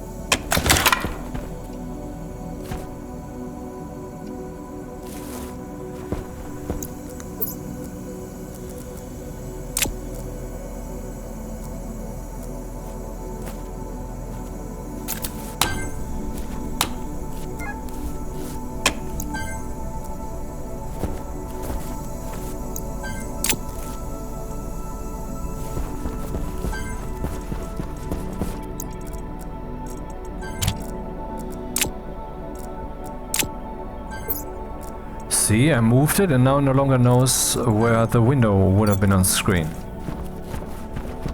That's not nice.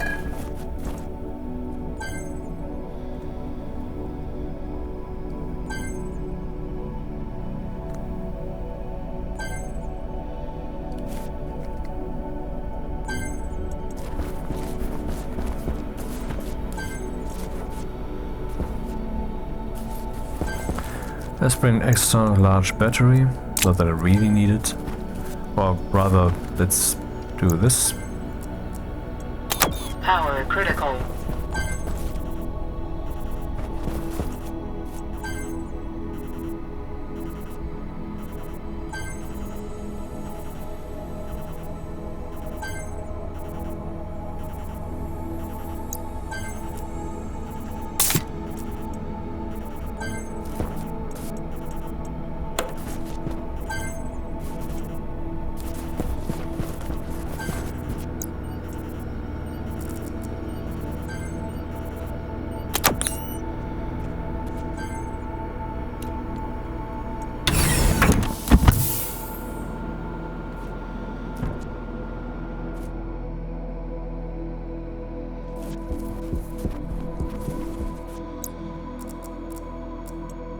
Waste tank critical. And let's go mining. Save.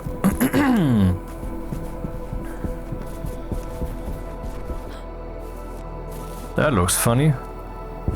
God damn it, what happened here? What might have happened is that the developers worked on this map, because this is not the beta version with which I started playing this world a few days ago. Oh, we can never get rid of them again? That's not nice. Then the ore distribution was possibly defined differently. Though, did I ever dig there? Maybe I dug there at some point. Okay, that's possible. Maybe I should have Michael Douglas. But, anyway, so then this just showed up there, because now the ore has a different place where it would be. Interestingly, this allows me to mine the same places twice. I have to put some dirt there. After all, you can...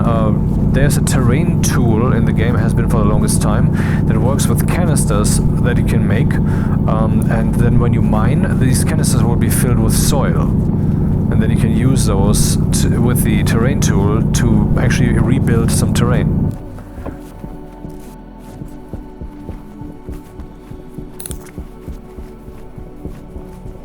Let's look for the most valuable stuff first, which is gold.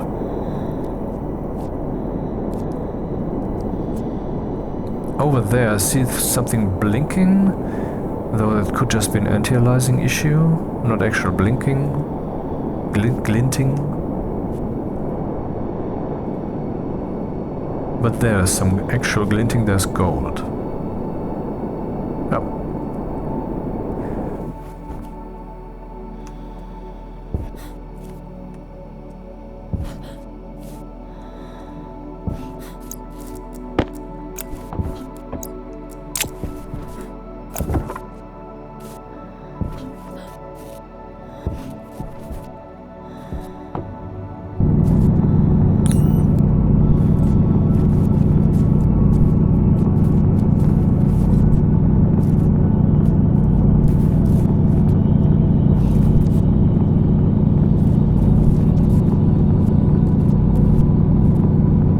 Yeah, there can be long lines now of ores instead of just a blob, or there can even be trees, and all of that can be configured, can be defined in the world that you make, somehow. I don't know how.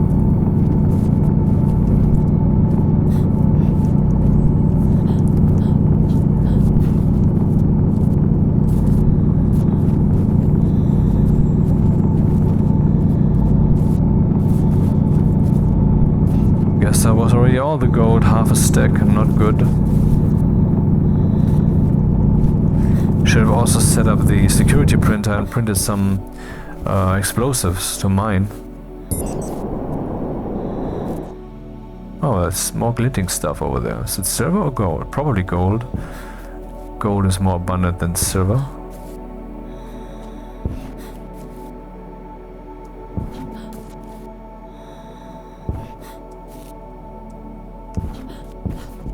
Whoa, it's just iron? Oh, okay.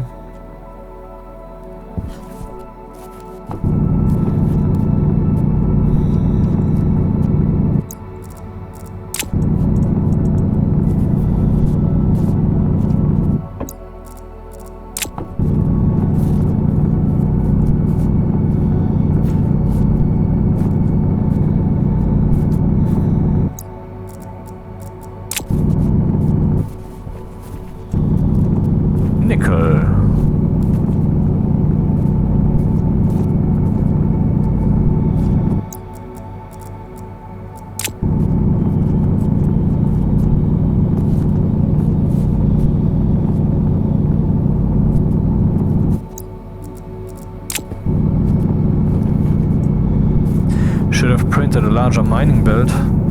That's something I forgot, but maybe I wouldn't even have had the resources for that, so yeah. Who cares?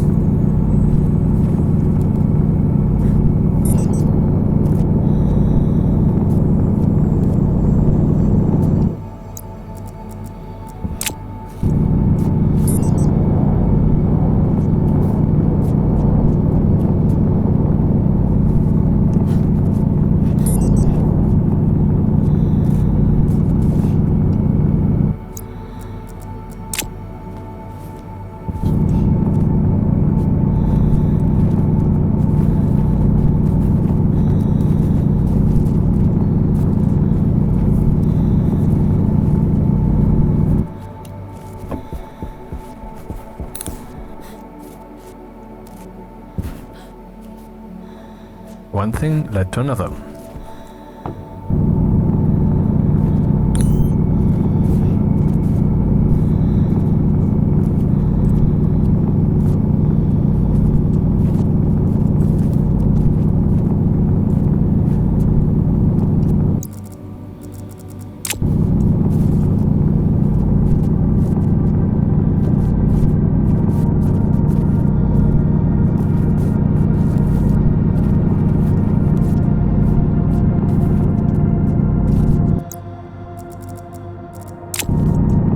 Look at that, some of it melted, now we have a little lake here.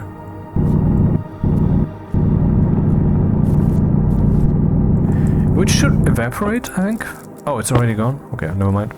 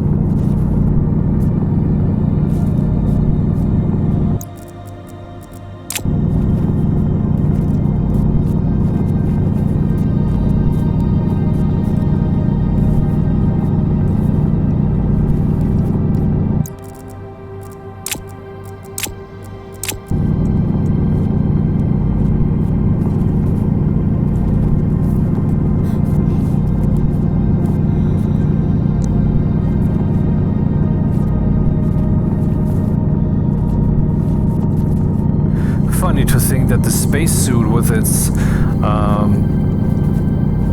life systems, sorry I don't know the term right now, and the lights on consumes just as much power, if not even more so, than the mining drill, which digs through the lunar rock.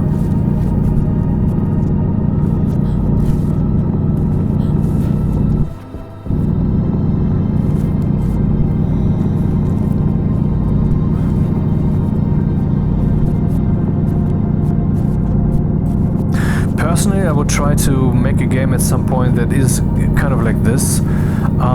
Of course not alone, that would be that elusive time in a few decades when also DSX and such will come to fruition. Where the values are realistic, as in, I mean, they have certainly increased the level of power that you use so that you don't have the lights on, for example, the whole time, as a game balancing measure. But it's unrealistic. So I would like to experiment. What would that be like if just everything is realistic when it comes to numbers? There would certainly be some tedium and boredom and so forth in there because of that. But on the other hand, if the game is complex enough, then that will not get in the way, because there would just be so many fronts to play with. And on the one hand you bring more reserves, on the other hand you might then just use very little... Oh, that was wrong. Very little power for your light in your suit, and I would like to try that. I mean, a lot of the fun... the fun in Stationeers is quite tainted by the fact that some things are so unrealistic. I can breathe like 80% CO2, that's deadly, man. You would just go unconscious. That's deadly, yeah. And spacesuit, battery, how much power that uses. And I came up with more things earlier, didn't I? There was some things earlier in the video, I don't remember right now.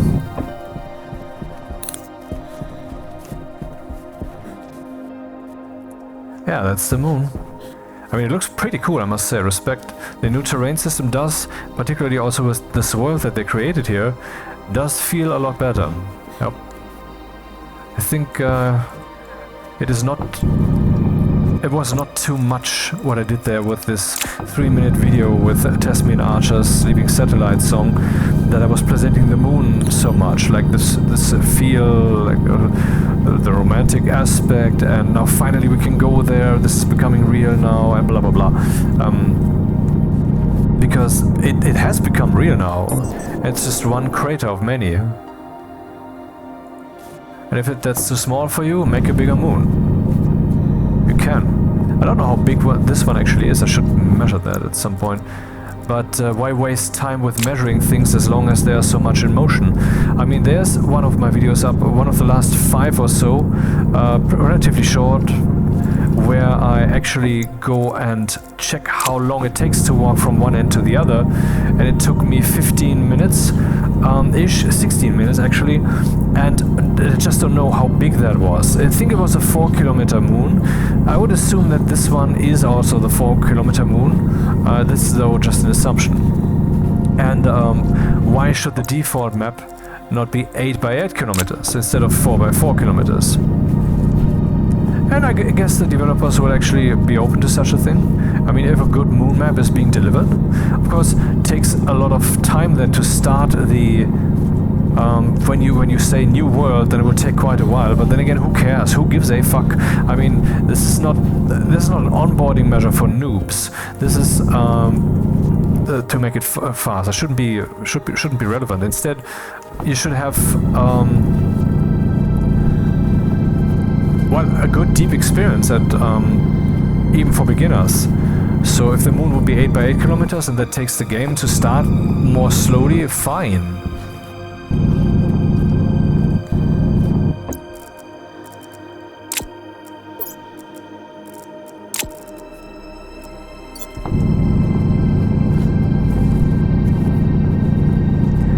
Assuming this is 4 by 4, then walking from one end to the other in parallel to the edge, so not diagonally, I think that has taken me 16 minutes. I mean, I know it has taken me 16 minutes, I'm just not sure if it was the 4 by 4 kilometer, but I think so.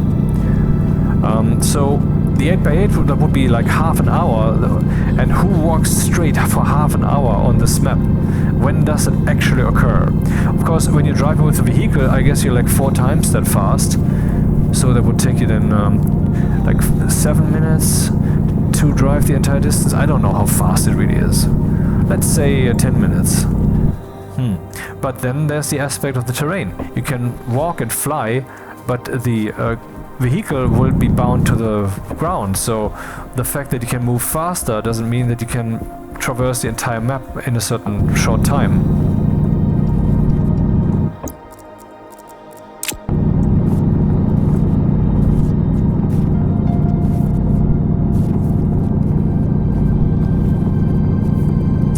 By the way, the new Europa map they're working on in the developer stream that I will show, I mean that excerpt I will also show in that video that I'm currently working on, but it will be a few days at least until that's done, even though I have a vacation now so I can really work on that, except right now.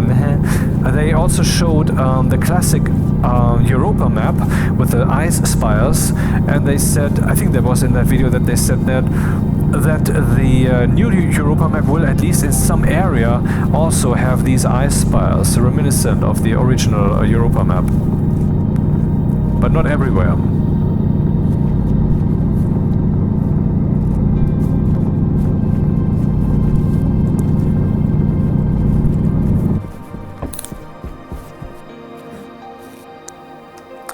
I have to drink again already. This is so ridiculous, man.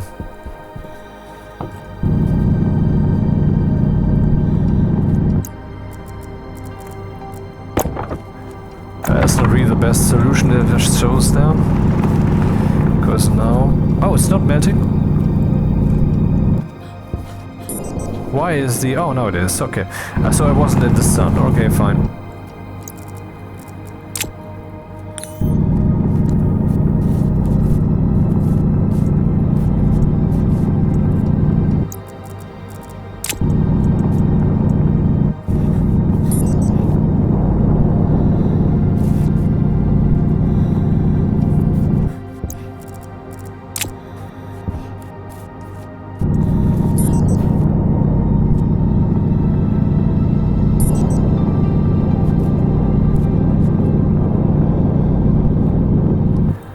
a nice moment to have to consider that I shouldn't be in the sun with the ice in my hand.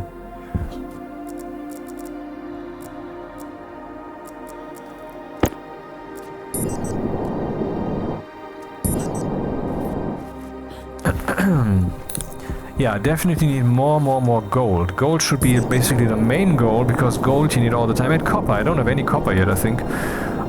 Because it seems like digging for gold takes a long time. There's just little yield. I think there's some gold. Oh, there's more gold here too. Okay, okay, okay.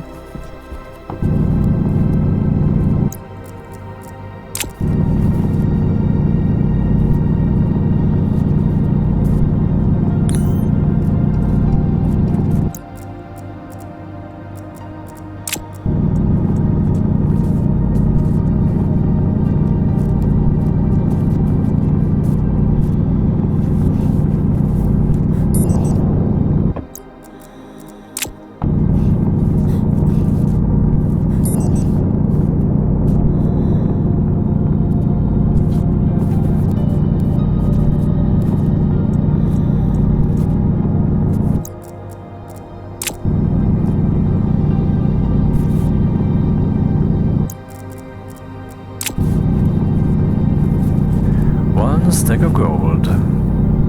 And I remember we need to make electrum, so we need a lot of gold. One stack is already planned for. Spoken for, yeah.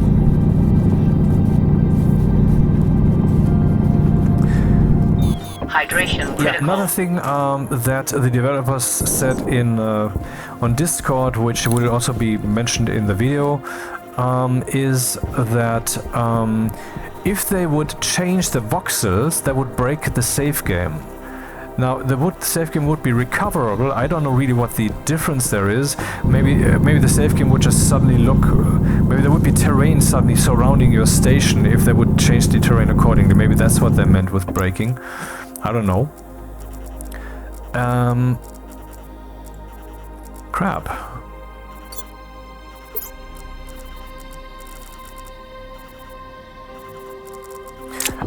But they say that would be fixable, so I don't know what that exactly means. Maybe because then you can dig it free again, or I don't know what it is. But what I also said is... I think I actually wanted to say... Yeah, deep miners. So like you know maybe already, or maybe you don't, the new map system supports regions, and this region concept is generic, so meaning it is general. It doesn't have a it's not nailed down. So the concept works like this: there will be just little images, usually square, that will look like someone doodled with Microsoft Paint.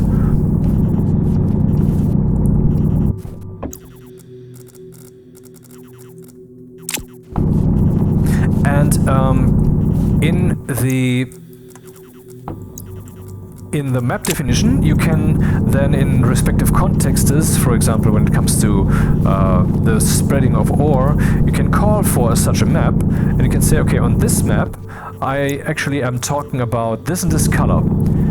You will have a default value, so when the current location that you have in the world doesn't fit with any of the colors that you have defined there. I mean, maybe you're using the wrong color numbers, or you're just not... okay, let's say this. Let's say we have a default ore distribution definition. And for that, then you would maybe just leave that special texture completely black or something. And you would not ever call for the black color, because it's just your fallback. It's just everywhere we will have this distribution, but sometimes it will be this, or sometimes it will be that. See what I'm saying? So it would be calling for that respective color, and if that color actually has a hit, then that definition will be used, else the default definition will be used. And that is currently being used for ore distribution. But that is also currently already being used for named regions, because the GPS tablet, which we can print, shows you coordinate in the world XYZ, That's dead, baby. Shows now the region name where you are. So that's a new thing. But moreover, the deep miners too also now have their defined regions, and for that they are also already using that. And so in the future there might be then more such concepts coming in, and so there will just be then more of these little images that you can refer to. It's not nailed down, it's just an open concept like I just described. So that's genius, that's a very good thing.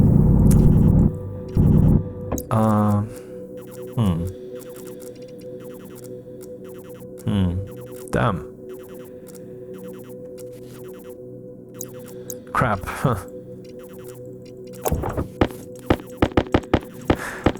Well, and that's the thing I actually want to say for the last 5 minutes. What's coming soon now is it already exists, but isn't yet in the game as a recipe that you can print. Is a cartridge with which you can gauge the deep miner ore situation in the place where you are, so that you can decide whether you want to put a deep miner there. So that's promising.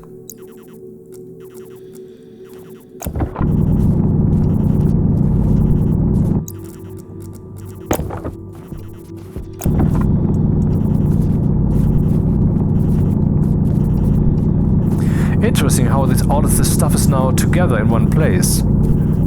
It's no longer bound to here's the blob of this and there's the blob of that, and they might have a boundary that meets in the middle, but no.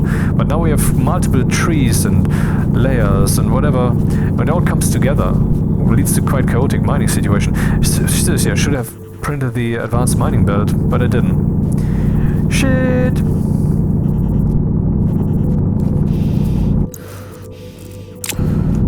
And here we go, I have to eat again. Annoying.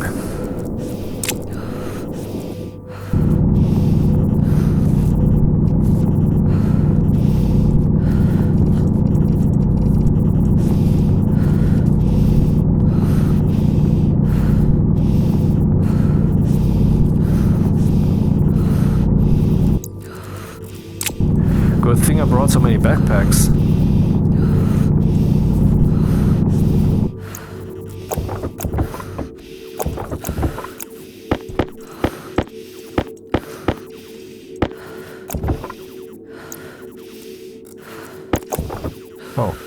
No, that doesn't work.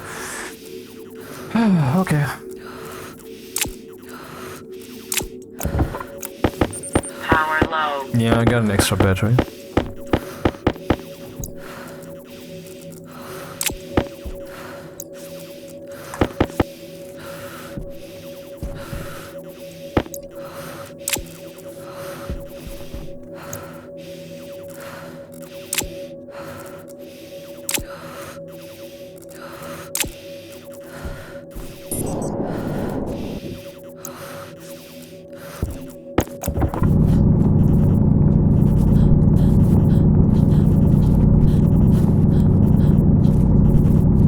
Save.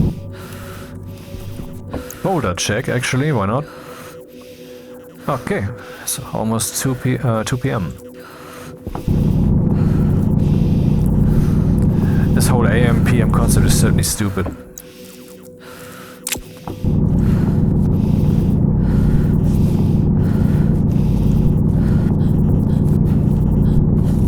Just like the date formats.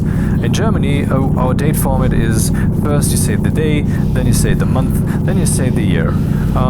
That is, in everyday speech context, a fine thing. Because usually you know what the year you're in, and you usually know the month you're in. Or if you have forgotten the month you're in, then the fact that the number of days that is being mentioned is surprisingly low all of a sudden will remind you, oh, you're right, the next month has already begun. So there's that.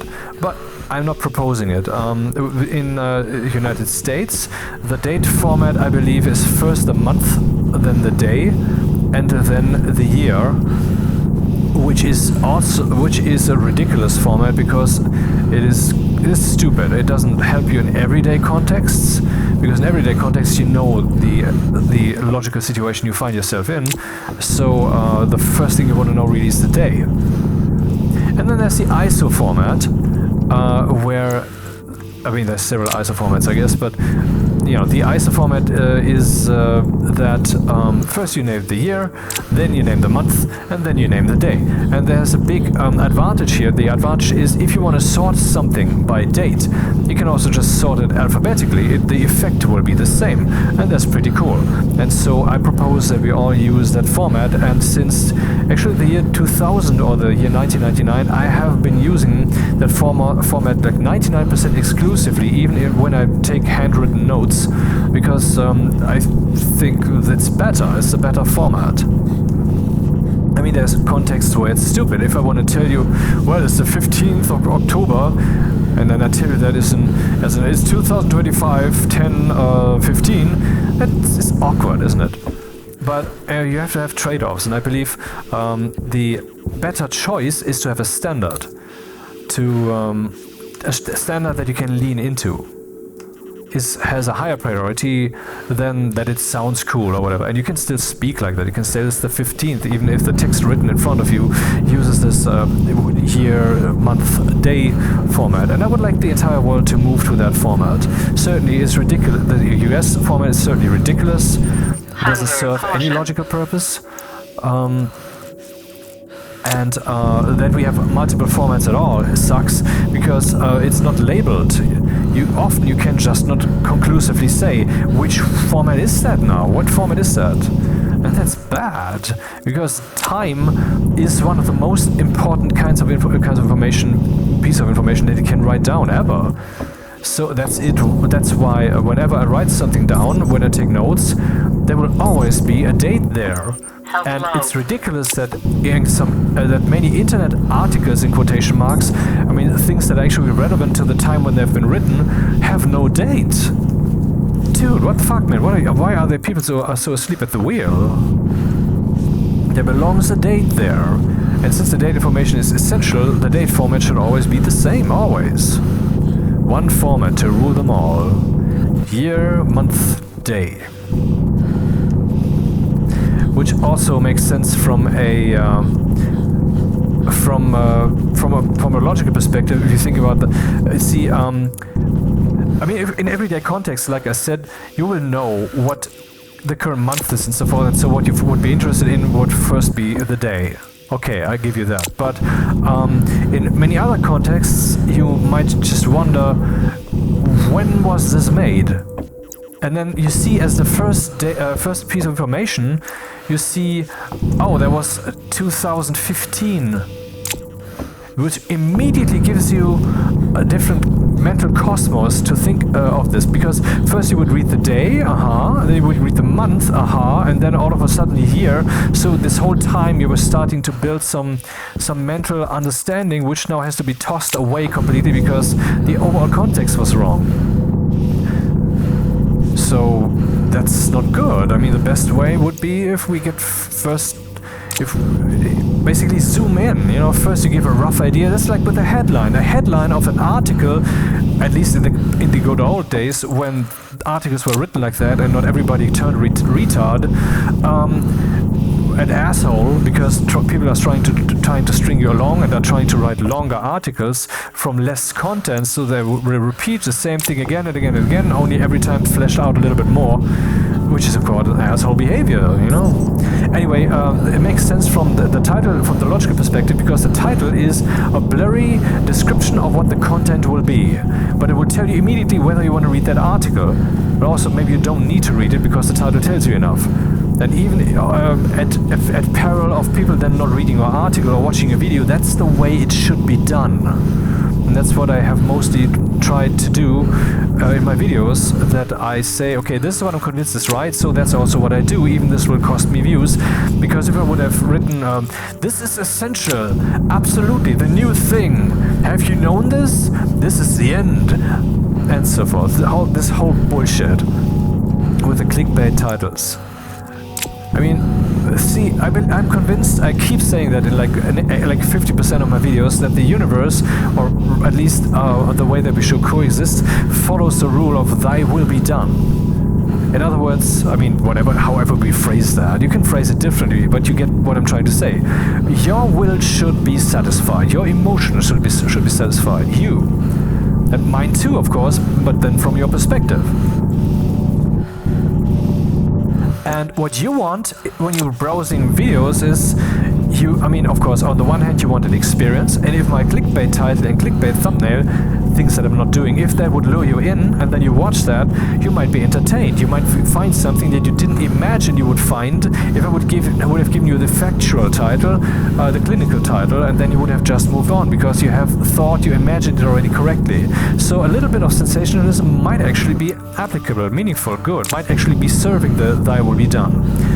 But I rather don't want to play it like that. I think the safer way is, maybe that will get you to get the video that you want to watch, actually in the end, even though the title was a bit clickbaity. But someone else, maybe not, someone else might have thought this and this, and then they will find that and that, and they will not be satisfied. And so that's bad, that's wrong. So the best way to satisfy both of these, and the third and fourth and fifth perspective, is to just write the truth. Because the truth is the common ground, that if we assume that's actually the truth that's written there, is then the ground that we can all work with best. It's like with the date. What can we expect the date format currently to be? Let's just choose this one date format so everybody will be satisfied equally. I mean, everybody will feel a little bit of pain depending on what you're actually wanting and expecting.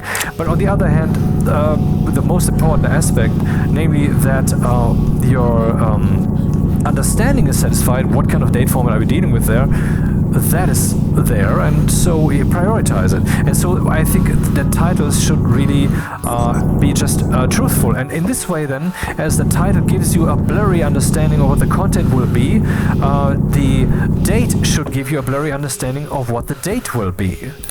Because it tells you this is roughly 2015. Oh, that's roughly 2015. Okay, that tells me a lot. Tell me more. When it's in June. Oh, that's during the summertime. Okay, assuming that you know that's in the north half of the hemisphere, yeah. And so forth. So I believe that this concept of zooming in blurrily, that's actually something I apply in my speech at the office. When I approach someone, I will first I will just throw some words at them as if they had clicked on some tags, as if they're reading an article which has some text and some headline, and I will just tell that to them. It's like, because then I will zoom their consciousness into the context, and you might think this is off-putting, but not only isn't it, because your will is being satisfied, and you'd be stupid to be off-put by that if it actually helps your will. But also, that makes that's kind of the same thing, will satisfied, makes the person more receptive to what I'm saying, because now the person has opened up the right box in their head to put the stuff in, and it will be less strenuous to digest the rest of the speech, because the person will then not be burdened with having to toss away structures that the person built in their head in the wrong direction because wrong assumptions were made. So I think that's, even though that seems like ridiculous speech sometimes, it's good speech, because the purpose of speech is not to have flowery sentences, but to convey information, to make your meaning known. What is it that you're trying to say? And that is how I speak, and that is how you should also do that, I think. And that's how video headlines should be should function, and articles. How did I get to the topic of dates, really? I don't know. I don't remember, because that was the root of this, wasn't it? Maybe I should go back before I fall over dead. Soon enough, the food itself will also start pulling on my chain, so... Though, do we really need the beacon? Do we need that? I mean, look, this is the little soup pan that we're in. Where could the station possibly be? I mean, I know already it's over there. But let's take a little detour. Maybe I find something else that I want to take with me. Safe.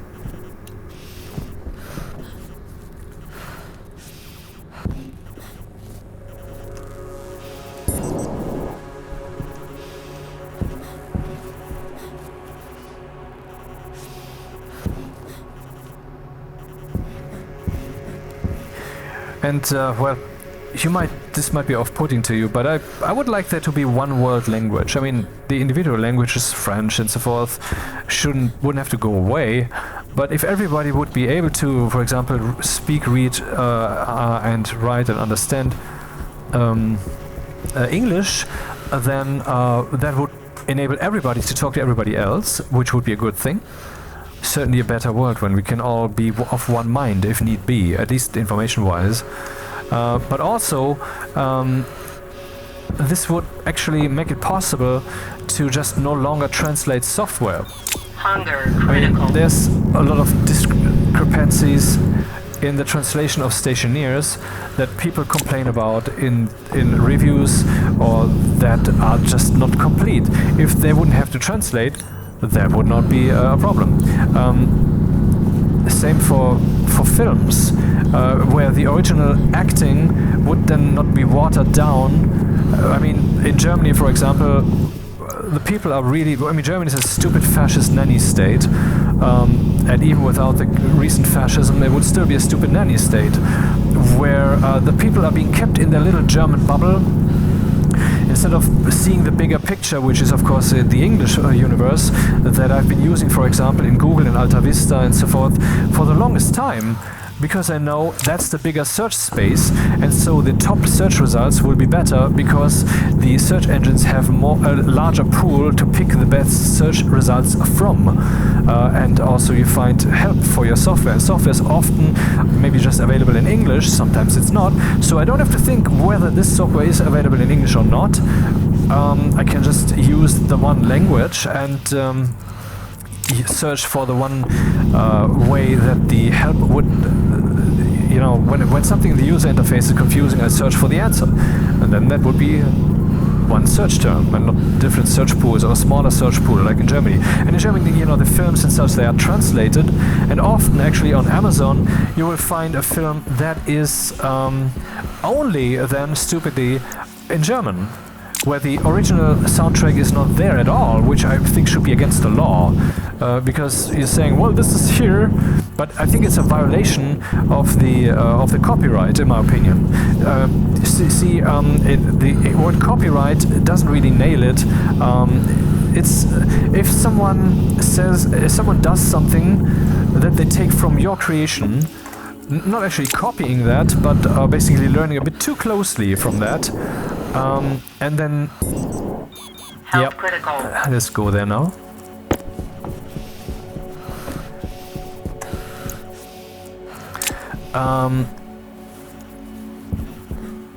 Then we would still call that a violation of copyright, but it is rather in German we say geistiges Eigentum. The English translation would be mental property, I guess. I guess that makes sense.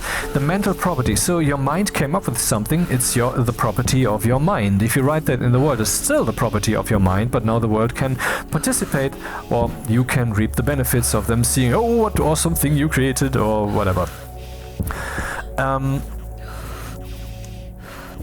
How did I get here with copyright? Crap, I forgot. Lost my track.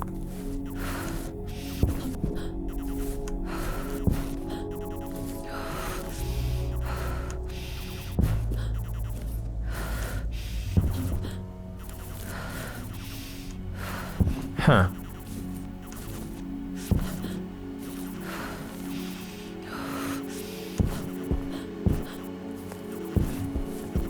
Yeah, see, if someone has a film that they can legitimately watch because they paid for it or something in Germany that is only German, then in my opinion it's a violation not of the copyright but of geistiges Eigentum, because someone created this film and now it is no longer that film. You might say, well, the people want to watch that in their language, so that's fine then, that should be available. Okay. But then they should at least have the possibility to watch that in the original language. And Amazon is making that impossible, the way they're dealing with things.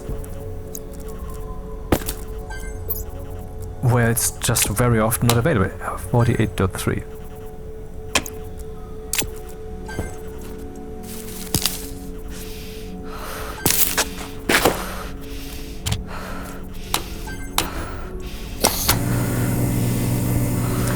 Anyway, since I switched about 20 years ago or longer from watching our German polluted bullshit translations, I mean, it's good work what they're doing there, but still, of course, not as good as, you know, Robert De Niro, before he became a complete retard, had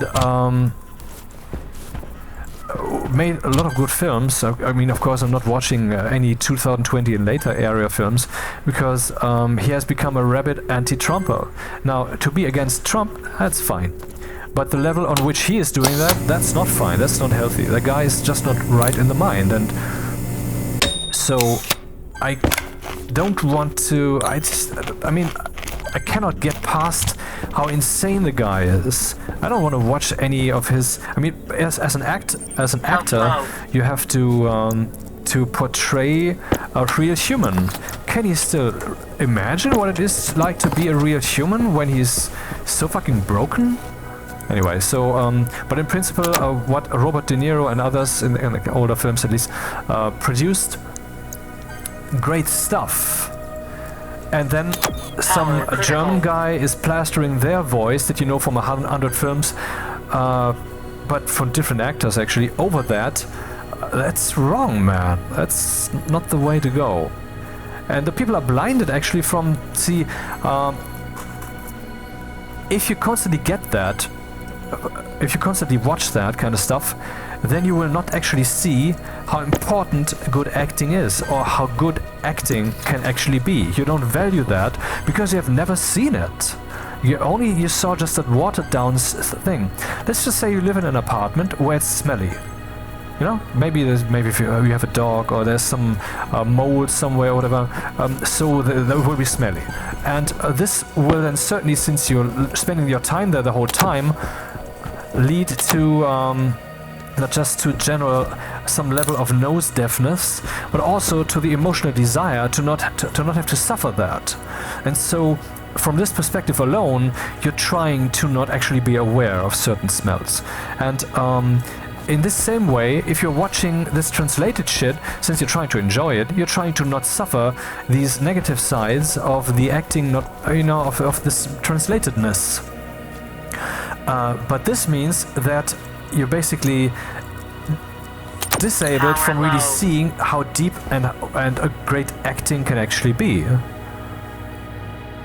Maybe that's one of the reasons that Germany mostly makes wannabe films. Like, I mean, Germany is just a stupid wannabe country. It's ridiculous. Okay, let's continue with that stuff. Go back to Stationeers. Okay, so we were mining, and I mined a shit ton. So let's see what we have here. Lots of water. Water. British English can be so fun. Though I do prefer the American English.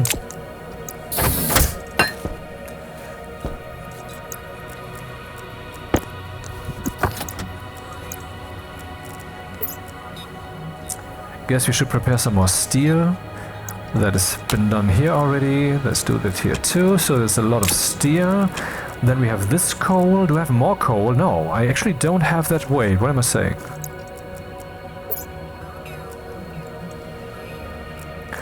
Okay, that's kind of vital to the station, so let's put the coal here. In case I don't have power, I can just always fall back to coal.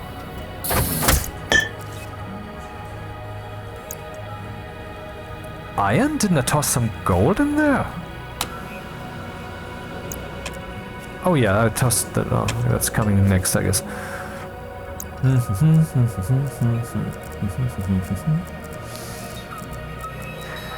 I didn't gather any silver though, that's not good.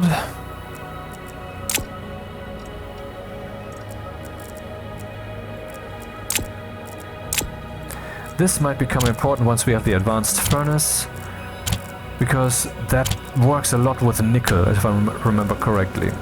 The advanced things.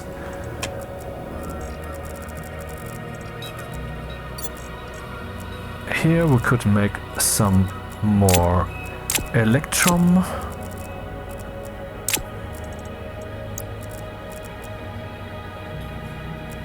some more solder. Do we need more solder? Well, I guess a little bit more solder can't hurt.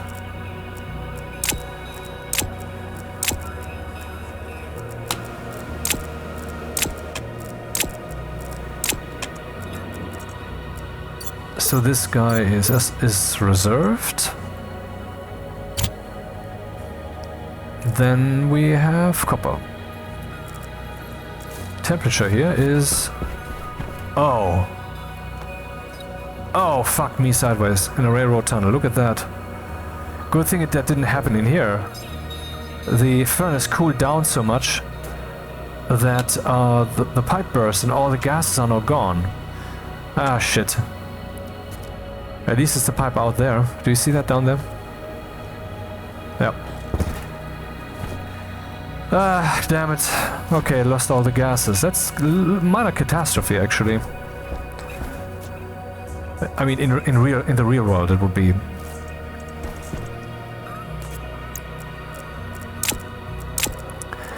So much time goes. I mean, if I have made some programs for multiple languages, and so then I had to adapt my screen layout because German, for example, takes more space.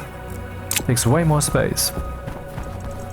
I guess I will make one that is entirely only iron.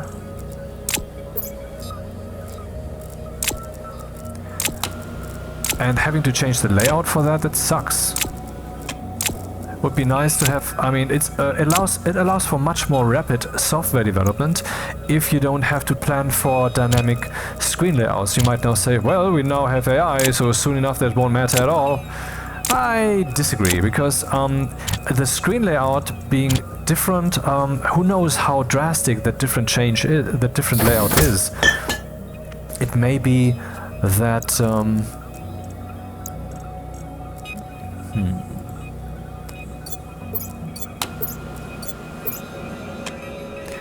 it may be that some people will have a nice layout, but you cannot place your windows accordingly in the way that would be good, because your language just runs too long. So I mean, I like the idea of all programs just using one and the same language. Anyway.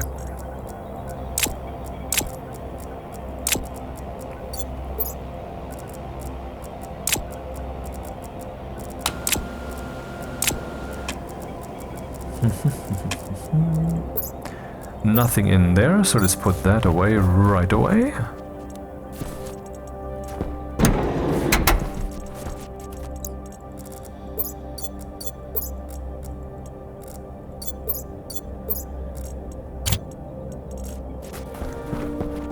More gold.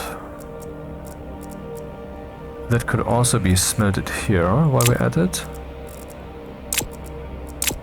Maybe we should set some copper aside for special smelts.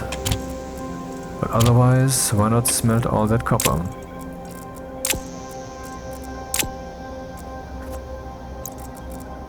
Oh, in the same vein. Pop. Did I already put away? Oh, there it is, right. So this can also be smelted. Then we have some reserve coal. Should I make more steel? I mean, I have lots of iron. It actually screams for more steel, doesn't it? Oh well.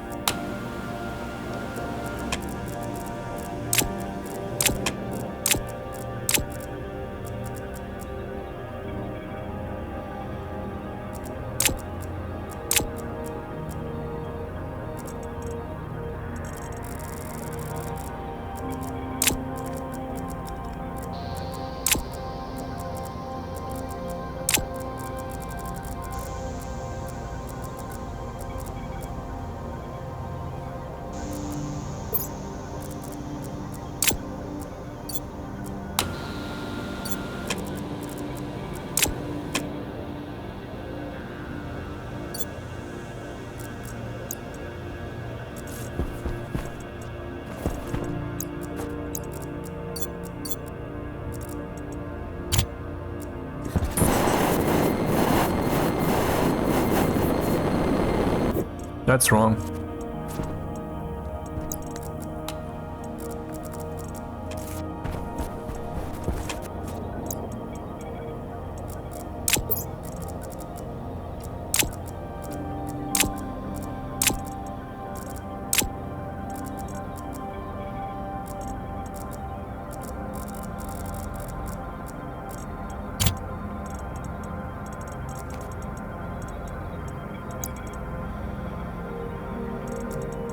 Steel, steel, steel. Some gold.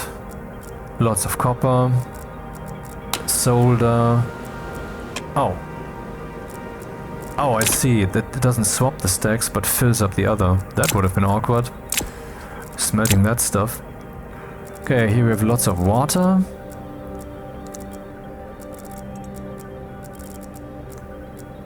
I actually need more volatiles than oxide in my smelty thing. Okay. And this gas thing goes here. So we have a big smelt ahead of us.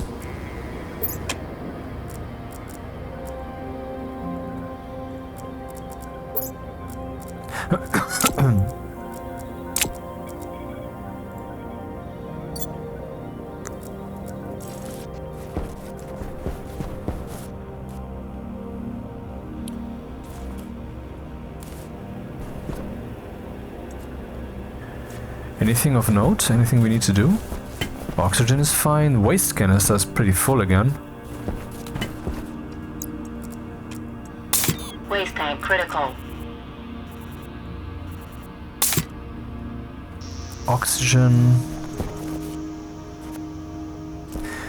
Why are we still drawing from the oxygen, man? The environment is fine. I set the temperature of... Is it really the temperature? Let's see. If I say temperature up.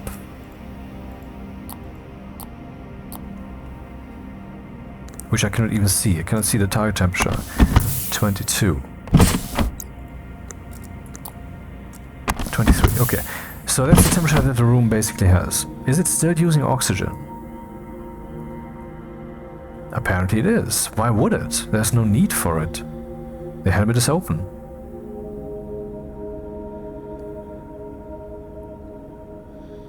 Oh, and now it isn't? Okay. Ah, look at that. Now it's using quite a lot of oxygen to keep me cold, because the room is warmer. Aha, interesting.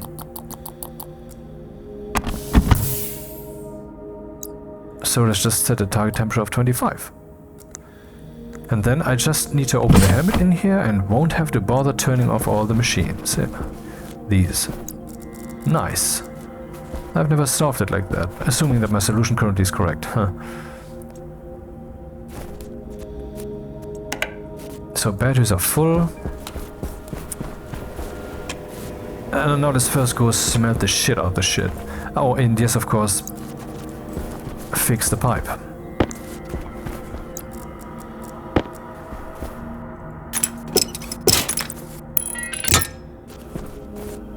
More pipes damaged? Maybe. Who knows?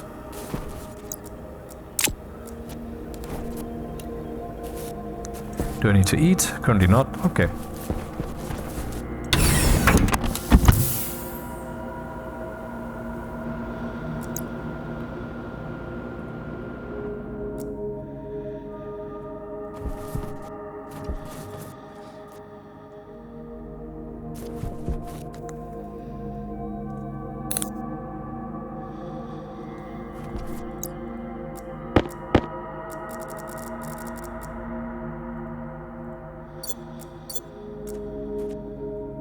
What's the first thing I want to smelt?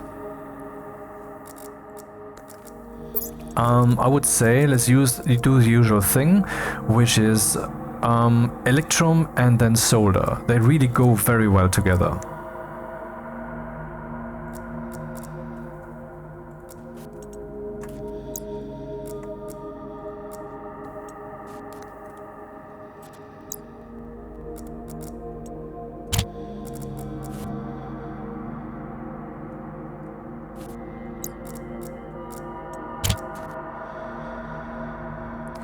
Pressure is too high, needs to be 2.4 megapascals max. And here we go, electrum. Now solder.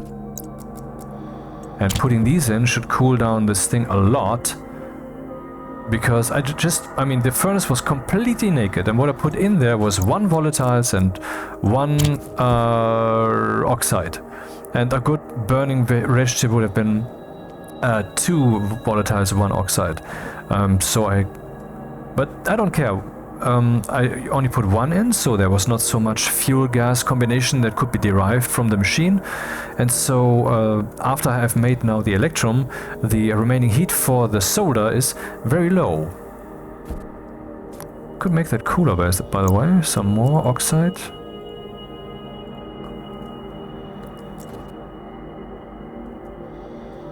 Pressure is pretty high.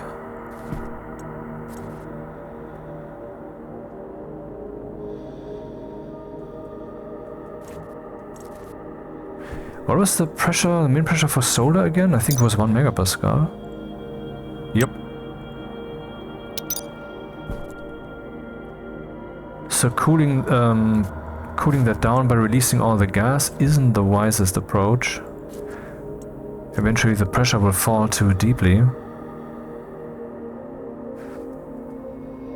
But now that there's less gas in there, my oxide measures should be more effective.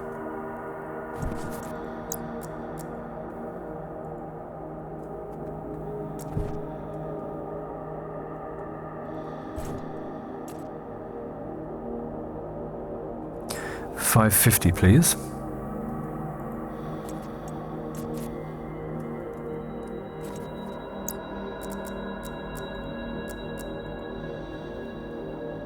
Aha, here we go. Solder. Okay, next step, just make steel. So let's bring this guy up to speed.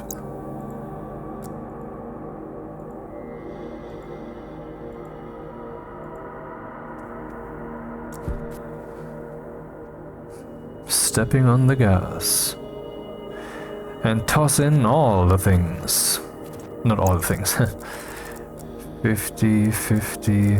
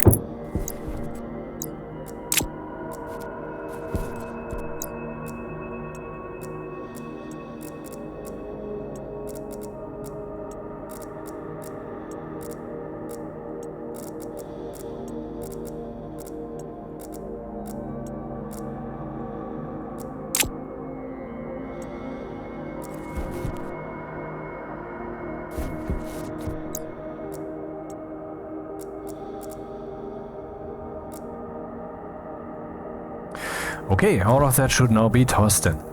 So where will I put there should be solar panels on there, which I will start printing as soon as I can. That should actually, no, I should start with printing large batteries. Yeah, that should be the first goal. Hey, wait, the large batteries? Do they need the advanced stuff? Needs the kit battery large, and that in turn needs Stellite, fuck. Silicon, electrum, steel, copper, gold. I need the advanced furnace. I can't even make the large batteries yet. Now that is, I mean, seriously, do you not agree that the large batteries should definitely have a stronger, larger, I mean, even if it would just be the advanced alloys. I mean, Invar and such, that would already be an annoyance. But it needs stellite, goddammit. And what? So that you have a battery that looks a bit nicer and has a switch on the front? Is that really the reason? Is that a strong enough reason then? Okay, this looks good. Temperature is too low. Okay, let's change that. And realize that using these window shoes wasn't the very best choice in the sun. Alright, let's change that again.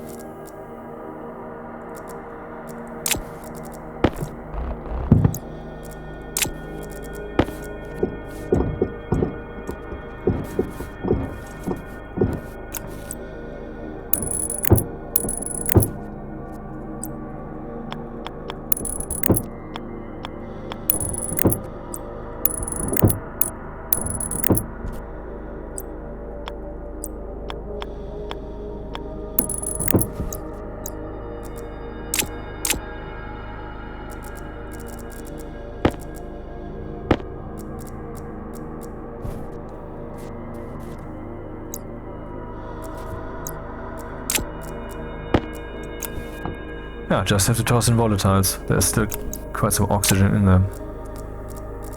Not a surprise.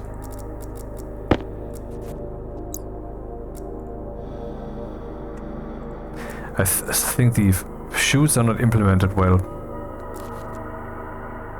Because, I mean, it should earlier have pulled away here so that I can do something again. But the chute, I mean, I was throwing something out and it wasn't being absorbed by the chute, even though I had waited already. Okay, that's steel coming out. Now let's do the other things. Gold first.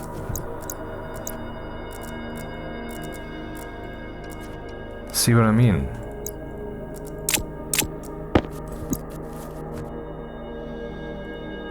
That's all the gold I have, and then let's do all the copper.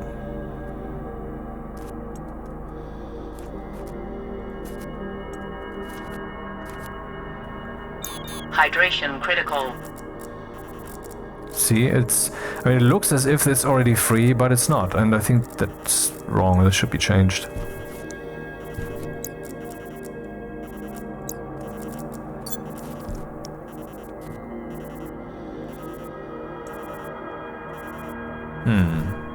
Oh, that wasn't wise. I thought it would just do all of them and then toss out the sum, but okay.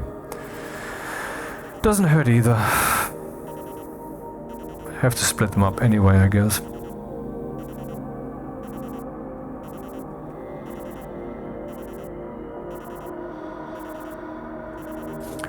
Well, I guess the goal should then be to get the advanced furnace now, right? Okay then. Is it empty? Yep.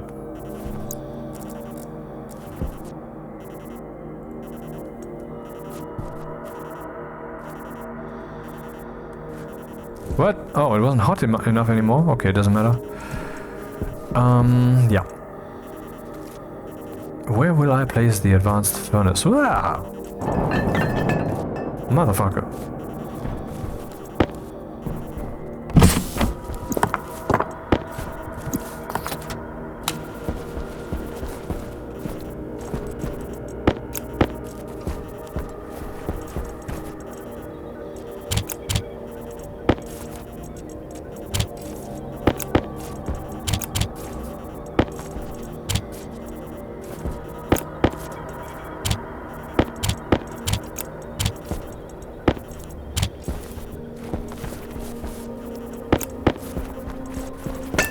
Grams, seriously.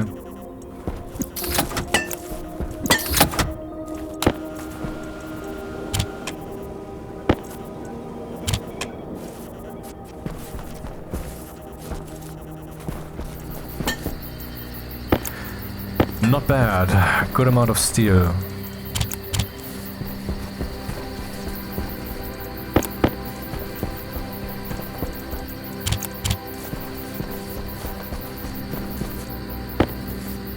Hey, why is the ground not yet fixed?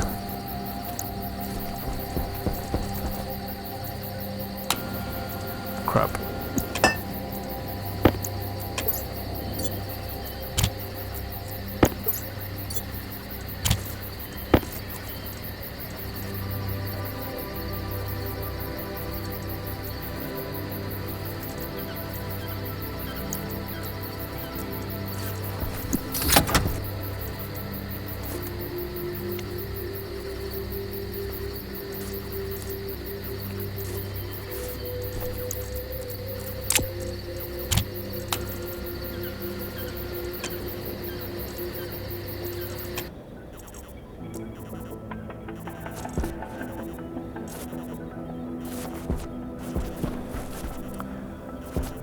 Yeah, if this thing falls enough in temperature, I should actually get a warning.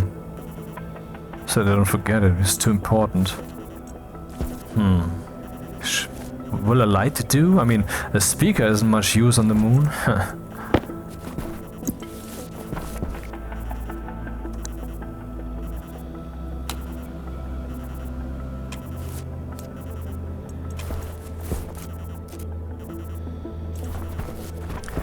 Okay, what's the first order of business? I guess making plans, because that's obviously what I'm doing in this moment by asking the question. So...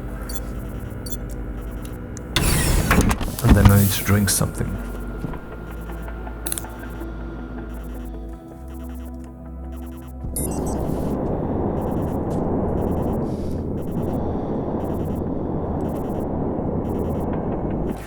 So I have a deep miner. The goal should certainly be to have the deep miner do stuff so that I don't have to go mining again. Is that the first step? Maybe. Hunger Because caution. when you mine, you mine something, and then you do something with the thing. And eventually, you need to mine again. So, in between mining, there's the doing of stuff. It would be ideal if the doing of stuff would be the avoidance of further mining. That should be the first step then.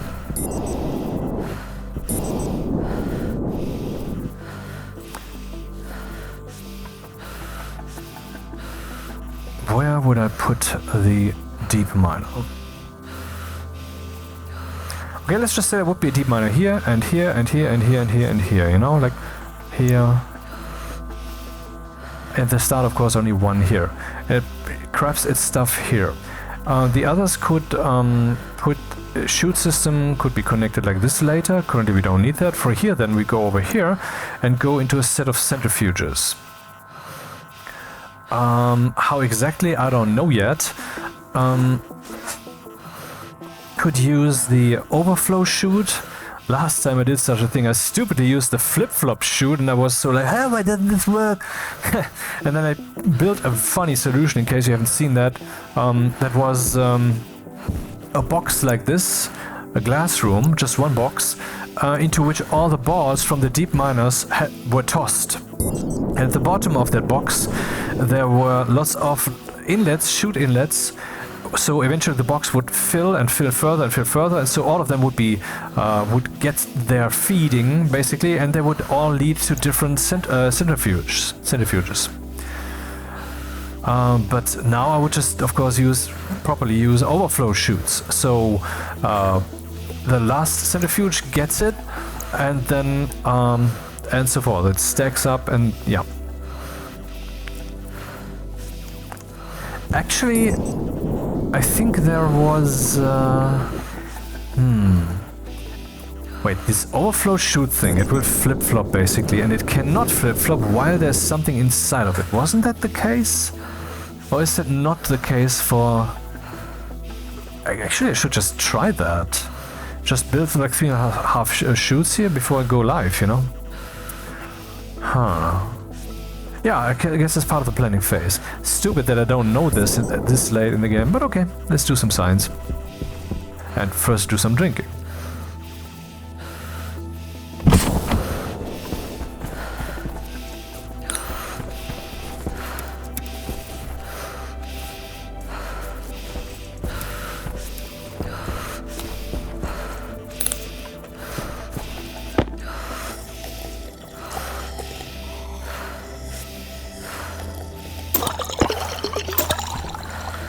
So I need more chutes. For that I need some iron. I certainly do have iron. Do I have enough iron? Well, ionically not. Yeah, I didn't actually go about and melt some iron. Well, I have tons of iron here, it's not the problem. It's just weird that I didn't think of it. Iron has a higher melting point, so maybe that's not yet... Maybe the furnace can no longer be used for that currently.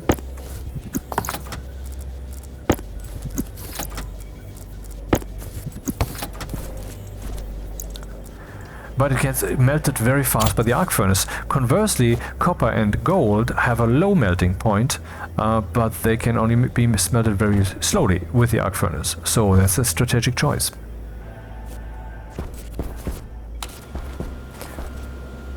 Okay. So let's do the experiment right here in this room. I will have a valve chute so I can close it. And it's upside down. Not that it matters, but let's do this properly. It's closed, good. Okay, now we will have 2 chutes here. Actually window chutes, that would be good. So, print chutes, baby. All of them. I will certainly need them at some point. Shoot happens, you know.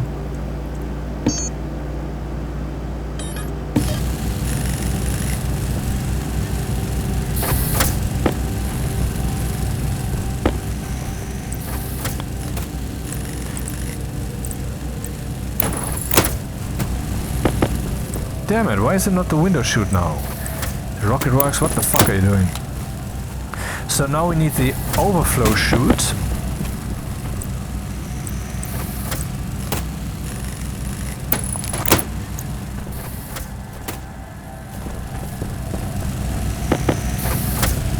And I will just use the same configuration here, why not?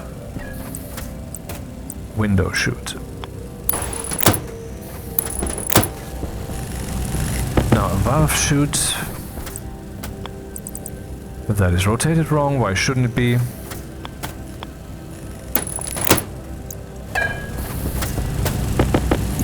And here then we have another window chute and then the inlet. That is a thorough test.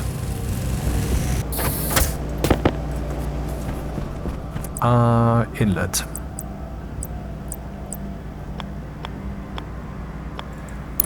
And then we need some balls so we can toss in there, but I would just need an iron, use an iron stack. That should do the trick.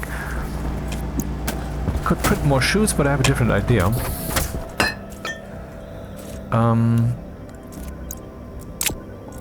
Or use copper, why not? Doesn't matter. Oh, there's iron. Okay, let's use both.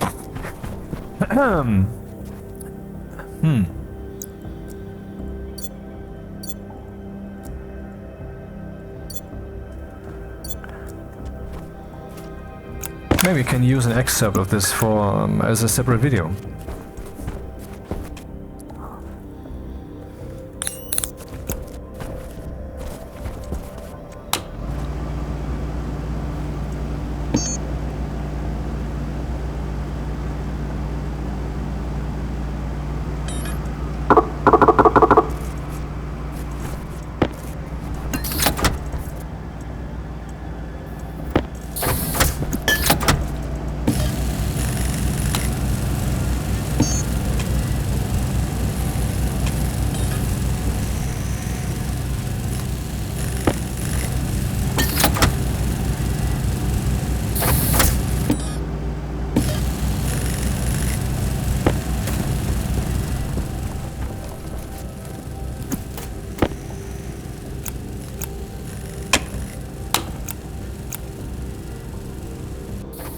Hunger critical.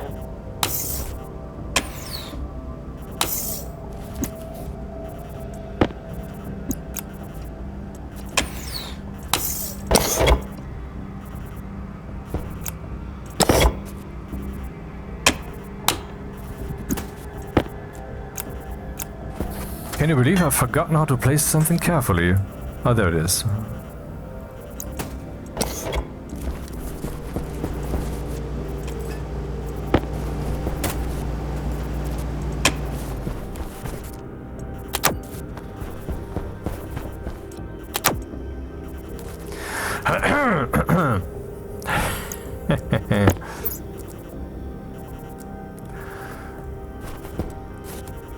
Frame rate isn't optimal, is it? Normally I would turn down the render distance, but I can't. Because the terrain doesn't give a fuck about the render distance, it's just always the terrain. Anyway. So today let's take a look at the chutes, particularly the overflow chute, which is used when you, for example, making an automatic mining facility with centrifuges and sorters and all of that. How does it work? So here we have a valve that is closed, and on the other hand here we have also a valve that is closed. So whatever comes along here will stop. Same here. Here's our inlet, and here is the so-called overflow chute. I have just built all of this, and so it's all in its default state. So you can see per default this thing which went from this direction to that direction is also still in that state. The arrow is straight. So let's toss in some iron and see what happens. So that's now in the valve chute. Yep. Okay. Again. And then another one. And this should stay visible here in the window chute. By the way, window chutes shouldn't be used for when you want to transport gas, like molten, frozen water, or oxides, or volatiles and such. Because as soon as there's an atmosphere around it, thermal energy exchange will take place. Or maybe it was only when there's sunlight falling onto it, I'm not sure, but anyway it will melt. And you don't want that, so you shouldn't use window chutes. But in this case, yeah, in this case it makes sense. So now we have two of these in there. Let's see the third one. Okay, and now the next one should go in here. And then what? Then it will try to put that here, but it can't. Aha. And so it switched over, and now that is here.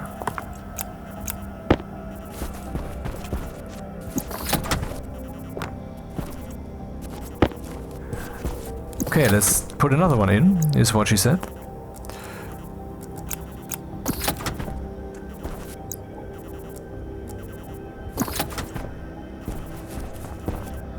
And now the next one goes in here. I wonder what will happen. Probably nothing. Nothing.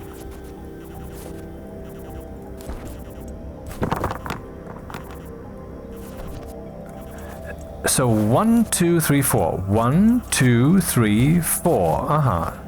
Yeah. All very straightforward, all very logical. And that's it. I have to go drink something. See ya. Okay, so much for that, which I can put as an excerpt, as a separate video. We have now seen that this works reliably, and so we can just lean into that. Nice.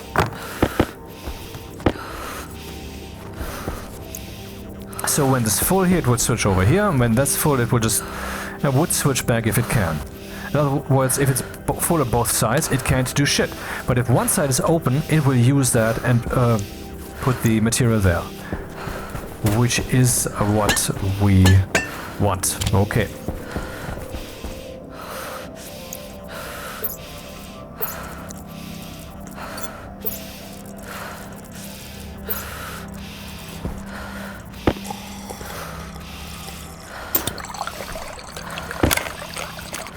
Hunger caution.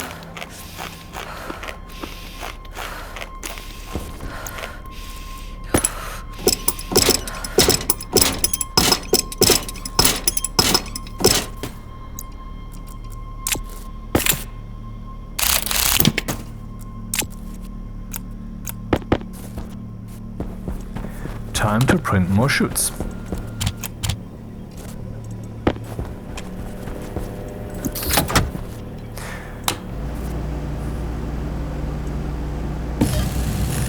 Okay, what do I wanna do now? I thought about printing some solar panels and catching some more sun while it's still out, but I guess I can forget that. It would just be hectic building. And I first want to have the advanced batteries, so we will have to survive yet another night without big solar buffer. Maybe I could just print another small battery and put it next to the ones we already have to last a little bit longer. Let's see if there's a room for that. There actually is. Let's print 2 more of the small batteries.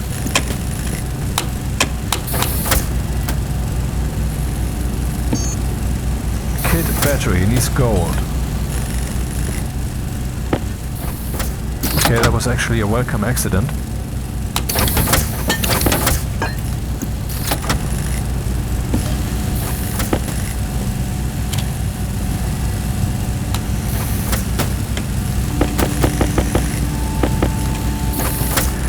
Okay, let's prepare that. I will also need heavy cables. I don't have those quite. But maybe I also need to rearrange some stuff out there. Let's see.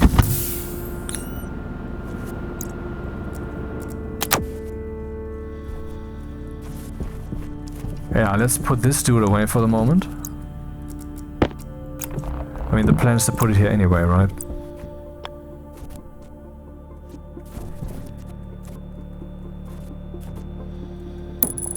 What just happened? Ah, we can even walk here, that's awesome. Nice. So, then we can put another battery here, and the next one will be a bit awkward in the way, but I can walk around. Put a few more iron frames down here. These are iron frames still, okay. 2 more iron frames here. And what about the cabling? That will be tricky. Oh, that cannot be done actually. Look at this. Crap. Because these cables are in the way. I cannot put the heavy... Well, I can just put it into the ground. Okay. 3-dimensional. Oh, steel is missing. That's fine, I guess. Heavy cable. And I need a steel sheet.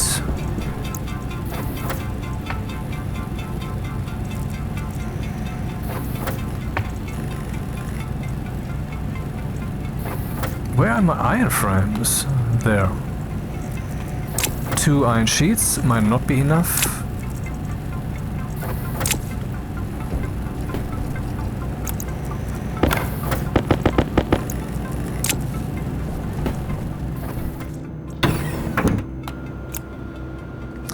Let's catch as many Z's as we can. I mean E's. This is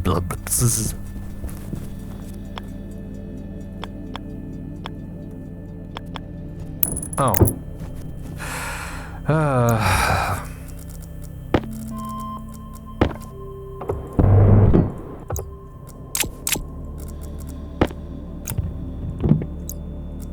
Cause that would happen. This battery is not on and I cannot get to its switch. And it's not yet logic connected, so that's also a problem. Or let's say it's a very related problem.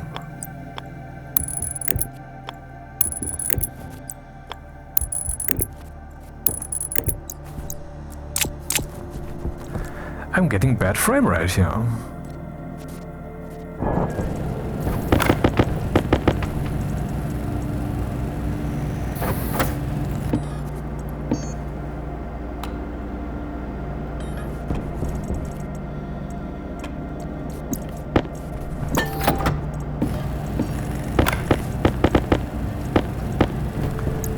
Anyway,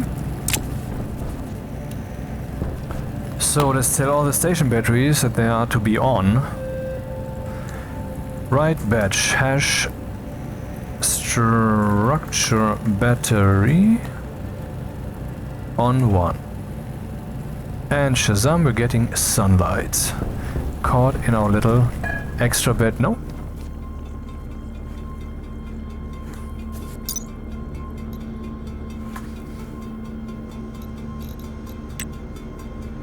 Structure battery. Did I not cable things up correctly, or what's happening? Ah, there's not yet a connection between all that stuff. Crap, I guess we're not gonna get that much sun.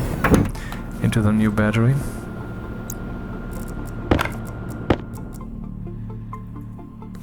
So there's logic connected, but that in turn is not connected to the logic, so...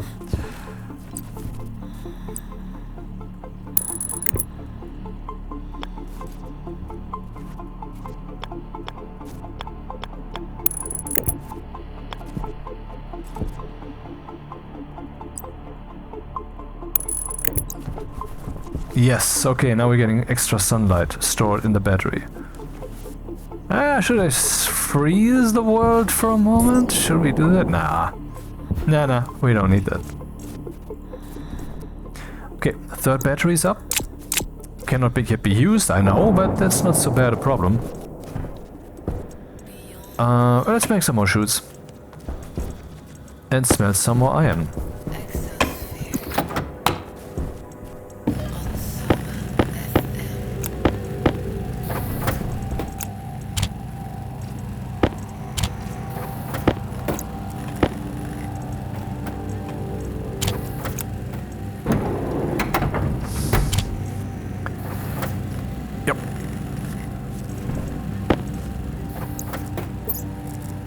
What?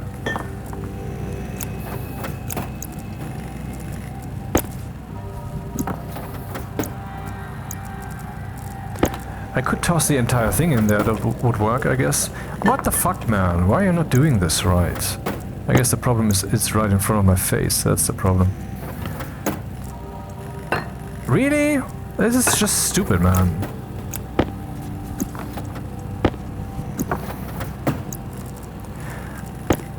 But I want to keep all options open, so I want to keep some iron around.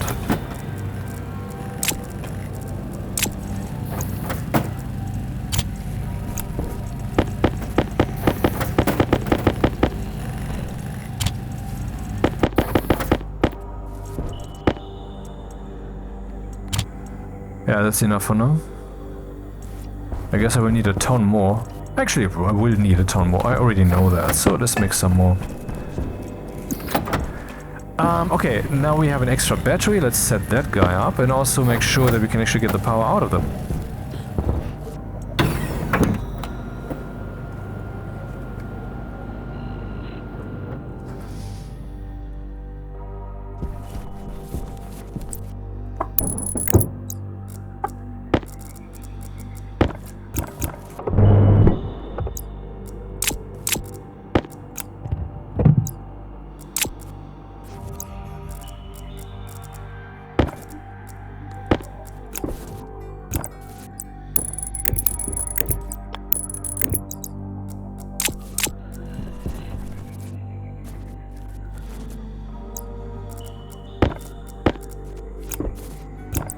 Won't help much to connect this one too, because the sun is going to be down soon enough. Not too many solar panels. Maybe I should have connected another one. But there's just no room here, so forget it. Okay, this one is on now too, but they cannot yet output their power. For that, I will actually have to do some weird things.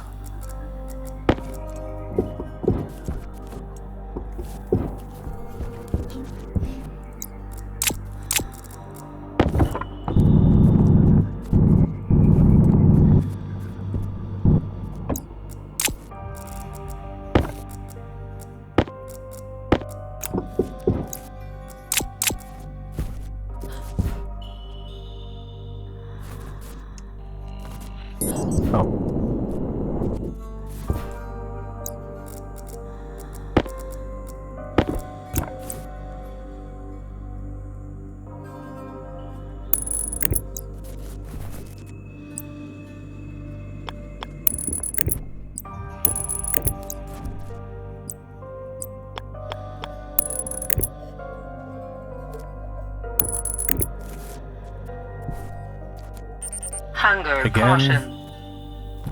Need better food.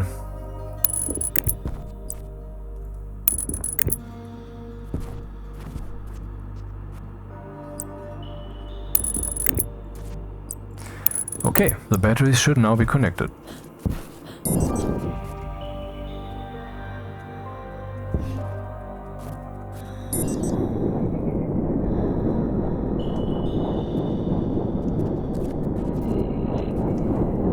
looks right. Yeah.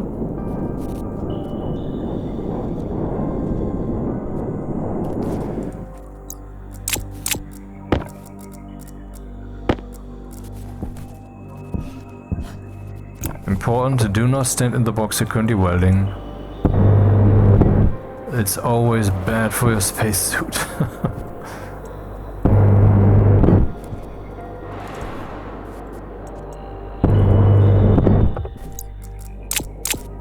Yeah, and now I wanted to...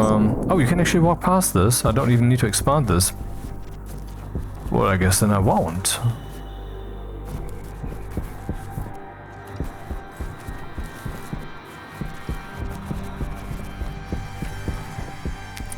So let's quasi-box this up. I leave the door open. And here, should I... yeah, maybe I should dismantle this a bit.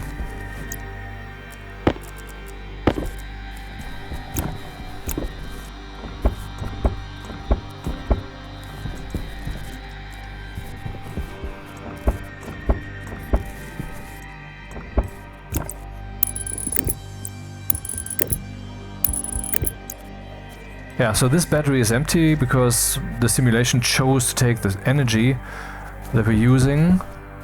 Let's turn off the lights. From the last one that we just made. That's why it's completely black. I would think. Oh my god, the computer's on.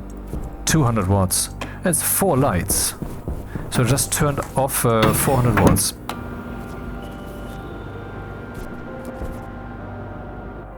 Anyway, it's a good sign that this thing is dark. Because this means I've cabled it up correctly. Yeah, only a few more seconds of daylight and then it's gone. And it's an interesting experience. I mean, it's kind of too bad that all I need to do is walk 5 meters over here and then I would have electricity forever because this guy outputs 20 kilowatts. However, it does that in an evacuated space. That's another problem, isn't it? In a way, I would have to put this in a room where there is oxygen so that it can burn that. I mean, if you want to play that realistically, that's what I would have to do. Huh. I'm just thinking about this. I mean, this room needs to be evacuated so that it doesn't get too hot, and the volatiles in here, they might ignite and so forth. But this guy also needs oxygen. It's a weird problem to have. Like say, well, there should be like 5 kilopascals of pressure in here. So I would just constantly fill in oxygen and then pump out stuff, and there would be an airstream. Huh. Well, I currently don't feel inclined to actually go there. Anyway, let's prepare for the probable.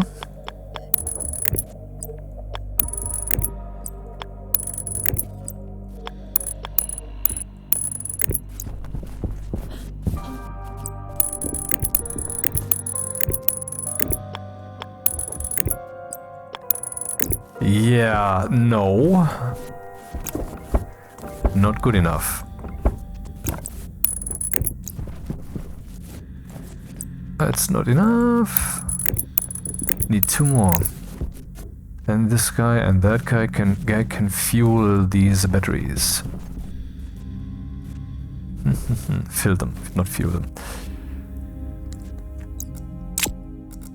Oh no, the sun is gone, huh? Any more power coming in?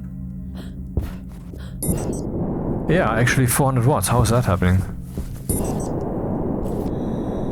Ah, okay. Quasi still visible, but not quite. I mean, this is unrealistic. The sun is not visible from me here at this point, and so these guys should not get power, period. If you disagree... Air tank low. Then you are probably not sober. Yep, that's the way I want to phrase this.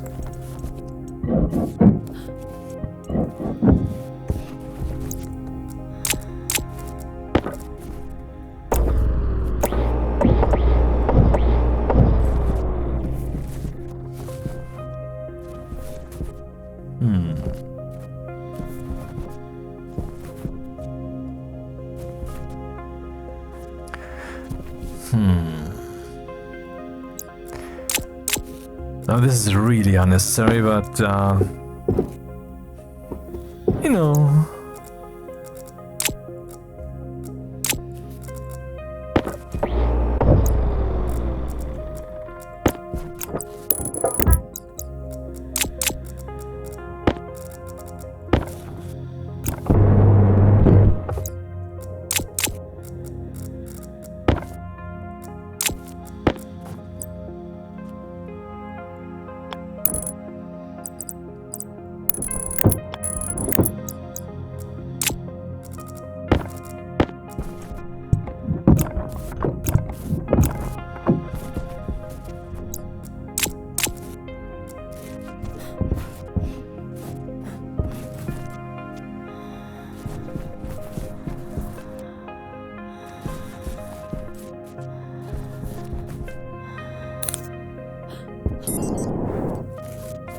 Pretty cool with the crater. Gives you Hydration a sense of critical. environment and of scale. That everything here is still lit, because you know, you're being currently told by the visuals you're inside of one of the lunar craters. Why did it even build down here? I'm currently realizing how stupid that is. Well, it's because I was born here, so to speak, and I couldn't lug everything around before I was dying. And so this is my little starter base.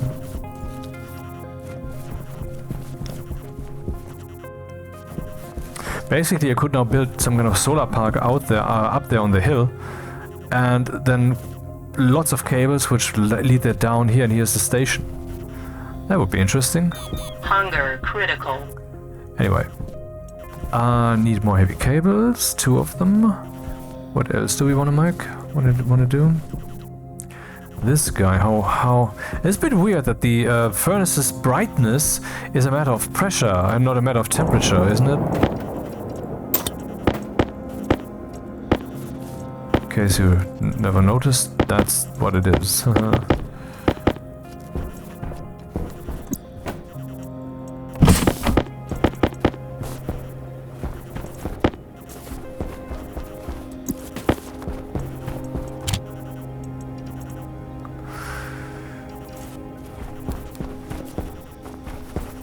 Seeds, seeds, seeds, seeds. All potatoes are done. We have 47.7% O2 in here. Oh.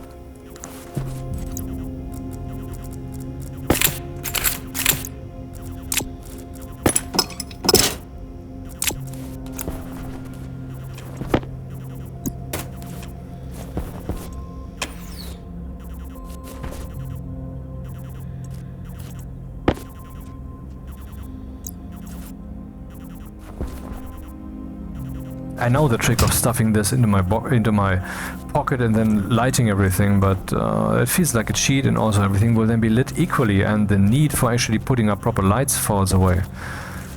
That feels wrong to me, so I don't do it.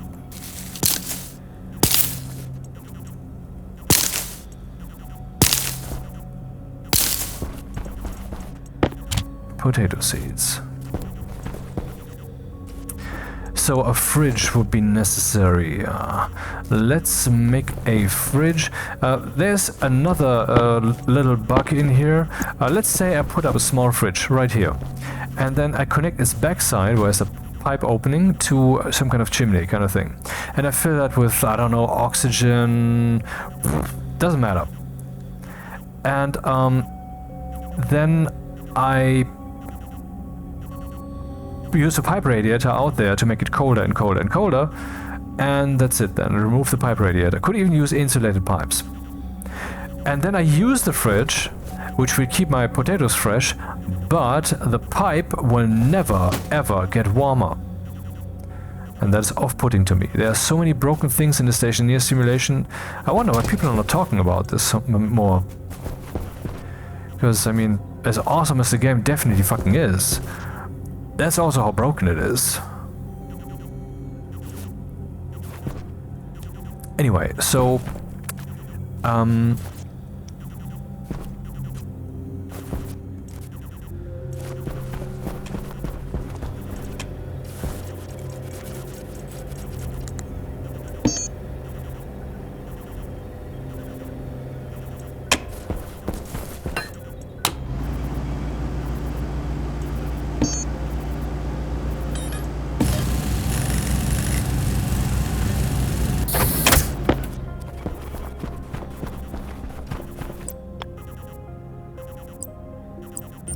Power low.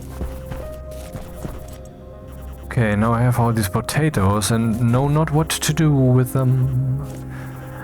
Oh, just put up a proper fridge and that's yet another power consumer. And currently I am already struggling with power. I mean, I now have four batteries, doubled my power supply here, that's good. And I can now toss in basically an entire stack of coal, everything is low. And then we see how awesome that is and how long they will hold. But that's all such a cheese. I mean, it's like opening the console, typing some things, and search Shazam, your station is charged again. That is how overpowered this is. Just getting some stack of coal and then charging all these batteries and then living off of that. It's too easy, it's imbalanced.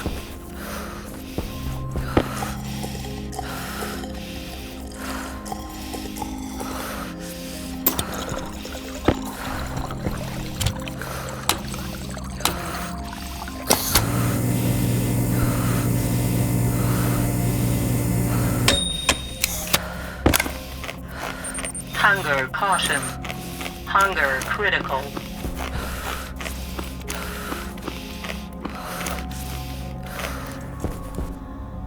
So what do I do with all these potatoes? I could use that fridge trick, but okay, it's not too bad. I mean, okay, let's do this. I will just put a fridge here with a pipe up there with a radiator that I never remove, and I put nitrogen in it, which will never freeze. So, wait. Oh, there's a problem. Nitrogen. God damn it. And this is also sorted stupidly. This is useful stuff. This is uninteresting. I don't want to see that. I would ideally want to filter that out by default, but why is it sorted to the top? God damn it. Anyway, nitrogen. Let's say I would have a very low pressure in that pipe. The lunar lowest temperature is 50 Kelvin. So I could put a pressure of 15 kilopascals into that pipe of the fridge. I don't know if that actually does the trick though. I have no clue how high the pressure needs to be. Maybe that's actually written there. The entire audience. Of course it's not written there. Okay. Fridge small. Essentially a heavily insulated box that allows users to pipe in any desired atmosphere. Okay. The Recursor minibar fridge was a simple solution to the problem of food decay. It stores a small number of items at any temperature you can muster.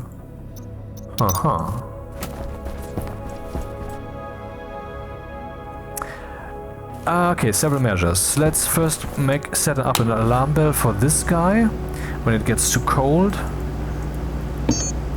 I mean, every once in a while I will be in my station and then I can take measures. Then show the station charge, which was the goal for like 2 hours.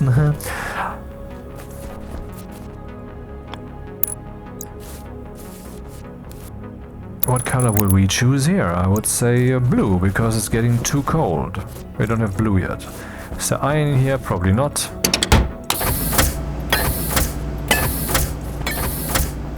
There was iron there actually. And not only that,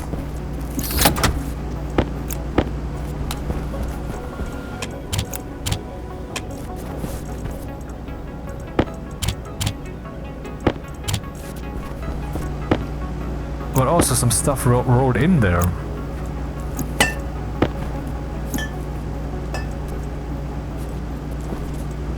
Huh.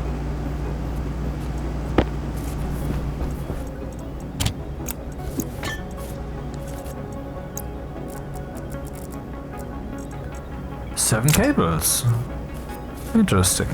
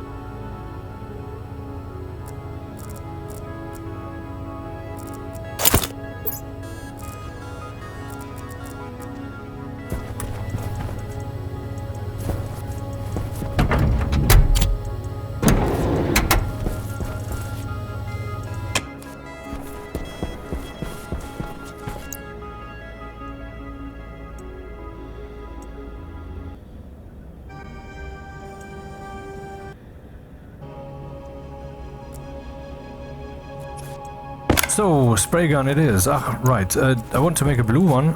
I have a blue one. Great. What did I want to spray paint blue again?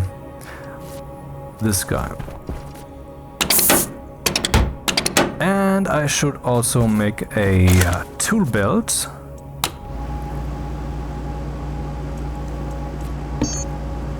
Mark II. With all the spray paint colors under the sun. Wonder if that can be put in here. No, it cannot be. But it can be put in here. So there's that.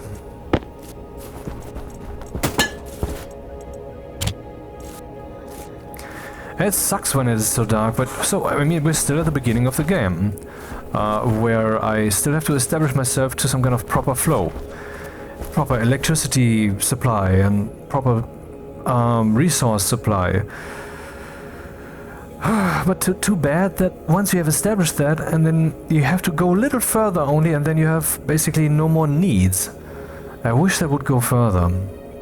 Of course you can still build for a ton, which will all have its own necessities and yeah, should keep going like that.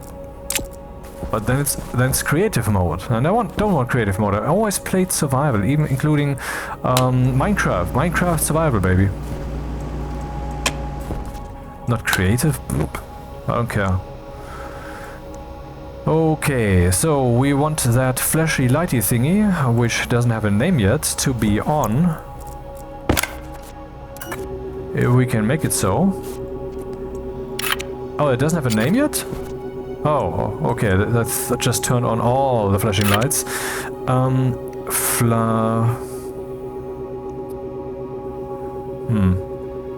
Light. Indoor Atmos.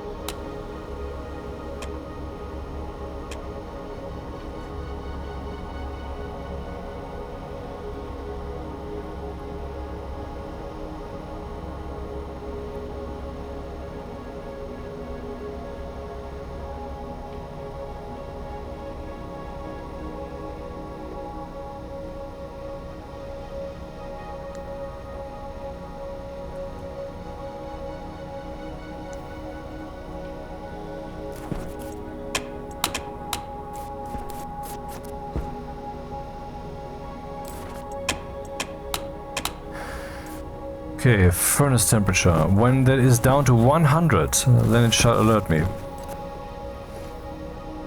Where is the furnace temperature?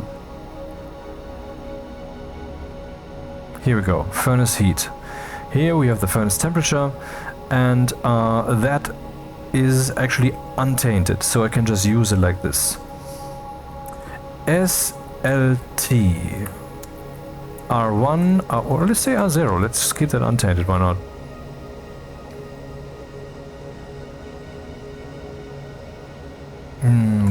Wait, let's use R2 then. Ooh, luxury, danger, risk. Ooh, I'm so risky today. No risk, not risk about it at all. Right in that thing, less than. If R2, if R1 is less than 100, then this shall be like this. Now we need the flashing light thing by the other one.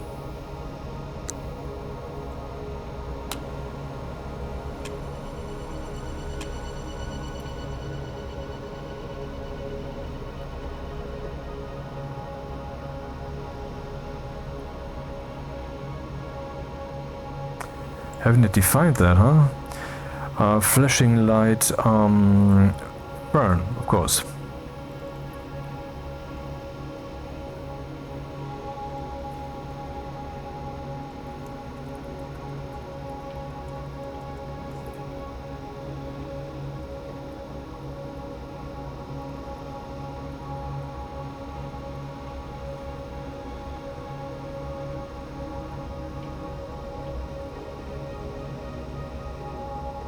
So, can this thing be turned on and off? Yes.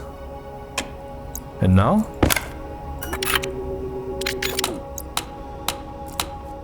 Okay, offensichtlich, obviously habe ich da made a mistake getan. Instead of writing the logic value in there, I wrote some temperature in there, which keeps changing. That's why that clicks and clicks and clicks the whole time.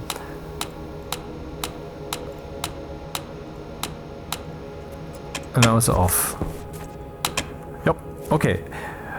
So, what about the oxygen in here? 47.2. Wasn't it at 47.2 earlier?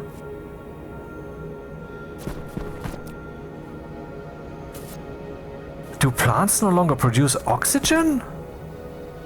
Someone would have noticed. Then again, not many people are possibly playing this beta version here. I mean, I would like to know whether that's the case. The only reasonable way I can think of is get a canister that contains only CO2, wall this up, go into this thing while walling it up, then evacuate it by opening the window, close the window again, it's evacuated. Now we put CO2 in here from the canister, and then we see if we get any oxygen. That's a reliable way of making that happen. Let's do that. Of course, I'm going to save and load. How do we get O2 only?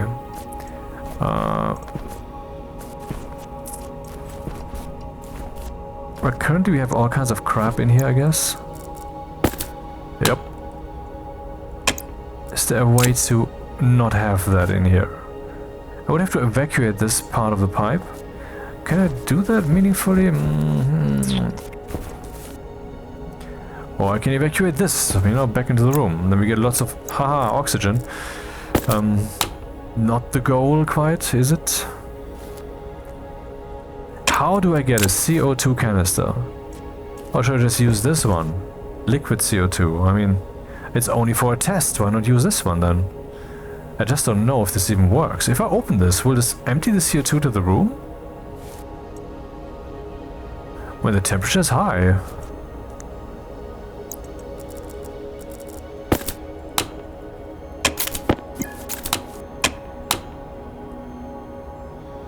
Minus 39 degrees. Oh.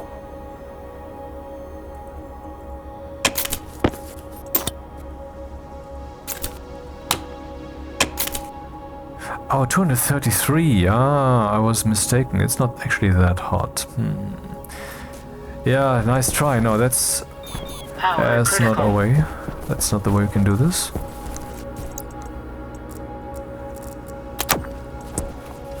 Well, I need a canister of pure CO2. Well, if I'm only doing this for a test, then why should I just cheat? I can just, you know, make a new canister. Okay, let's do that then.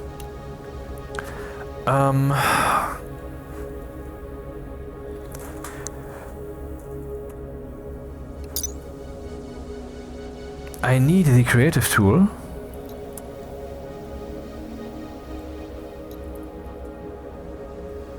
Oh, that's not listed. Yeah, that is authoring tool, of course, yeah. Item authoring. I need that so that I can find out what the idea is of the canister that I want to suddenly fill with CO2. Yep. Okay, so let's spawn that thing, spawn this. There it is. And then I need a canister.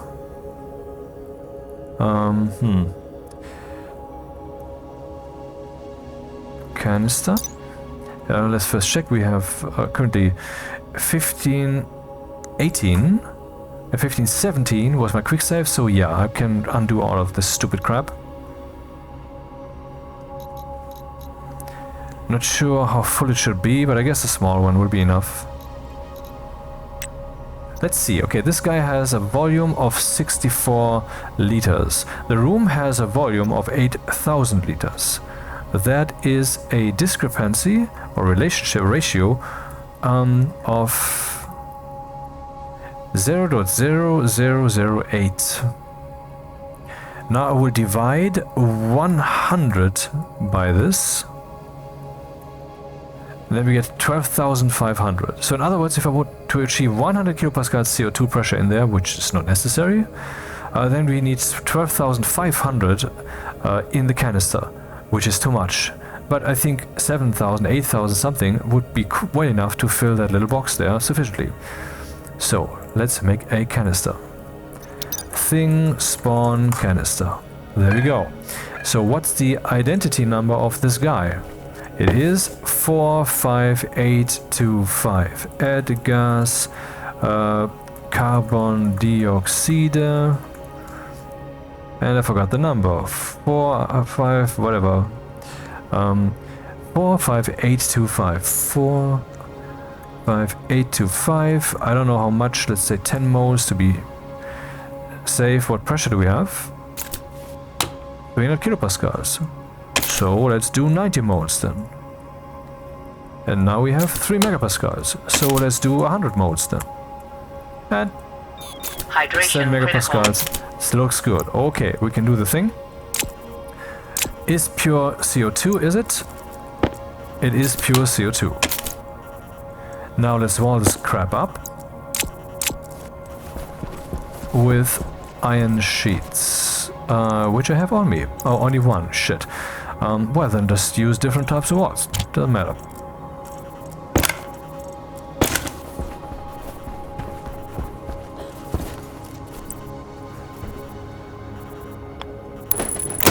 Oh, great. Now I created a window. Not what I want.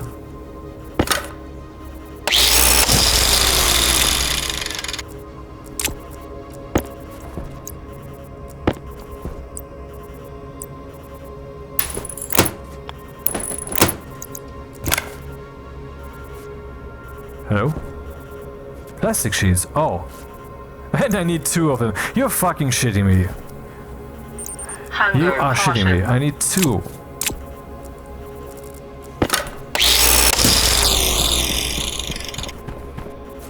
Oh, I have them. Good.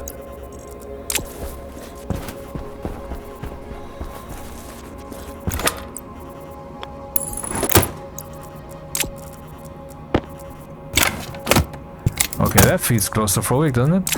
So let's see, maybe we can already see the change. 46.9% O2. Well, right, currently I don't see anything. If there... Oh, what? Right, maybe I should close the helmet. Because it certainly biases the outcome. Maybe I was just gobbling up so much O2 by me just standing there with an open helmet that the station could not increase its O2. Oh, look at that, it's increasing. I mean, I went this far, I will not go the whole way with the test, but it's good if we can already see that here. So there could have been a rounding issue that we went from 46.8 to 46.9 so quickly. It might have been 46.89 basically, or whatever. Wait, anyway, it's increasing. They are producing oxygen. But let's do the experiment. One step further, and then I will evacuate this little box here. Do you have the canister on me? I do. Yeah, 46.1. So it is producing oxygen. It's just not enough plants to really make a difference in this station. So that's what I have to do. Okay. Need more plants.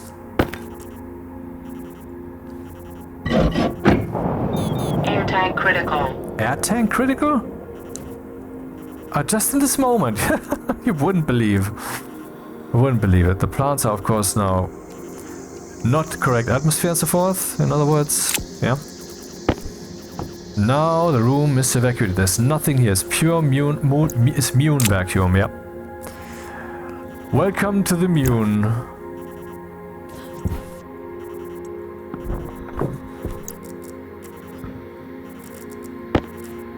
Aha! Look at that. And when do we ever see that? That ratio, that rate. We have 5 plants here, 5 potato plants.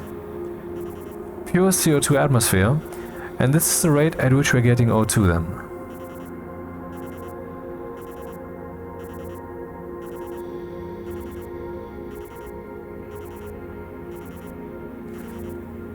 Oxygen Okay, low. let's load again. Oxygen critical. Leave session.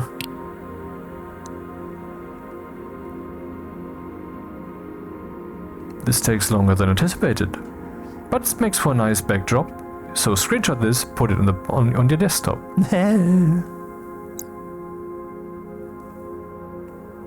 Seriously, it shouldn't take this long.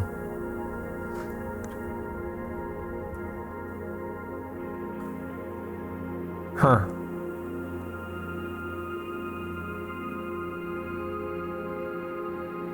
But no, that's not a fresh log entry or whatever. So, load latest.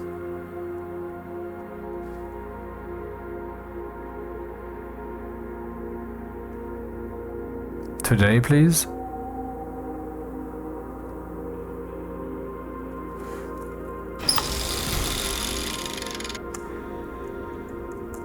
So, 200-minute day-night cycle.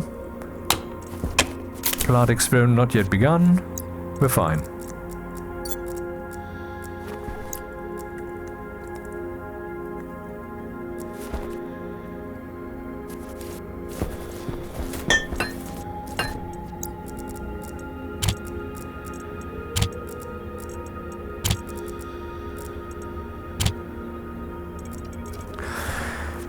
Okay, what's next on the menu?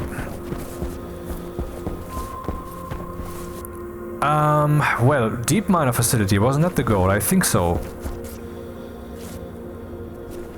But I think that's kind of a chapter. That isn't just like half an hour long and then, yeah, look, it's done, haha. But rather, it's a longer project. And so I think it would make sense to start this new chapter with the next video, with the next episode. So let's end this here for today.